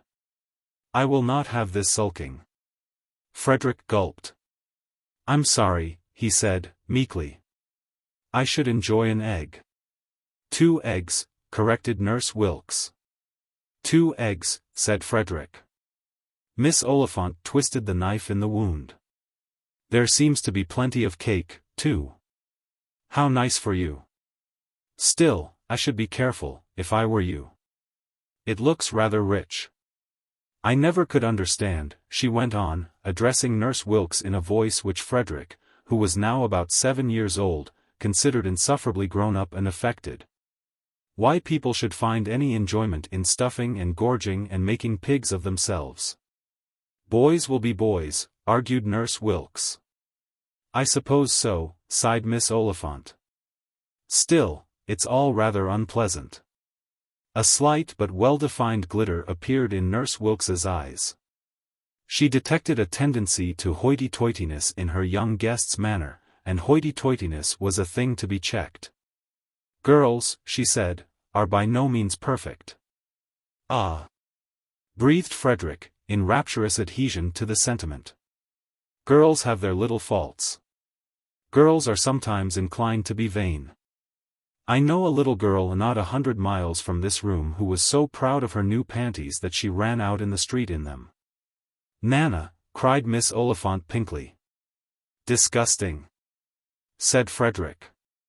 He uttered a short laugh, and so full was this laugh, though short, of scorn, disdain, and a certain hideous masculine superiority, that Jane Oliphant's proud spirit writhed beneath the infliction. She turned on him with blazing eyes. What did you say? I said disgusting. Indeed? I cannot, said Frederick judicially, imagine a more deplorable exhibition, and I hope you were sent to bed without any supper. If you ever had to go without your supper, said Miss Oliphant, who believed in attack as the best form of defense, it would kill you. Is that so? Said Frederick. You're a beast, and I hate you, said Miss Oliphant. Is that so? Yes, that is so. Now, said Nurse Wilkes. Come. She eyed the two with that comfortable look of power and capability which comes naturally to women who have spent half a century in dealing with the young and fractious. We will have no quarreling, she said. Make it up at once. Master Frederick, give Miss Jane a nice kiss. The room rocked before Frederick's bulging eyes. A what? He gasped. Give her a nice big kiss and tell her you're sorry you quarreled with her. She quarreled with me. Never mind. A little gentleman must always take the blame. Frederick, working desperately, dragged to the surface a sketchy smile. I apologize, he said. Don't mention it, said Miss Oliphant. Kiss her, said Nurse Wilkes. I won't, said Frederick. What? I won't. Master Frederick, said Nurse Wilkes, rising and pointing a menacing finger, you march straight into that cupboard in the passage and stay there till you are good. Frederick hesitated. He came of a proud family. A Mulliner had once received the thanks of his sovereign for services rendered on the field of Crécy. But the recollection of what his brother George had said decided him. Infra dig. As it might be to allow himself to be shoved away in cupboards, it was better than being responsible for a woman's heart failure. With bowed head he passed through the door, and a key clicked behind him. All alone in a dark world that smelt of mice, Frederick Mulliner gave himself up to gloomy reflection. He had just put in about 2 minutes intense thought of a kind which would have made the meditations of Schopenhauer on one of his bad mornings seem like the daydreams of Pollyanna. When a voice spoke through the crack in the door. Freddie. I mean Mr. Mulliner. Well? She's gone into the kitchen to get the jam, proceeded the voice rapidly. Shall I let you out? Pray do not trouble, said Frederick coldly. I am perfectly comfortable. Silence followed. Frederick returned to his reverie. About now, he thought, but for his brother George's treachery in luring him down to this plague spot by a misleading telegram, he would have been on the 12th green at Squashy Hollow. Trying out that new putter. Instead of which. The door opened abruptly, and as abruptly closed again.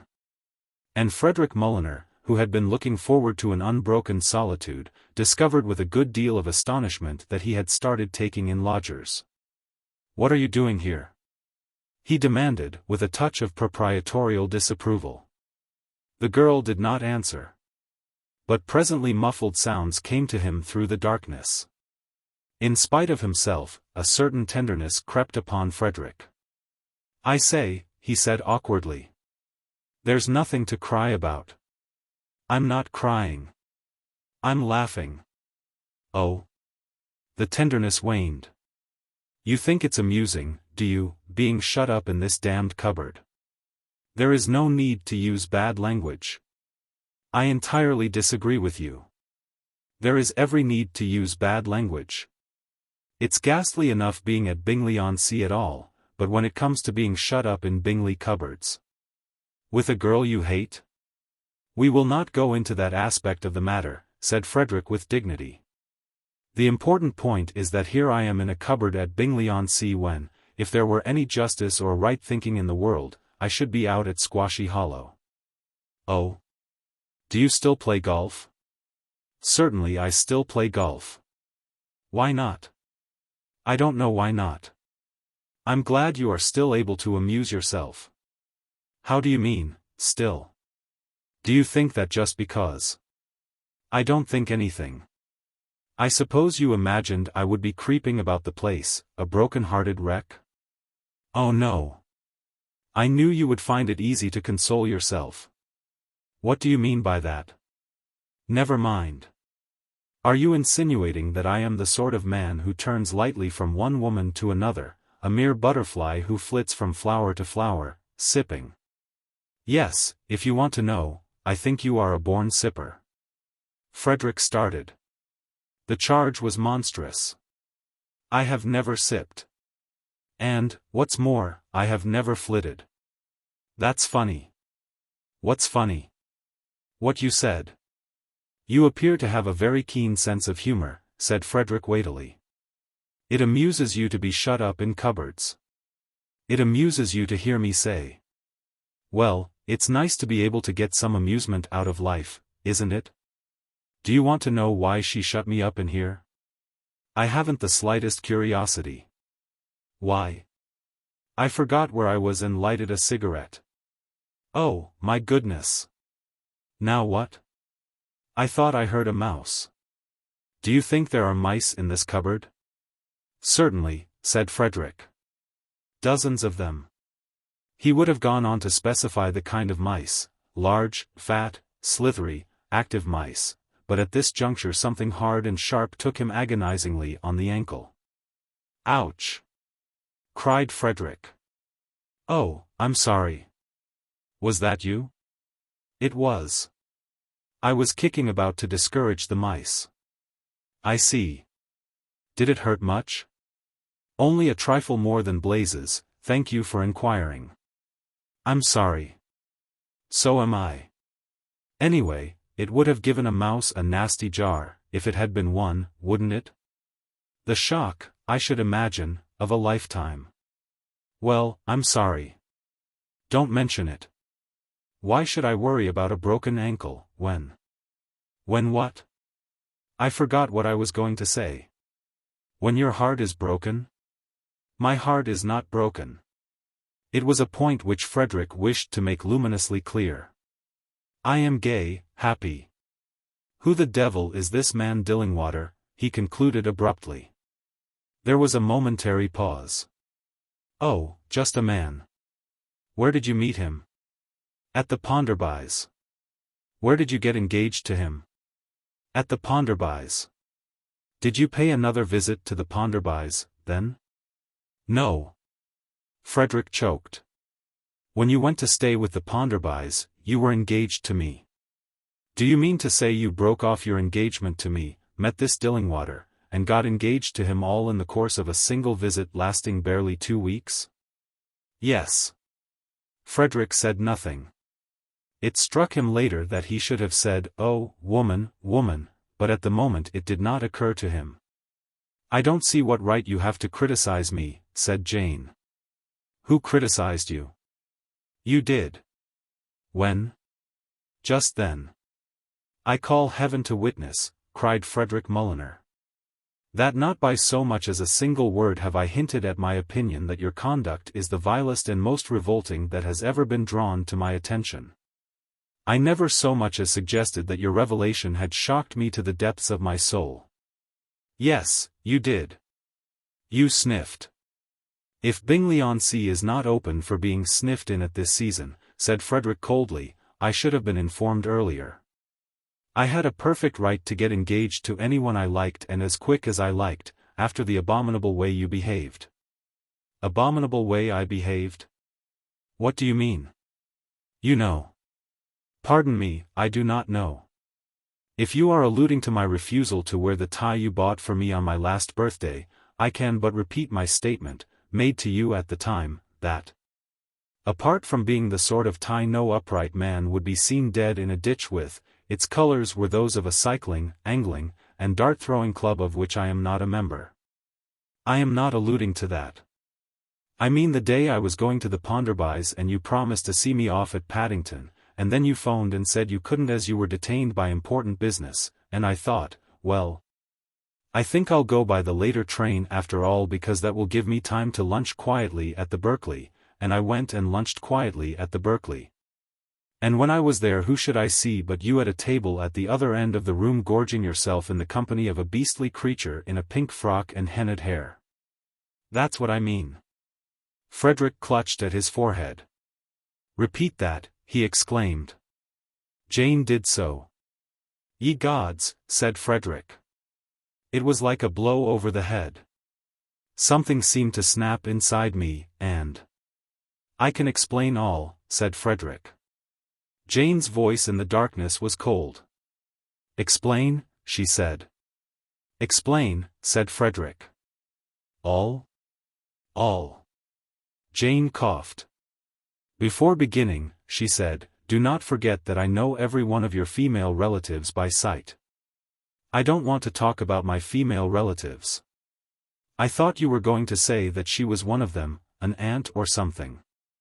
Nothing of the kind. She was a revue star. You probably saw her in a piece called Toot Toot. And that is your idea of an explanation. Frederick raised his hand for silence. Realizing that she could not see it, he lowered it again.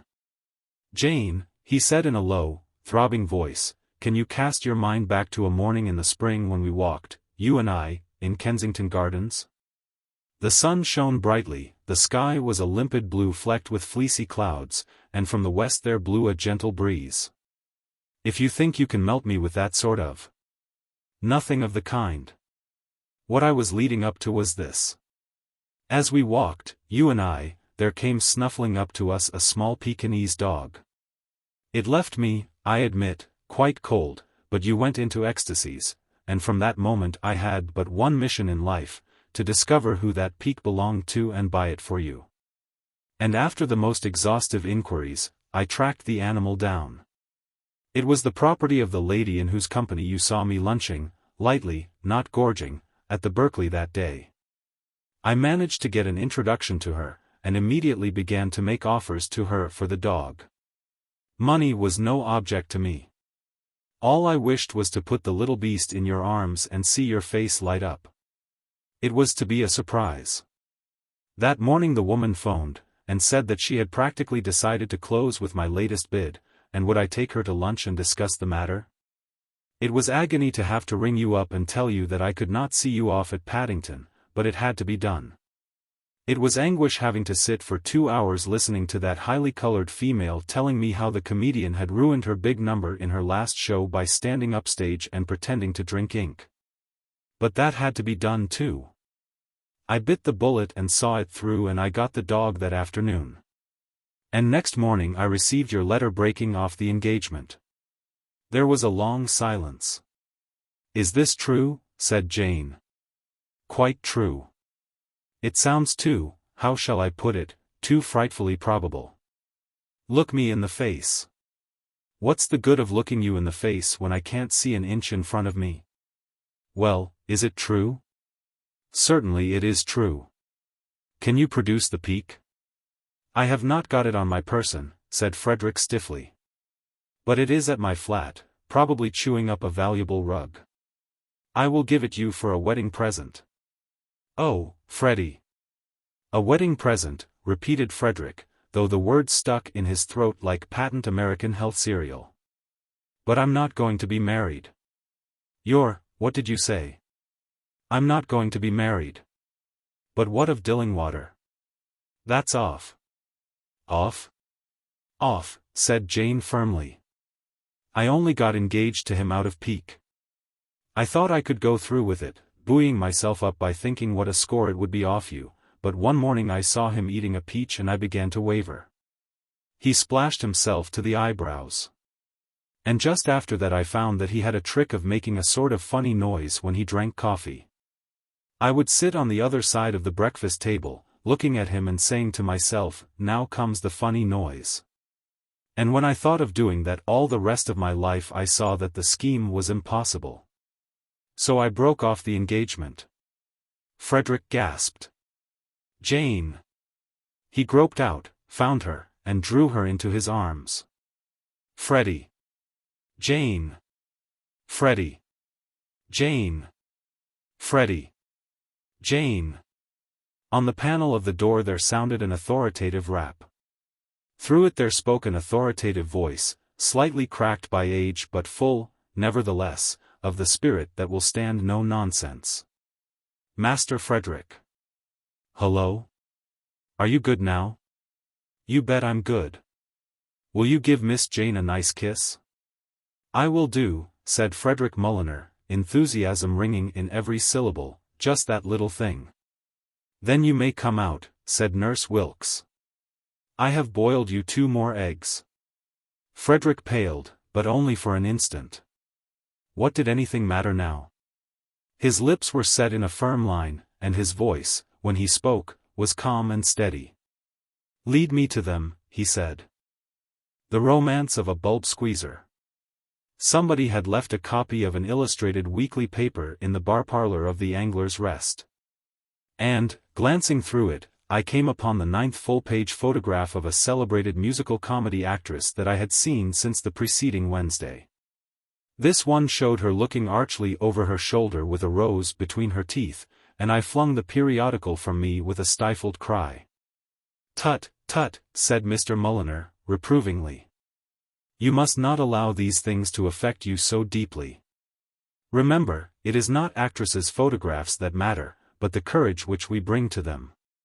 He sipped his hot scotch. I wonder if you have ever reflected, he said gravely, what life must be like for the men whose trade it is to make these pictures. Statistics show that the 2 classes of the community which least often marry are milkmen and fashionable photographers, milkmen because they see women too early in the morning, and fashionable photographers because their days are spent in an atmosphere of feminine loveliness so monotonous that they become surfeited and morose. I know of none of the world's workers whom I pity more sincerely than the fashionable photographer. And yet, by one of those strokes of irony which make the thoughtful man waver between sardonic laughter and sympathetic tears, it is the ambition of every youngster who enters the profession some day to become one. At the outset of his career, you see, a young photographer is sorely oppressed by human gargoyles, and gradually this begins to prey upon his nerves. Why is it, I remember my cousin Clarence saying, after he had been about a year in the business, that all these misfits want to be photographed? Why do men with faces which you would have thought they would be anxious to hush up wish to be strewn about the country on whatnots and in albums? I started out full of ardor and enthusiasm, and my eager soul is being crushed. This morning the mayor of Tooting East came to make an appointment. He is coming tomorrow afternoon to be taken in his cocked hat and robes of office, and there is absolutely no excuse for a man with a face like that perpetuating his features. I wish to goodness I was one of those fellows who only take camera portraits of beautiful women. His dream was to come true sooner than he had imagined. Within a week the great test case of Biggs versus Mulliner had raised my cousin Clarence from an obscure studio in West Kensington to the position of London's most famous photographer. You possibly remember the case? The events that led up to it were, briefly, as follows. J&O. Horatio Biggs, OBE. The newly elected mayor of Tooting East, alighted from a cab at the door of Clarence Mulliner's studio at 4:10 on the afternoon of June the 17th. At 4:11 he went in. And at 4:16 he was observed shooting out of a first-floor window, vigorously assisted by my cousin, who was prodding him in the seat of the trousers with the sharp end of a photographic tripod. Those who were in a position to see stated that Clarence's face was distorted by a fury scarcely human. Naturally the matter could not be expected to rest there. A week later the case of Biggs v. Mulliner had begun, the plaintiff claiming damages to the extent of £10,000 and a new pair of trousers. And at first things looked very black for Clarence. It was the speech of Sir Joseph Bodger, K.C., briefed for the defence, that turned the scale. "I do not," said Sir Joseph, addressing the jury on the second day, "propose to deny the charges which have been brought against my client. We freely admit that on the 17th inst. we did jab the defendant with our tripod in a manner calculated to cause alarm and despondency. But, gentlemen, we plead justification. The whole case turns upon one question.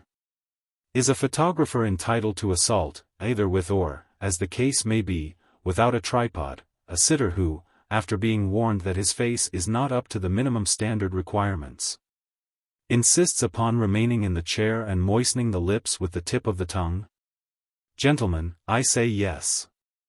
Unless you decide in favor of my client, gentlemen of the jury. Photographers, debarred by law from the privilege of rejecting sitters, will be at the mercy of anyone who comes along with the price of a dozen photographs in his pocket. You have seen the plaintiff, Biggs. You have noted his broad, slab-like face, intolerable to any man of refinement and sensibility. You have observed his walrus mustache, his double chin, his protruding eyes.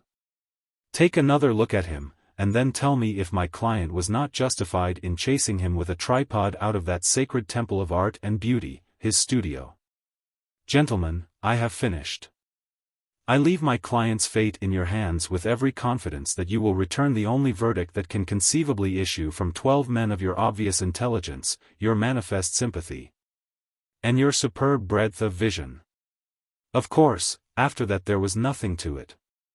The jury decided in Clarence's favor without leaving the box. And the crowd waiting outside to hear the verdict carried him shoulder high to his house, refusing to disperse until he had made a speech and sung "Photographers never, never, never shall be slaves."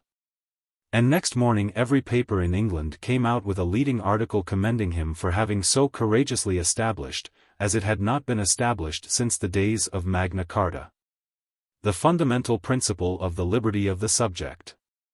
The effect of this publicity on Clarence's fortunes was naturally stupendous. He had become in a flash the best-known photographer in the United Kingdom, and was now in a position to realize that vision which he had of taking the pictures of none but the beaming and the beautiful. Every day the loveliest ornaments of society and the stage flocked to his studio. And it was with the utmost astonishment, therefore, that, calling upon him one morning on my return to England after an absence of 2 years in the East, I learned that fame and wealth had not brought him happiness. I found him sitting moodily in his studio, staring with dull eyes at a camera portrait of a well-known actress in a bathing suit. He looked up listlessly as I entered. "Clarence!" I cried, shocked at his appearance, for there were hard lines about his mouth and wrinkles on a forehead that once had been smooth as alabaster. "What is wrong?" "Everything," he replied. "I'm fed up." "What with?" "Life. Beautiful women. This beastly photography business." I was amazed. Even in the East rumors of his success had reached me, and on my return to London I found that they had not been exaggerated. In every photographers' club in the metropolis, from the Negative and Solution in Pall Mall to the humble public houses frequented by the men who do your pictures while you wait on the sands at seaside resorts, he was being freely spoken of as the logical successor to the presidency of the Amalgamated Guild of Bulb Squeezers. "I can't stick it much longer," said Clarence, tearing the camera portrait into a dozen pieces with a dry sob and burying his face in his hands. Actresses nursing their dolls. Countesses simpering over kittens. Film stars among their books. In 10 minutes I go to catch a train at Waterloo. I have been sent for by the Duchess of Hampshire to take some studies of Lady Monica Southbourne in the castle grounds. A shudder ran through him. I patted him on the shoulder. I understood now. "She has the most brilliant smile in England," he whispered. "Come, come. Coy yet roguish, they tell me. It may not be true. And I bet she will want to be taken offering a lump of sugar to her dog, and the picture will appear in the Sketch and Tatler as Lady Monica Southbourne and Friend. Clarence, this is morbid." He was silent for a moment. "Ah, well," he said, pulling himself together with a visible effort, "I have made my sodium sulfite, and I must lie in it." I saw him off in a cab. The last view I had of him was of his pale, drawn profile. He looked, I thought, like an aristocrat of the French Revolution being borne off to his doom on a tumbril. How little he guessed that the only girl in the world lay waiting for him round the corner. "No, you are wrong. Lady Monica did not turn out to be the only girl in the world. If what I said caused you to expect that, I misled you. Lady Monica proved to be all his fancy had pictured her. In fact, even more. Not only was her smile coy yet roguish, but she had a sort of coquettish droop of the left eyelid of which no one had warned him.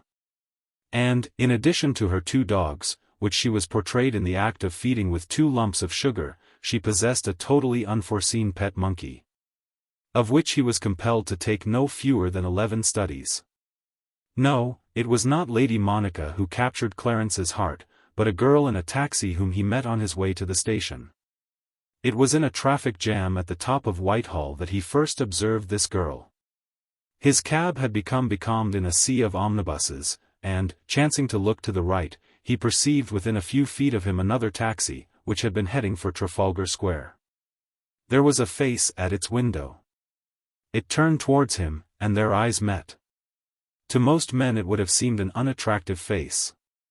To Clarence, surfeited with the coy, the beaming, and the delicately chiseled, it was the most wonderful thing he had ever looked at. All his life, he felt, he had been searching for something on these lines. That snub nose, those freckles, that breadth of cheekbone, the squareness of that chin. And not a dimple in sight. He told me afterwards that his only feeling at first was one of incredulity. He had not believed that the world contained women like this. And then the traffic jam loosened up and he was carried away.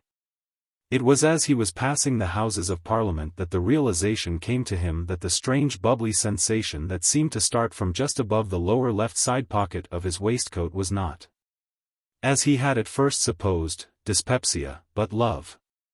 Yes, love had come at long last to Clarence Mulliner, and for all the good it was likely to do him, he reflected bitterly, it might just as well have been the dyspepsia for which he had mistaken it.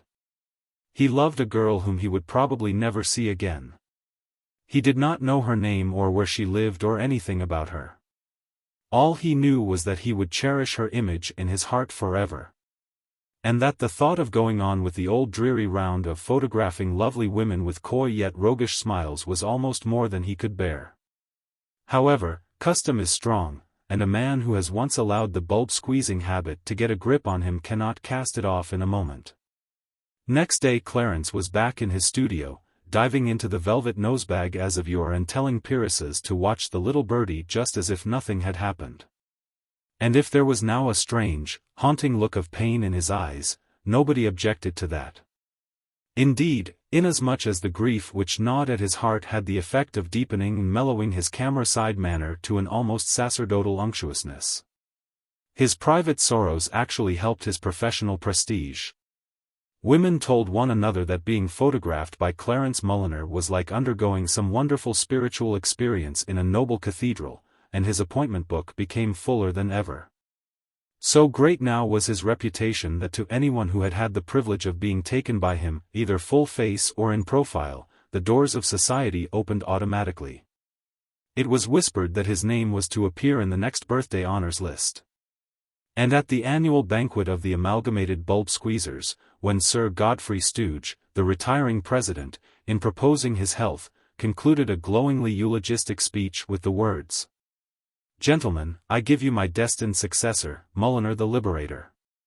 500 frantic photographers almost shivered the glasses on the table with their applause. And yet he was not happy. He had lost the only girl he had ever loved, and without her what was fame? What was affluence? What were the highest honors in the land? These were the questions he was asking himself one night as he sat in his library, somberly sipping a final whiskey and soda before retiring. He had asked them once and was going to ask them again, when he was interrupted by the sound of someone ringing at the front door bell. He rose, surprised. It was late for callers. The domestic staff had gone to bed, so he went to the door and opened it. A shadowy figure was standing on the steps. "Mr. Mulliner?" "I am Mr. Mulliner." The man stepped past him into the hall. And, as he did so, Clarence saw that he was wearing over the upper half of his face a black velvet mask. "I must apologize for hiding my face, Mr. Mulliner," the visitor said, as Clarence led him to the library. "Not at all," replied Clarence, courteously. "No doubt it is all for the best." "Indeed?" said the other, with a touch of asperity. "If you really want to know, I am probably as handsome a man as there is in London. But my mission is one of such extraordinary secrecy that I dare not run the risk of being recognized." He paused, and Clarence saw his eyes glint through the holes in the mask as he directed a rapid gaze into each corner of the library. "Mr. Mulliner, have you any acquaintance with the ramifications of international secret politics?" "I have." "And you are a patriot?" "I am." "Then I can speak freely. No doubt you are aware, Mr. Mulliner, that for some time past this country and a certain rival power have been competing for the friendship and alliance of a certain other power?" "No," said Clarence, "they didn't tell me that." "Such is the case." "And the president of this power?" "Which one?" "The second one." "Call it B.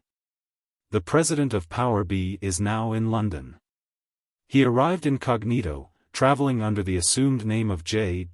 Schubert, and the representatives of Power A, to the best of our knowledge, are not yet aware of his presence. This gives us just the few hours necessary to clinch this treaty with Power B before Power A can interfere. I ought to tell you, Mr. Mulliner, that if Power B forms an alliance with this country, the supremacy of the Anglo-Saxon race will be secured for hundreds of years. Whereas if Power A gets hold of Power B, civilization will be thrown into the melting pot. In the eyes of all Europe, and when I say all Europe I refer particularly to Powers C, D, and E, this nation would sink to the rank of a fourth-class power." "Call it Power F," said Clarence. "It rests with you, Mr. Mulliner, to save England." "Great Britain," corrected Clarence. He was half Scotch on his mother's side. "But how? What can I do about it? The position is this. The president of Power B has an overwhelming desire to have his photograph taken by Clarence Mulliner. Consent to take it, and our difficulties will be at an end. Overcome with gratitude, he will sign the treaty, and the Anglo-Saxon race will be safe." Clarence did not hesitate. Apart from the natural gratification of feeling that he was doing the Anglo-Saxon race a bit of good, business was business. And if the president took a dozen of the large size finished in silver wash it would mean a nice profit. "I shall be delighted," he said. "Your patriotism," said the visitor, "will not go unrewarded. It will be gratefully noted in the very highest circles." Clarence reached for his appointment book. "Now, let me see. Wednesday? No, I'm full up Wednesday. Thursday? No. Suppose the president looks in at my studio between 4 and 5 on Friday?" The visitor uttered a gasp. "Good heavens, Mr. Mulliner," he exclaimed, "surely you do not imagine that, with the vast issues at stake, these things can be done openly and in daylight? If the devils in the pay of Power A were to learn that the president intended to have his photograph taken by you, I would not give a straw for your chances of living an hour. Then what do you suggest? You must accompany me now to the president's suite at the Milan Hotel. We shall travel in a closed car, and God send that these fiends did not recognize me as I came here. If they did, we shall never reach that car alive. Have you, by any chance, while we have been talking, heard the hoot of an owl? No, said Clarence. No owls. Then perhaps they are nowhere near. The fiends always imitate the hoot of an owl. A thing, said Clarence, which I tried to do when I was a small boy and never seemed able to manage. The popular idea that owls say, "to-wit, to-who" is all wrong. The actual noise they make is something far more difficult and complex, and it was beyond me. Quite so. The visitor looked at his watch. However, absorbing as these reminiscences of your boyhood days are, time is flying. Shall we be making a start? Certainly. Then follow me.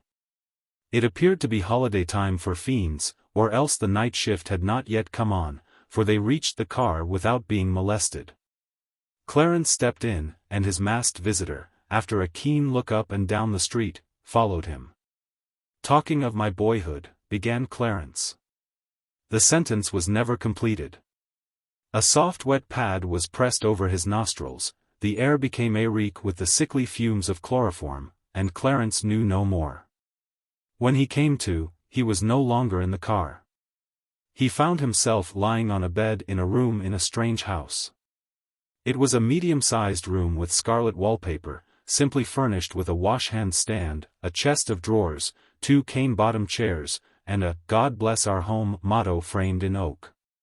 He was conscious of a severe headache, and was about to rise and make for the water bottle on the washstand when, to his consternation, he discovered that his arms and legs were shackled with stout cord. As a family, the Mulliners have always been noted for their reckless courage, and Clarence was no exception to the rule. But for an instant his heart undeniably beat a little faster. He saw now that his masked visitor had tricked him. Instead of being a representative of His Majesty's diplomatic service, a most respectable class of men, he had really been all along a fiend in the pay of Power A. No doubt he and his vile associates were even now chuckling at the ease with which their victim had been duped. Clarence gritted his teeth and struggled vainly to loose the knots which secured his wrists. He had fallen back exhausted when he heard the sound of a key turning and the door opened. Somebody crossed the room and stood by the bed, looking down on him. The newcomer was a stout man with a complexion that matched the wallpaper. He was puffing slightly, as if he had found the stairs trying. He had broad, slab-like features, and his face was split in the middle by a walrus mustache. Somewhere and in some place, Clarence was convinced, he had seen this man before. And then it all came back to him. An open window with a pleasant summer breeze blowing in. A stout man in a cocked hat trying to climb through this window, and he, Clarence, doing his best to help him with the sharp end of a tripod. It was J&O. Horatio Biggs, the mayor of Tooting East. A shudder of loathing ran through Clarence. "Traitor," he cried. Said the mayor. If anybody had told me that a son of Tooting, nursed in the keen air of freedom which blows across the common, would sell himself for gold to the enemies of his country, I would never have believed it. Well, you may tell your employers. What employers? Power A. Oh, that, said the mayor. I am afraid my secretary, whom I instructed to bring you to this house, was obliged to romance a little in order to ensure your accompanying him, Mr. Mulliner. All that about Power A and Power B was just his little joke. If you want to know why you were brought here. Clarence uttered a low groan. I have guessed your ghastly object, you ghastly object, he said quietly. You want me to photograph you. The mayor shook his head. Not myself. I realize that can never be. My daughter. Your daughter? My daughter. Does she take after you? People tell me there is a resemblance. I refuse, said Clarence. Think well, Mr. Mulliner.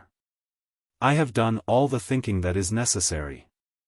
England, or, rather, Great Britain, looks to me to photograph only her fairest and loveliest. And though, as a man, I admit that I loathe beautiful women, as a photographer I have a duty to consider that is higher than any personal feelings. History has yet to record an instance of a photographer playing his country false, and Clarence Mulliner is not the man to supply the first one. I decline your offer. I wasn't looking on it exactly as an offer, said the mayor, thoughtfully. More as a command, if you get my meaning. You imagine that you can bend a lens artist to your will and make him false to his professional reputation? I was thinking of having a try. Do you realize that, if my incarceration here were known, 10,000 photographers would tear this house brick from brick and you limb from limb? But it isn't, the mayor pointed out. And that, if you follow me, is the whole point. You came here by night in a closed car. You could stay here for the rest of your life, and no one would be any the wiser. I really think you had better reconsider, Mr. Mulliner. You have had my answer. Well, I'll leave you to think it over. Dinner will be served at 7:30. Don't bother to dress. At 7:30 precisely the door opened again and the mayor reappeared, followed by a butler bearing on a silver salver a glass of water and a small slice of bread. Pride urged Clarence to reject the refreshment, but hunger overcame pride. He swallowed the bread which the butler offered him in small bits in a spoon, and drank the water. At what hour would the gentleman desire breakfast, sir? Asked the butler. Now, said Clarence, for his appetite, always healthy, seemed to have been sharpened by the trials which he had undergone. Let us say 9 o'clock, suggested the mayor. Put aside another slice of that bread, Meadows. And no doubt Mr. Mulliner would enjoy a glass of this excellent water. For perhaps half an hour after his host had left him, Clarence's mind was obsessed to the exclusion of all other thoughts by a vision of the dinner he would have liked to be enjoying. All we Mulliners have been good trenchermen. And to put a bit of bread into it after it had been unoccupied for a whole day was to offer to Clarence's stomach an insult which it resented with an indescribable bitterness. Clarence's only emotion for some considerable time, then, was that of hunger. His thoughts centered themselves on food. And it was to this fact, oddly enough, that he owed his release. For, as he lay there in a sort of delirium, picturing himself getting outside a medium-cooked steak smothered in onions, with grilled tomatoes and floury potatoes on the side, it was suddenly borne in upon him that this steak did not taste quite so good as other steaks which he had eaten in the past. It was tough and lacked juiciness.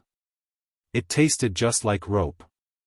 And then, his mind clearing, he saw that it actually was rope. Carried away by the anguish of hunger, he had been chewing the cord which bound his hands, and he now discovered that he had bitten into it quite deeply. A sudden flood of hope poured over Clarence Mulliner. Carrying on at this rate, he perceived, he would be able ere long to free himself. It only needed a little imagination. After a brief interval to rest his aching jaws, he put himself deliberately into that state of relaxation which is recommended by the apostles of suggestion. I am entering the dining room of my club, murmured Clarence. I am sitting down. The waiter is handing me the bill of fare. I have selected roast duck with green peas and new potatoes, lamb cutlets with Brussels sprouts, fricassee of chicken, porterhouse steak, boiled beef and carrots, leg of mutton, haunch of mutton, mutton chops, curried mutton, veal, kidneys sauté, spaghetti Caruso, and eggs and bacon, fried on both sides. The waiter is now bringing my order. I have taken up my knife and fork. I am beginning to eat. And, murmuring a brief grace, Clarence flung himself on the rope and set to. 20 minutes later he was hobbling about the room, restoring the circulation to his cramped limbs. Just as he had succeeded in getting himself nicely limbered up, he heard the key turning in the door. Clarence crouched for the spring. The room was quite dark now, and he was glad of it, for darkness well fitted the work which lay before him. His plans, conceived on the spur of the moment, were necessarily sketchy, but they included jumping on the mayor's shoulders and pulling his head off. After that, no doubt, other modes of self-expression would suggest themselves. The door opened.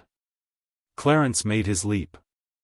And he was just about to start on the program as arranged, when he discovered with a shock of horror that this was no OBE that he was being rough with, but a woman. And no photographer worthy of the name will ever lay a hand upon a woman, save to raise her chin and tilt it a little more to the left. "I beg your pardon," he cried.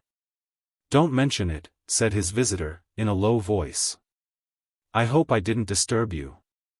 "Not at all," said Clarence. There was a pause. "Rotten weather," said Clarence, feeling that it was for him, as the male member of the sketch, to keep the conversation going. "Yes, isn't it? A lot of rain we've had this summer." "Yes. It seems to get worse every year. Doesn't it? So bad for tennis. And cricket. And polo. And garden parties. I hate rain." "So do I. Of course, we may have a fine August." "Yes, there's always that." The ice was broken, and the girl seemed to become more at her ease. "I came to let you out," she said. "I must apologize for my father. He loves me foolishly and has no scruples where my happiness is concerned. He has always yearned to have me photographed by you, but I cannot consent to allow a photographer to be coerced into abandoning his principles. If you will follow me, I will let you out by the front door." "It's awfully good of you," said Clarence, awkwardly. As any man of nice sentiment would have been, he was embarrassed. He wished that he could have obliged this kind-hearted girl by taking her picture, but a natural delicacy restrained him from touching on this subject. They went down the stairs in silence. On the first landing a hand was placed on his in the darkness and the girl's voice whispered in his ear. "We are just outside Father's study," he heard her say. "We must be as quiet as mice." "As what?" said Clarence. "Mice." "Oh, rather," said Clarence, and immediately bumped into what appeared to be a pedestal of some sort. These pedestals usually have vases on top of them, and it was revealed to Clarence a moment later that this one was no exception. There was a noise like 10 simultaneous dinner services coming apart in the hands of 10 simultaneous parlor-maids. And then the door was flung open, the landing became flooded with light, and the mayor of Tooting East stood before them. He was carrying a revolver and his face was dark with menace. "Ha!" said the mayor. But Clarence was paying no attention to him. He was staring open-mouthed at the girl. She had shrunk back against the wall, and the light fell full upon her. "You," cried Clarence. "This," began the mayor. "You. At last. This is a pretty. Am I dreaming? This is a pretty state of AF. Ever since that day I saw you in the cab I have been scouring London for you. To think that I have found you at last. This is a pretty state of affairs," said the mayor, breathing on the barrel of his revolver and polishing it on the sleeve of his coat. "My daughter helping the foe of her family to fly." "Flee, father," corrected the girl, faintly. "Flee or fly, this is no time for arguing about insects. Let me tell you." Clarence interrupted him indignantly. "What do you mean," he cried, "by saying that she took after you? She does. She does not. She is the loveliest girl in the world, while you look like Lon Chaney made up for something. See for yourself." Clarence led them to the large mirror at the head of the stairs. "Your face, if you can call it that, is one of those beastly blobby squashy sort of faces. Here," said the mayor. "Whereas hers is simply divine. Your eyes are bulbous and goofy." "Hey!" said the mayor. "While hers are sweet and soft and intelligent. Your ears." "Yes, yes," said the mayor, petulantly. Some other time, some other time. Then am I to take it, Mr. Mulliner?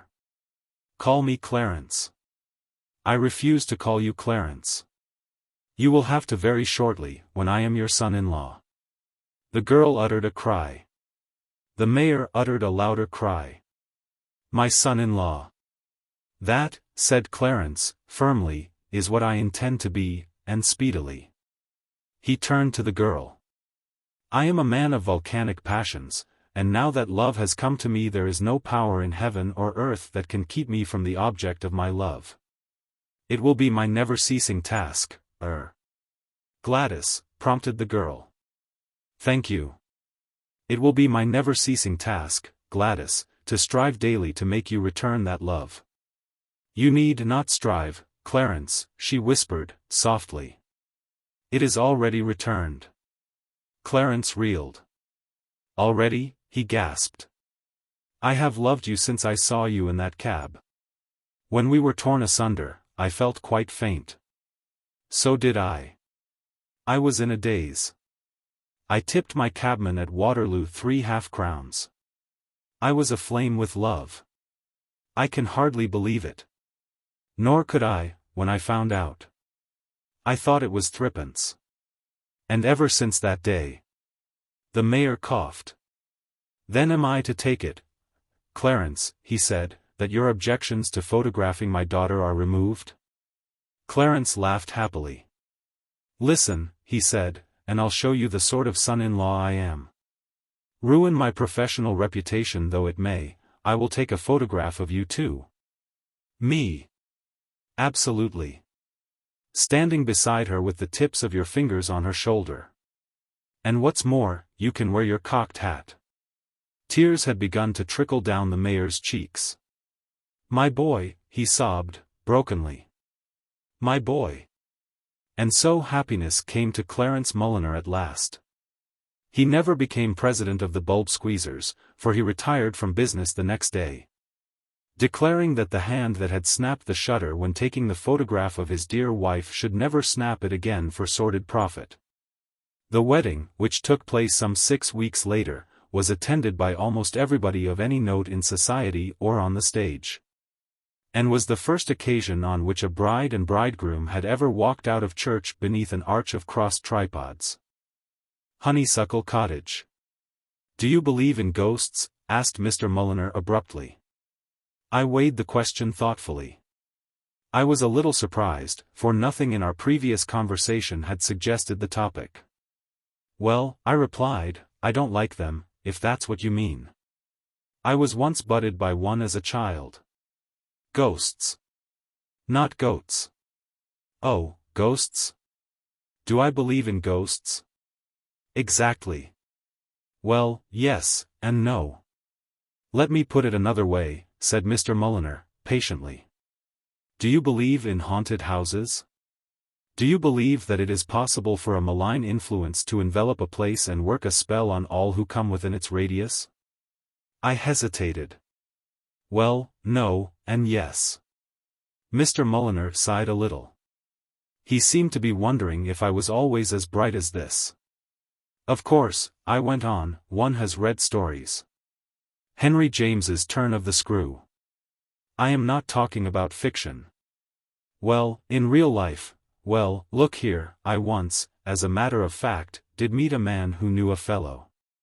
My distant cousin James Rodman spent some weeks in a haunted house, said Mr. Mulliner, who, if he has a fault, is not a very good listener. It cost him £5,000.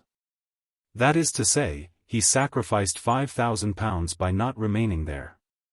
Did you ever, he asked, wandering, it seemed to me, from the subject, hear of Layla J. Pinkney? Naturally I had heard of Layla J. Pinkney. Her death some years ago has diminished her vogue, but at one time it was impossible to pass a bookshop or a railway bookstall without seeing a long row of her novels. I have never myself actually read any of them, but I knew that in her particular line of literature, the squashily sentimental, she had always been regarded by those entitled to judge as preeminent. The critics usually headed their reviews of her stories with the words, "Another Pinkney." Or sometimes, more offensively, another Pinckney. And once, dealing with, I think, the love which prevails, the literary expert of the Scrutinizer had compressed his entire critique into the single phrase, "Oh, God." "Of course," I said. "But what about her?" "She was James Rodman's aunt." "Yes?" "And when she died James found that she had left him £5,000 and the house in the country where she had lived for the last 20 years of her life. A very nice little legacy." 20 years, repeated Mr. Mulliner. "Grasp that, for it has a vital bearing on what follows. 20 years, mind you, and Miss Pinckney turned out 2 novels and 12 short stories regularly every year besides a monthly page of advice to young girls in one of the magazines. That is to say, 40 of her novels and no fewer than 240 of her short stories were written under the roof of Honeysuckle Cottage. A pretty name." "A nasty, sloppy name," said Mr. Mulliner severely, "which should have warned my distant cousin James from the start. Have you a pencil and a piece of paper?" He scribbled for a while, poring frowningly over columns of figures. "Yes," he said, looking up, "if my calculations are correct, Layla J.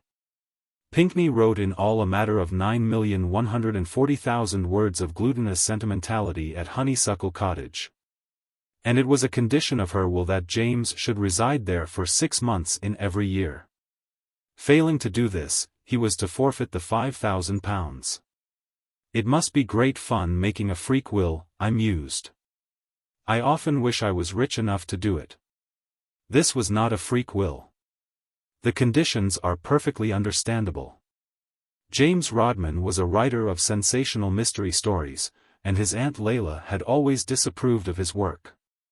She was a great believer in the influence of environment, and the reason why she inserted that clause in her will was that she wished to compel James to move from London to the country. She considered that living in London hardened him and made his outlook on life sordid. She often asked him if he thought it quite nice to harp so much on sudden death and blackmailers with squints.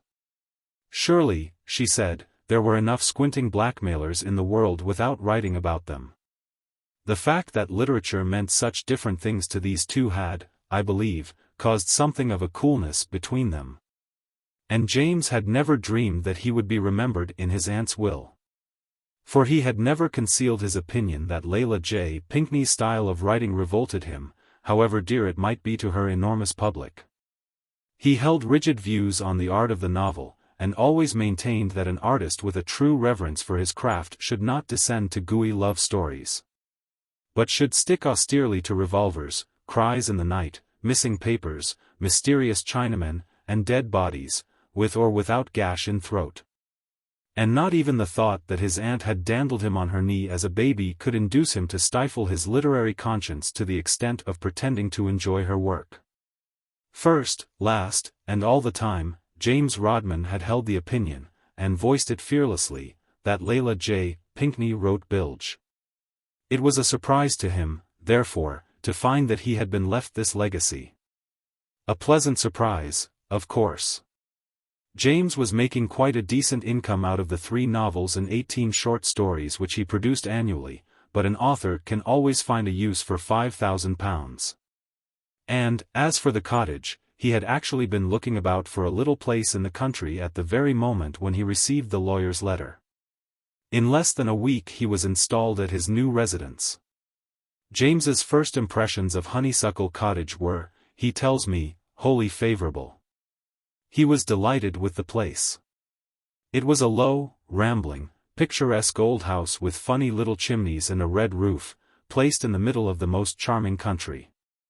With its oak beams, its trim garden, its trilling birds and its rose-hung porch, it was the ideal spot for a writer. It was just the sort of place, he reflected whimsically, which his aunt had loved to write about in her books. Even the apple-cheeked old housekeeper who attended to his needs might have stepped straight out of one of them. It seemed to James that his lot had been cast in pleasant places. He had brought down his books, his pipes, and his golf clubs, and was hard at work finishing the best thing he had ever done. The Secret 9 was the title of it. And on the beautiful summer afternoon on which this story opens he was in the study, hammering away at his typewriter, at peace with the world. The machine was running sweetly, the new tobacco he had bought the day before was proving admirable, and he was moving on all 6 cylinders to the end of a chapter. He shoved in a fresh sheet of paper, chewed his pipe thoughtfully for a moment, then wrote rapidly. For an instant Lester Gage thought that he must have been mistaken.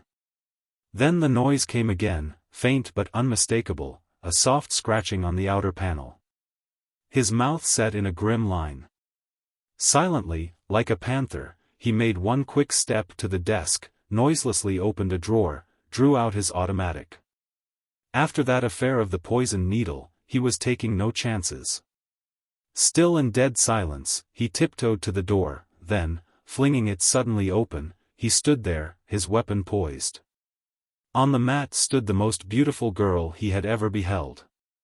A veritable child of fairy. She eyed him for a moment with a saucy smile, then with a pretty, roguish look of reproof shook a dainty forefinger at him. "I believe you've forgotten me, Mr. Gage," she fluted with a mock severity which her eyes belied.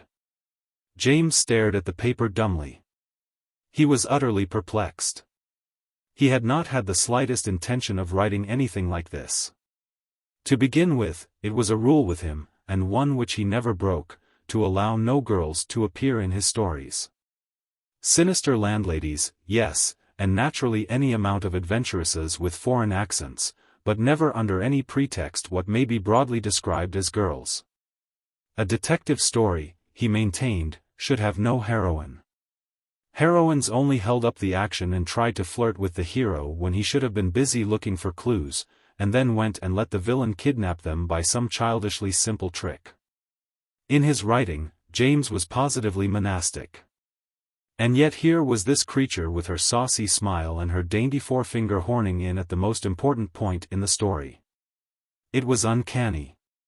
He looked once more at his scenario. No, the scenario was all right. In perfectly plain words it stated that what happened when the door opened was that a dying man fell in and after gasping, the beetle. Tell Scotland Yard that the blue beetle is, expired on the hearth rug, leaving Lester Gage not unnaturally somewhat mystified. Nothing whatever about any beautiful girls. In a curious mood of irritation, James scratched out the offending passage, wrote in the necessary corrections and put the cover on the machine. It was at this point that he heard William whining. The only blot on this paradise which James had so far been able to discover was the infernal dog, William. Belonging nominally to the gardener, on the very first morning he had adopted James by acclamation, and he maddened and infuriated James. He had a habit of coming and whining under the window when James was at work. The latter would ignore this as long as he could. Then, when the thing became insupportable, would bound out of his chair, to see the animal standing on the gravel, gazing expectantly up at him with a stone in his mouth. William had a weak-minded passion for chasing stones, and on the first day James, in a rash spirit of camaraderie, had flung one for him. Since then James had thrown no more stones. But he had thrown any number of other solids, and the garden was littered with objects ranging from matchboxes to a plaster statuette of the young Joseph prophesying before Pharaoh. And still William came and whined, an optimist to the last. The whining, coming now at a moment when he felt irritable and unsettled, acted on James much as the scratching on the door had acted on Lester Gage.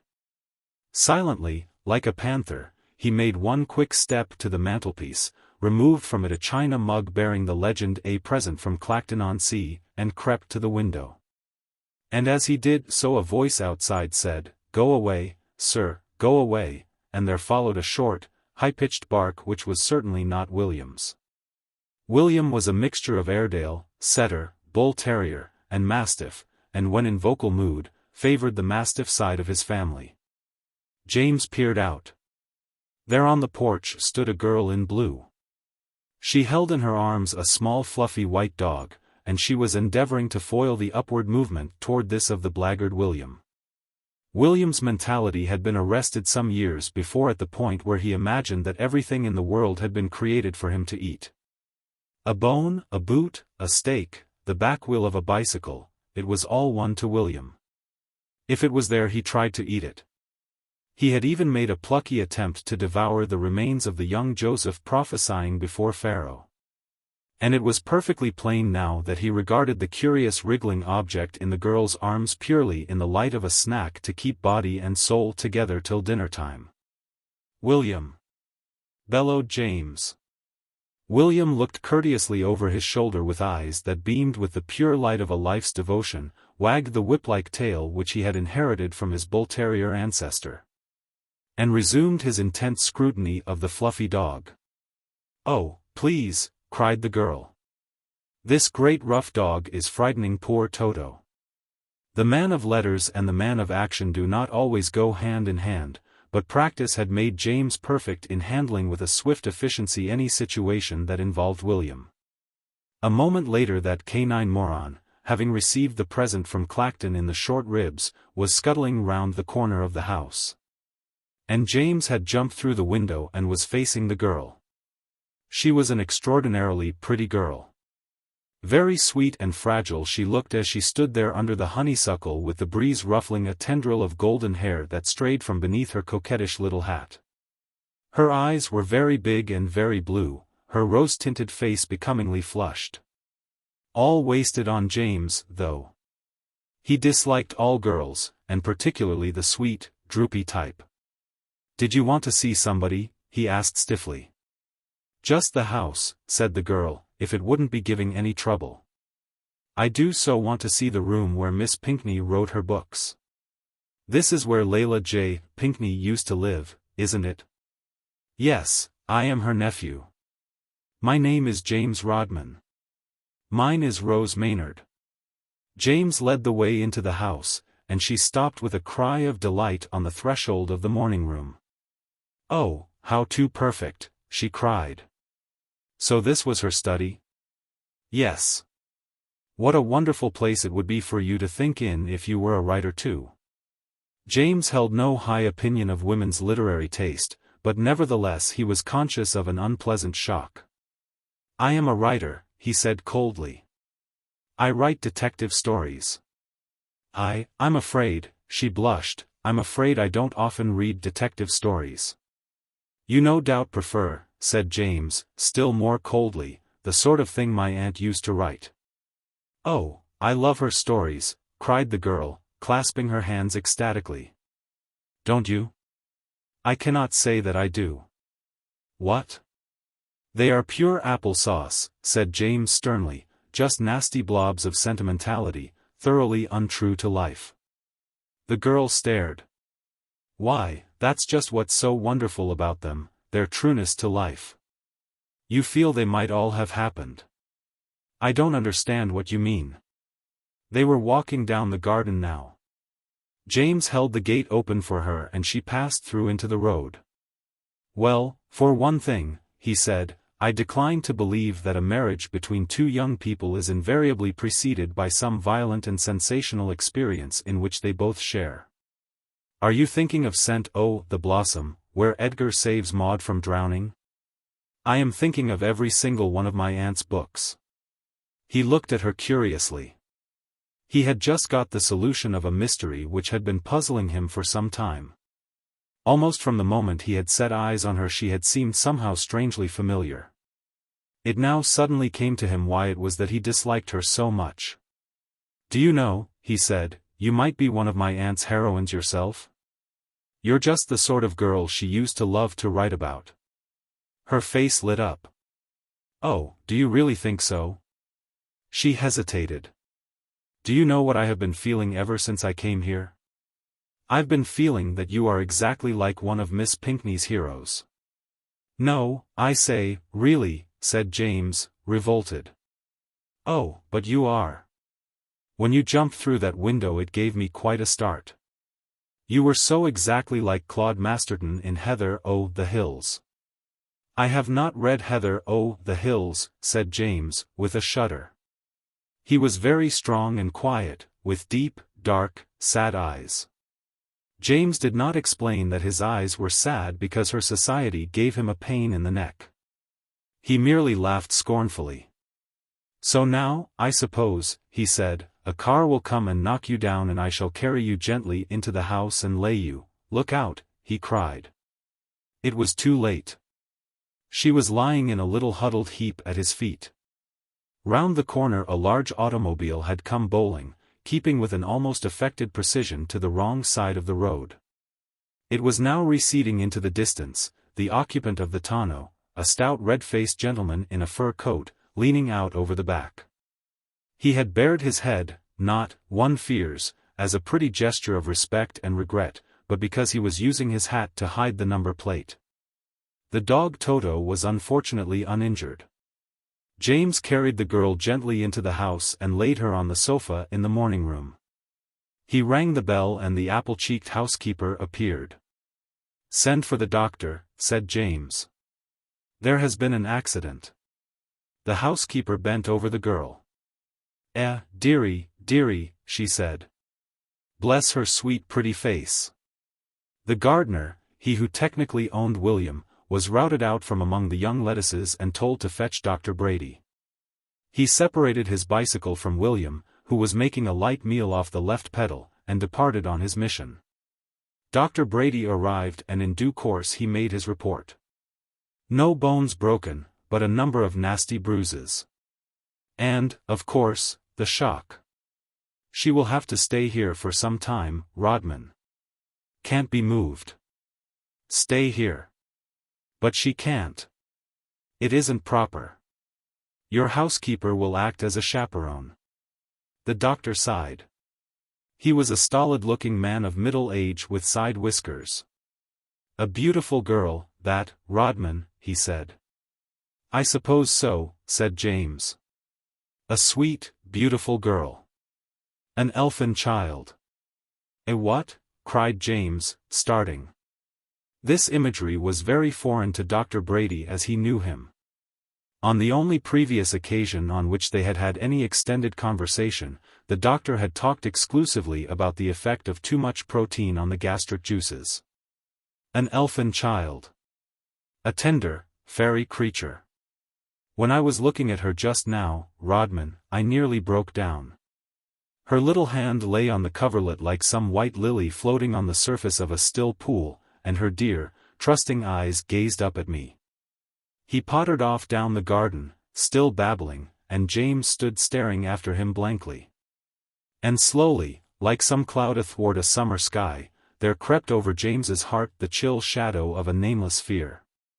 It was about a week later that Mr. Andrew McKinnon, the senior partner in the well-known firm of literary agents, McKinnon and Gooch, sat in his office in Chancery Lane, frowning thoughtfully over a telegram. He rang the bell. "Ask Mr. Gooch to step in here." He resumed his study of the telegram. "Oh, Gooch," he said when his partner appeared, "I've just had a curious wire from young Rodman.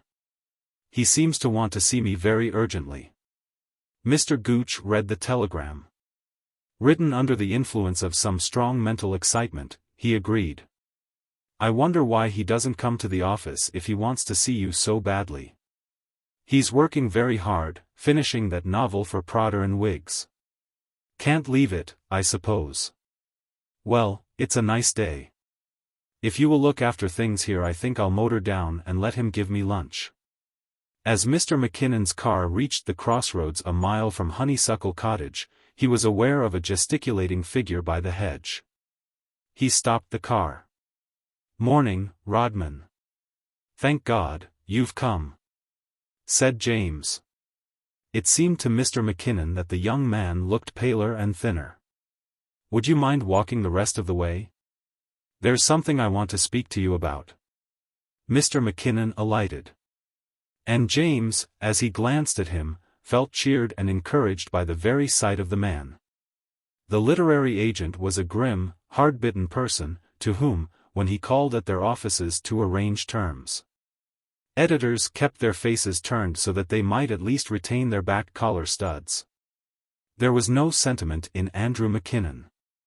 Editrices of society papers practiced their blandishments on him in vain, and many a publisher had waked screaming in the night, dreaming that he was signing a McKinnon contract. "Well, Rodman," he said, Prodder and Wiggs have agreed to our terms.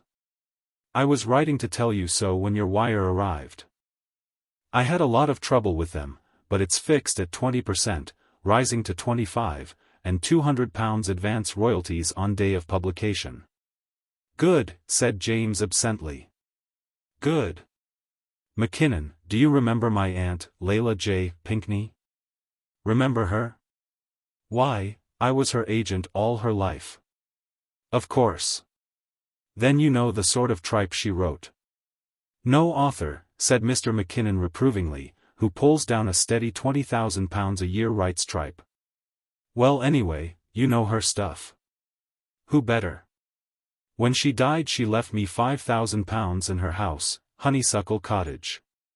I'm living there now. McKinnon, do you believe in haunted houses? No. Yet I tell you solemnly that Honeysuckle Cottage is haunted. By your aunt? Said Mr. McKinnon, surprised. By her influence. There's a malignant spell over the place. A sort of miasma of sentimentalism. Everybody who enters it succumbs. Tut tut. You mustn't have these fancies. They aren't fancies. You aren't seriously meaning to tell me. Well, how do you account for this? That book you were speaking about, which Prodder and Wiggs are to publish, The Secret Nine. Every time I sit down to write it a girl keeps trying to sneak in. Into the room? Into the story. You don't want a love interest in your sort of book, said Mr. McKinnon, shaking his head. It delays the action. I know it does. And every day I have to keep shooing this infernal female out. An awful girl, McKinnon.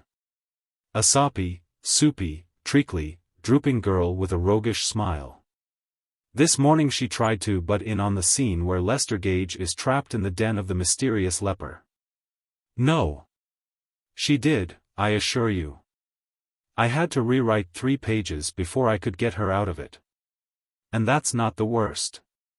Do you know, McKinnon, that at this moment I am actually living the plot of a typical Layla J. Pinkney novel in just the setting she always used. And I can see the happy ending coming nearer every day. A week ago a girl was knocked down by a car at my door and I've had to put her up, and every day I realize more clearly that sooner or later I shall ask her to marry me. Don't do it, said Mr. McKinnon, a stout bachelor. You're too young to marry. So was Methuselah, said James, a stouter. But all the same I know I'm going to do it. It's the influence of this awful house weighing upon me. I feel like an eggshell in a maelstrom. I am being sucked on by a force too strong for me to resist. This morning I found myself kissing her dog. No. I did. And I loathe the little beast. Yesterday I got up at dawn and plucked a nosegay of flowers for her, wet with the dew. Rodman. It's a fact. I laid them at her door and went downstairs kicking myself all the way. And there in the hall was the apple-cheeked housekeeper regarding me archly. If she didn't murmur, bless their sweet young hearts, my ears deceived me. Why don't you pack up and leave? If I do I lose the £5,000. Ah, said Mr. McKinnon. I can understand what has happened. It's the same with all haunted houses. My aunt's subliminal ether vibrations have woven themselves into the texture of the place, creating an atmosphere which forces the ego of all who come in contact with it to attune themselves to it. It's either that or something to do with the fourth dimension. Mr. McKinnon laughed scornfully. Tut tut, he said again. This is pure imagination. What has happened is that you've been working too hard. You'll see this precious atmosphere of yours will have no effect on me. That's exactly why I asked you to come down. I hoped you might break the spell. I will that, said Mr. McKinnon jovially. The fact that the literary agent spoke little at lunch caused James no apprehension. Mr. McKinnon was ever a silent trencherman. From time to time James caught him stealing a glance at the girl, who was well enough to come down to meals now, limping pathetically. But he could read nothing in his face. And yet the mere look of his face was a consolation. It was so solid, so matter-of-fact, so exactly like an unemotional coconut. "You've done me good," said James with a sigh of relief, as he escorted the agent down the garden to his car after lunch. "I felt all along that I could rely on your rugged common sense. The whole atmosphere of the place seems different now." Mr. McKinnon did not speak for a moment. He seemed to be plunged in thought. "Rodman," he said, as he got into his car, "I've been thinking over that suggestion of yours of putting a love interest into the Secret Nine. I think you're wise. The story needs it. After all, what is there greater in the world than love? Love, it's the sweetest word in the language. Put in a heroine and let her marry Lester Gage. If," said James grimly, "she does succeed in worming her way in, she'll jolly well marry the mysterious leper. But look here, I don't understand." "It was seeing that girl that changed me," proceeded Mr. McKinnon. And as James stared at him aghast, tears suddenly filled his hard-boiled eyes. He openly snuffled. Seeing her sitting there under the roses, with all that smell of honeysuckle and all. And the birdies singing so sweet in the garden and the sun lighting up her bonny face. The puir wee lass," he muttered, dabbing at his eyes. "The puir bonny wee lass. Rodman," he said, his voice quivering, "I've decided that we're being hard on Prodder and Wiggs. Wiggs has had sickness in his home lately. We mustn't be hard on a man who's had sickness in his home, hey, laddie? No. I'm going to take back that contract and alter it to a flat 12% and no advance royalties." "What? But you shan't lose by it, Rodman." No, you shan't lose by it, my mannie. I am going to waive my commission. The puir bonny wee lass." The car rolled off down the road. Mr. McKinnon, seated in the back, was blowing his nose violently. "This is the end," said James. It is necessary at this point to pause and examine James Rodman's position with an unbiased eye. The average man, unless he puts himself in James's place, will be unable to appreciate it. James, he will feel, was making a lot of fuss about nothing. Here he was, drawing daily closer and closer to a charming girl with big blue eyes, and surely rather to be envied than pitied. But we must remember that James was one of nature's bachelors. And no ordinary man, looking forward dreamily to a little home of his own with a loving wife putting out his slippers and changing the gramophone records, can realize the intensity of the instinct for self-preservation which animates nature's bachelors in times of peril. James Rodman had a congenital horror of matrimony. Though a young man, he had allowed himself to develop a great many habits which were as the breath of life to him. And these habits, he knew instinctively, a wife would shoot to pieces within a week of the end of the honeymoon. James liked to breakfast in bed. And, having breakfasted, to smoke in bed and knock the ashes out on the carpet. What wife would tolerate this practice? James liked to pass his days in a tennis shirt, grey flannel trousers, and slippers. What wife ever rests until she has enclosed her husband in a stiff collar, tight boots, and a morning suit and taken him with her to Thes Musicox? These and 1,000 other thoughts of the same kind flashed through the unfortunate young man's mind as the days went by. And every day that passed seemed to draw him nearer to the brink of the chasm. Fate appeared to be taking a malicious pleasure in making things as difficult for him as possible. Now that the girl was well enough to leave her bed, she spent her time sitting in a chair on the sun-sprinkled porch, and James had to read to her, and poetry, at that. And not the jolly, wholesome sort of poetry the boys are turning out nowadays, either, good, honest stuff about sin and gasworks and decaying corpses, but the old-fashioned kind with rhymes in it, dealing almost exclusively with love. The weather, moreover, continued superb. The honeysuckle cast its sweet scent on the gentle breeze, the roses over the porch stirred and nodded, the flowers in the garden were lovelier than ever. The birds sang their little throats sore. And every evening there was a magnificent sunset. It was almost as if nature were doing it on purpose. At last James intercepted Dr. Brady as he was leaving after one of his visits and put the thing to him squarely. "When is that girl going?" The doctor patted him on the arm. "Not yet, Rodman," he said in a low, understanding voice. "No need to worry yourself about that. Mustn't be moved for days and days and days, I might almost say weeks and weeks and weeks." "Weeks and weeks," cried James. "And weeks," said Dr. Brady. He prodded James roguishly in the abdomen.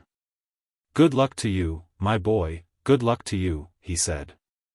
It was some small consolation to James that the mushy physician immediately afterward tripped over William on his way down the path and broke his stethoscope.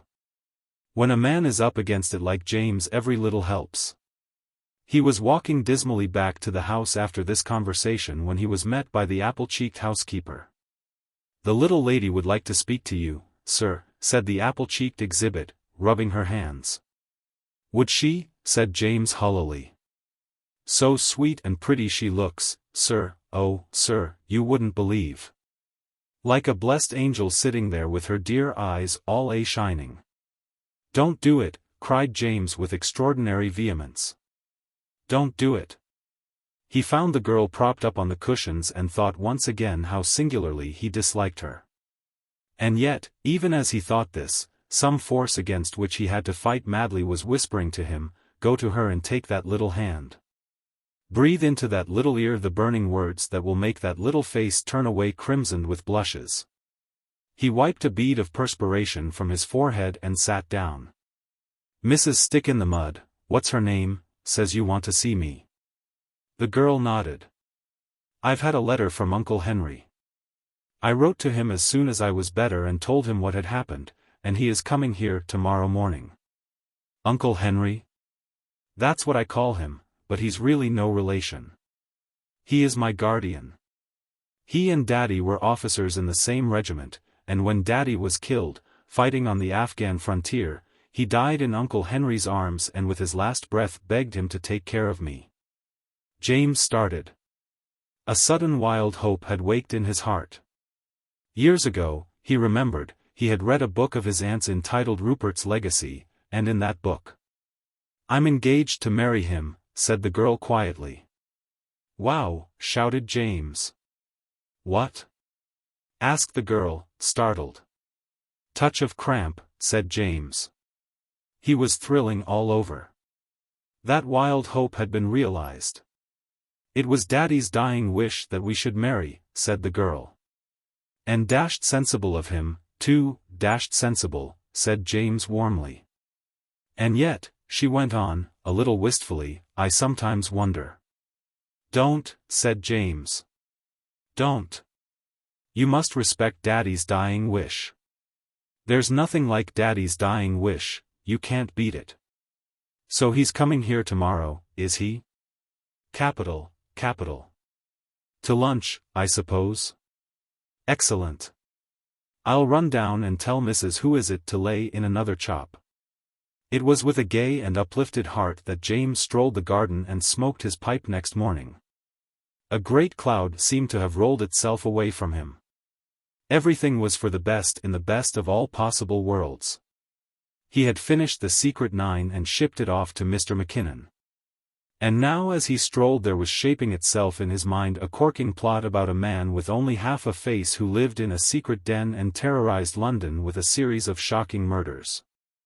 And what made them so shocking was the fact that each of the victims, when discovered, was found to have only half a face too. The rest had been chipped off, presumably by some blunt instrument. The thing was coming out magnificently, when suddenly his attention was diverted by a piercing scream. Out of the bushes fringing the river that ran beside the garden burst the apple-cheeked housekeeper. "Oh, sir! Oh, sir! Oh, sir!" "What is it?" demanded James irritably. "Oh, sir! Oh, sir! Oh, sir!" "Yes, and then what?" "The little dog, sir. He's in the river." "Well, whistle him to come out." "Oh, sir, do come quick. He'll be drowned." James followed her through the bushes, taking off his coat as he went. He was saying to himself, "I will not rescue this dog. I do not like the dog. It is high time he had a bath, and in any case it would be much simpler to stand on the bank and fish for him with a rake. Only an ass out of a Layla J. Pinkney book would dive into a beastly river to save." At this point he dived. Toto, alarmed by the splash, swam rapidly for the bank, but James was too quick for him. Grasping him firmly by the neck, he scrambled ashore and ran for the house, followed by the housekeeper. The girl was seated on the porch. Over her there bent the tall soldierly figure of a man with keen eyes and graying hair. The housekeeper raced up. "Oh, miss. Toto. In the river. He saved him. He plunged in and saved him." The girl drew a quick breath. "Gallant, damn. By Jove. By Gad. Yes, gallant, by George," exclaimed the soldierly man. The girl seemed to wake from a reverie. "Uncle Henry, this is Mr. Rodman." "Mr. Rodman, my guardian, Colonel Carteret." "Proud to meet you, sir," said the colonel, his honest blue eyes glowing as he fingered his short crisp mustache. "As fine a thing as I ever heard of, damn." "Yes, you are brave, brave," the girl whispered. "I am wet, wet," said James, and went upstairs to change his clothes. When he came down for lunch, he found to his relief that the girl had decided not to join them, and Colonel Carteret was silent and preoccupied. James, exerting himself in his capacity of host, tried him with the weather, golf, India, the government, the high cost of living, first-class cricket, the modern dancing craze. And murderers he had met, but the other still preserved that strange, absent-minded silence. It was only when the meal was concluded and James had produced cigarettes that he came abruptly out of his trance. "Rodman," he said, "I should like to speak to you." "Yes?" said James, thinking it was about time. "Rodman," said Colonel Carteret, "or rather, George, I may call you George," he added, with a sort of wistful diffidence that had a singular charm. "Certainly," replied James, "if you wish it. Though my name is James." "James, eh? Well, it amounts to the same thing." "What, damn, by Gad," said the colonel with a momentary return of his bluff soldierly manner. "Well, then, James, I have something that I wish to say to you. Did Miss Maynard, did Rose happen to tell you anything about myself in connection with herself? She mentioned that you and she were engaged to be married." The colonel's tightly drawn lips quivered. "No longer," he said. "What?" "No, John, my boy." "James." "No, James, my boy, no longer. While you were upstairs changing your clothes she told me, breaking down, poor child, as she spoke, that she wished our engagement to be at an end." James half rose from the table, his cheeks blanched. "You don't mean that," he gasped. Colonel Carteret nodded.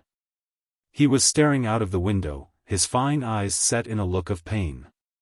"But this is nonsense," cried James. "This is absurd. She mustn't be allowed to chop and change like this. I mean to say, it isn't fair. Don't think of me, my boy.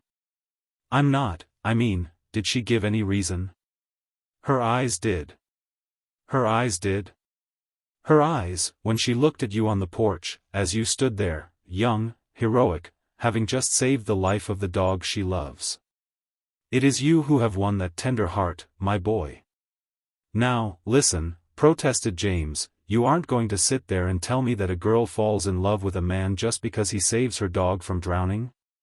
"Why, surely," said Colonel Carteret, surprised. "What better reason could she have?" He sighed. "It is the old story, my boy. Youth to youth. I am an old man. I should have known, should have foreseen, yes, youth to youth. You aren't a bit old." Yes, yes. No, no. Yes, yes. Don't keep on saying yes, yes, cried James, clutching at his hair. Besides, she wants a steady old buffer, a steady, sensible man of medium age, to look after her. Colonel Carteret shook his head with a gentle smile. This is mere quixotry, my boy. It is splendid of you to take this attitude, but no, no. Yes, yes. No, no. He gripped James's hand for an instant, then rose and walked to the door. That is all I wish to say, Tom. James. James. I just thought that you ought to know how matters stood. Go to her, my boy, go to her, and don't let any thought of an old man's broken dream keep you from pouring out what is in your heart. I am an old soldier, lad, an old soldier. I have learned to take the rough with the smooth. But I think I will leave you now. I should like to be alone for a while. If you need me you will find me in the raspberry bushes. He had scarcely gone when James also left the room. He took his hat and stick and walked blindly out of the garden, he knew not whither. His brain was numbed. Then, as his powers of reasoning returned, he told himself that he should have foreseen this ghastly thing. If there was one type of character over which Layla J. Pinkney had been wont to spread herself, it was the pathetic guardian who loves his ward but relinquishes her to the younger man.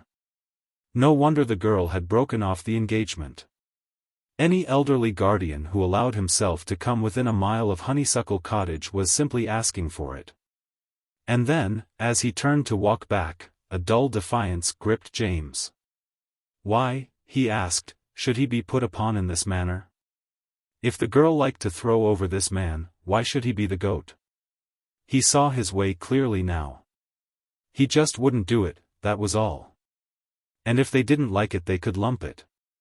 Full of a new fortitude, he strode in at the gate. A tall, soldierly figure emerged from the raspberry bushes and came to meet him. Well? Said Colonel Carteret. Well? Said James defiantly. Am I to congratulate you? James caught his keen blue eye and hesitated. It was not going to be so simple as he had supposed. Well, he said. Into the keen blue eyes there came a look that James had not seen there before. It was the stern, hard look which, probably, had caused men to bestow upon this old soldier the name of Cold Steel Carteret. You have not asked Rose to marry you? No, not yet. The keen blue eyes grew keener and bluer. Rodman, said Colonel Carteret in a strange, quiet voice, I have known that little girl since she was a tiny child. For years she has been all in all to me. Her father died in my arms and with his last breath bade me see that no harm came to his darling. I have nursed her through mumps, measles, and chicken pox, and I live but for her happiness. He paused, with a significance that made James's toes curl. Rodman, he said, do you know what I would do to any man who trifled with that little girl's affections? He reached in his hip pocket and an ugly-looking revolver glittered in the sunlight. I would shoot him like a dog. Like a dog, faltered James. Like a dog, said Colonel Carteret. He took James's arm and turned him towards the house. She is on the porch. Go to her. And if, he broke off. But tut, he said in a kindlier tone. I am doing you an injustice, my boy. I know it. Oh, you are, said James fervently. Your heart is in the right place. Oh, absolutely, said James. Then go to her, my boy. Later on you may have something to tell me. You will find me in the strawberry beds. It was very cool and fragrant on the porch. Overhead, little breezes played and laughed among the roses. Somewhere in the distance sheep bells tinkled, and in the shrubbery a thrush was singing its evensong. Seated in her chair behind a wicker table laden with tea things, Rose Maynard watched James as he shambled up the path. Tea's ready, she called gaily. Where is Uncle Henry?" A look of pity and distress flitted for a moment over her flower-like face. "Oh, I forgot," she whispered. "He is in the strawberry beds," said James in a low voice. She nodded unhappily. Of course, of course. Oh, why is life like this?" James heard her whisper. He sat down. He looked at the girl. She was leaning back with closed eyes, and he thought he had never seen such a little squirt in his life. The idea of passing his remaining days in her society revolted him. He was stoutly opposed to the idea of marrying anyone. But if, as happens to the best of us, he ever were compelled to perform the wedding glide, he had always hoped it would be with some lady golf champion who would help him with his putting, and thus, by bringing his handicap down a notch or two, enable him to save something from the wreck, so to speak. But to link his lot with a girl who read his aunt's books and liked them, a girl who could tolerate the presence of the dog Toto. A girl who clasped her hands in pretty, childish joy when she saw a nasturtium in bloom, it was too much. Nevertheless, he took her hand and began to speak. "Miss Maynard, Rose." She opened her eyes and cast them down. A flush had come into her cheeks. The dog Toto at her side sat up and begged for cake, disregarded. "Let me tell you a story. Once upon a time there was a lonely man who lived in a cottage all by himself." He stopped. Was it James Rodman who was talking this bilge? "Yes," whispered the girl. "But one day there came to him out of nowhere a little fairy princess. He stopped again, but this time not because of the sheer shame of listening to his own voice. What caused him to interrupt his tale was the fact that at this moment the tea table suddenly began to rise slowly in the air, tilting as it did so a considerable quantity of hot tea onto the knees of his trousers. "Ouch!" cried James, leaping. The table continued to rise, and then fell sideways, revealing the homely countenance of William, who, concealed by the cloth, had been taking a nap beneath it. He moved slowly forward, his eyes on Toto. For many a long day William had been desirous of putting to the test, once and for all, the problem of whether Toto was edible or not. Sometimes he thought yes, at other times no. Now seemed an admirable opportunity for a definite decision. He advanced on the object of his experiment, making a low whistling noise through his nostrils, not unlike a boiling kettle. And Toto, after one long look of incredulous horror, tucked his shapely tail between his legs and, turning, raced for safety. He had laid a course in a beeline for the open garden gate, and William, shaking a dish of marmalade off his head a little petulantly, galloped ponderously after him. Rose Maynard staggered to her feet. "Oh, save him," she cried. Without a word James added himself to the procession. His interest in Toto was but tepid. What he wanted was to get near enough to William to discuss with him that matter of the tea on his trousers.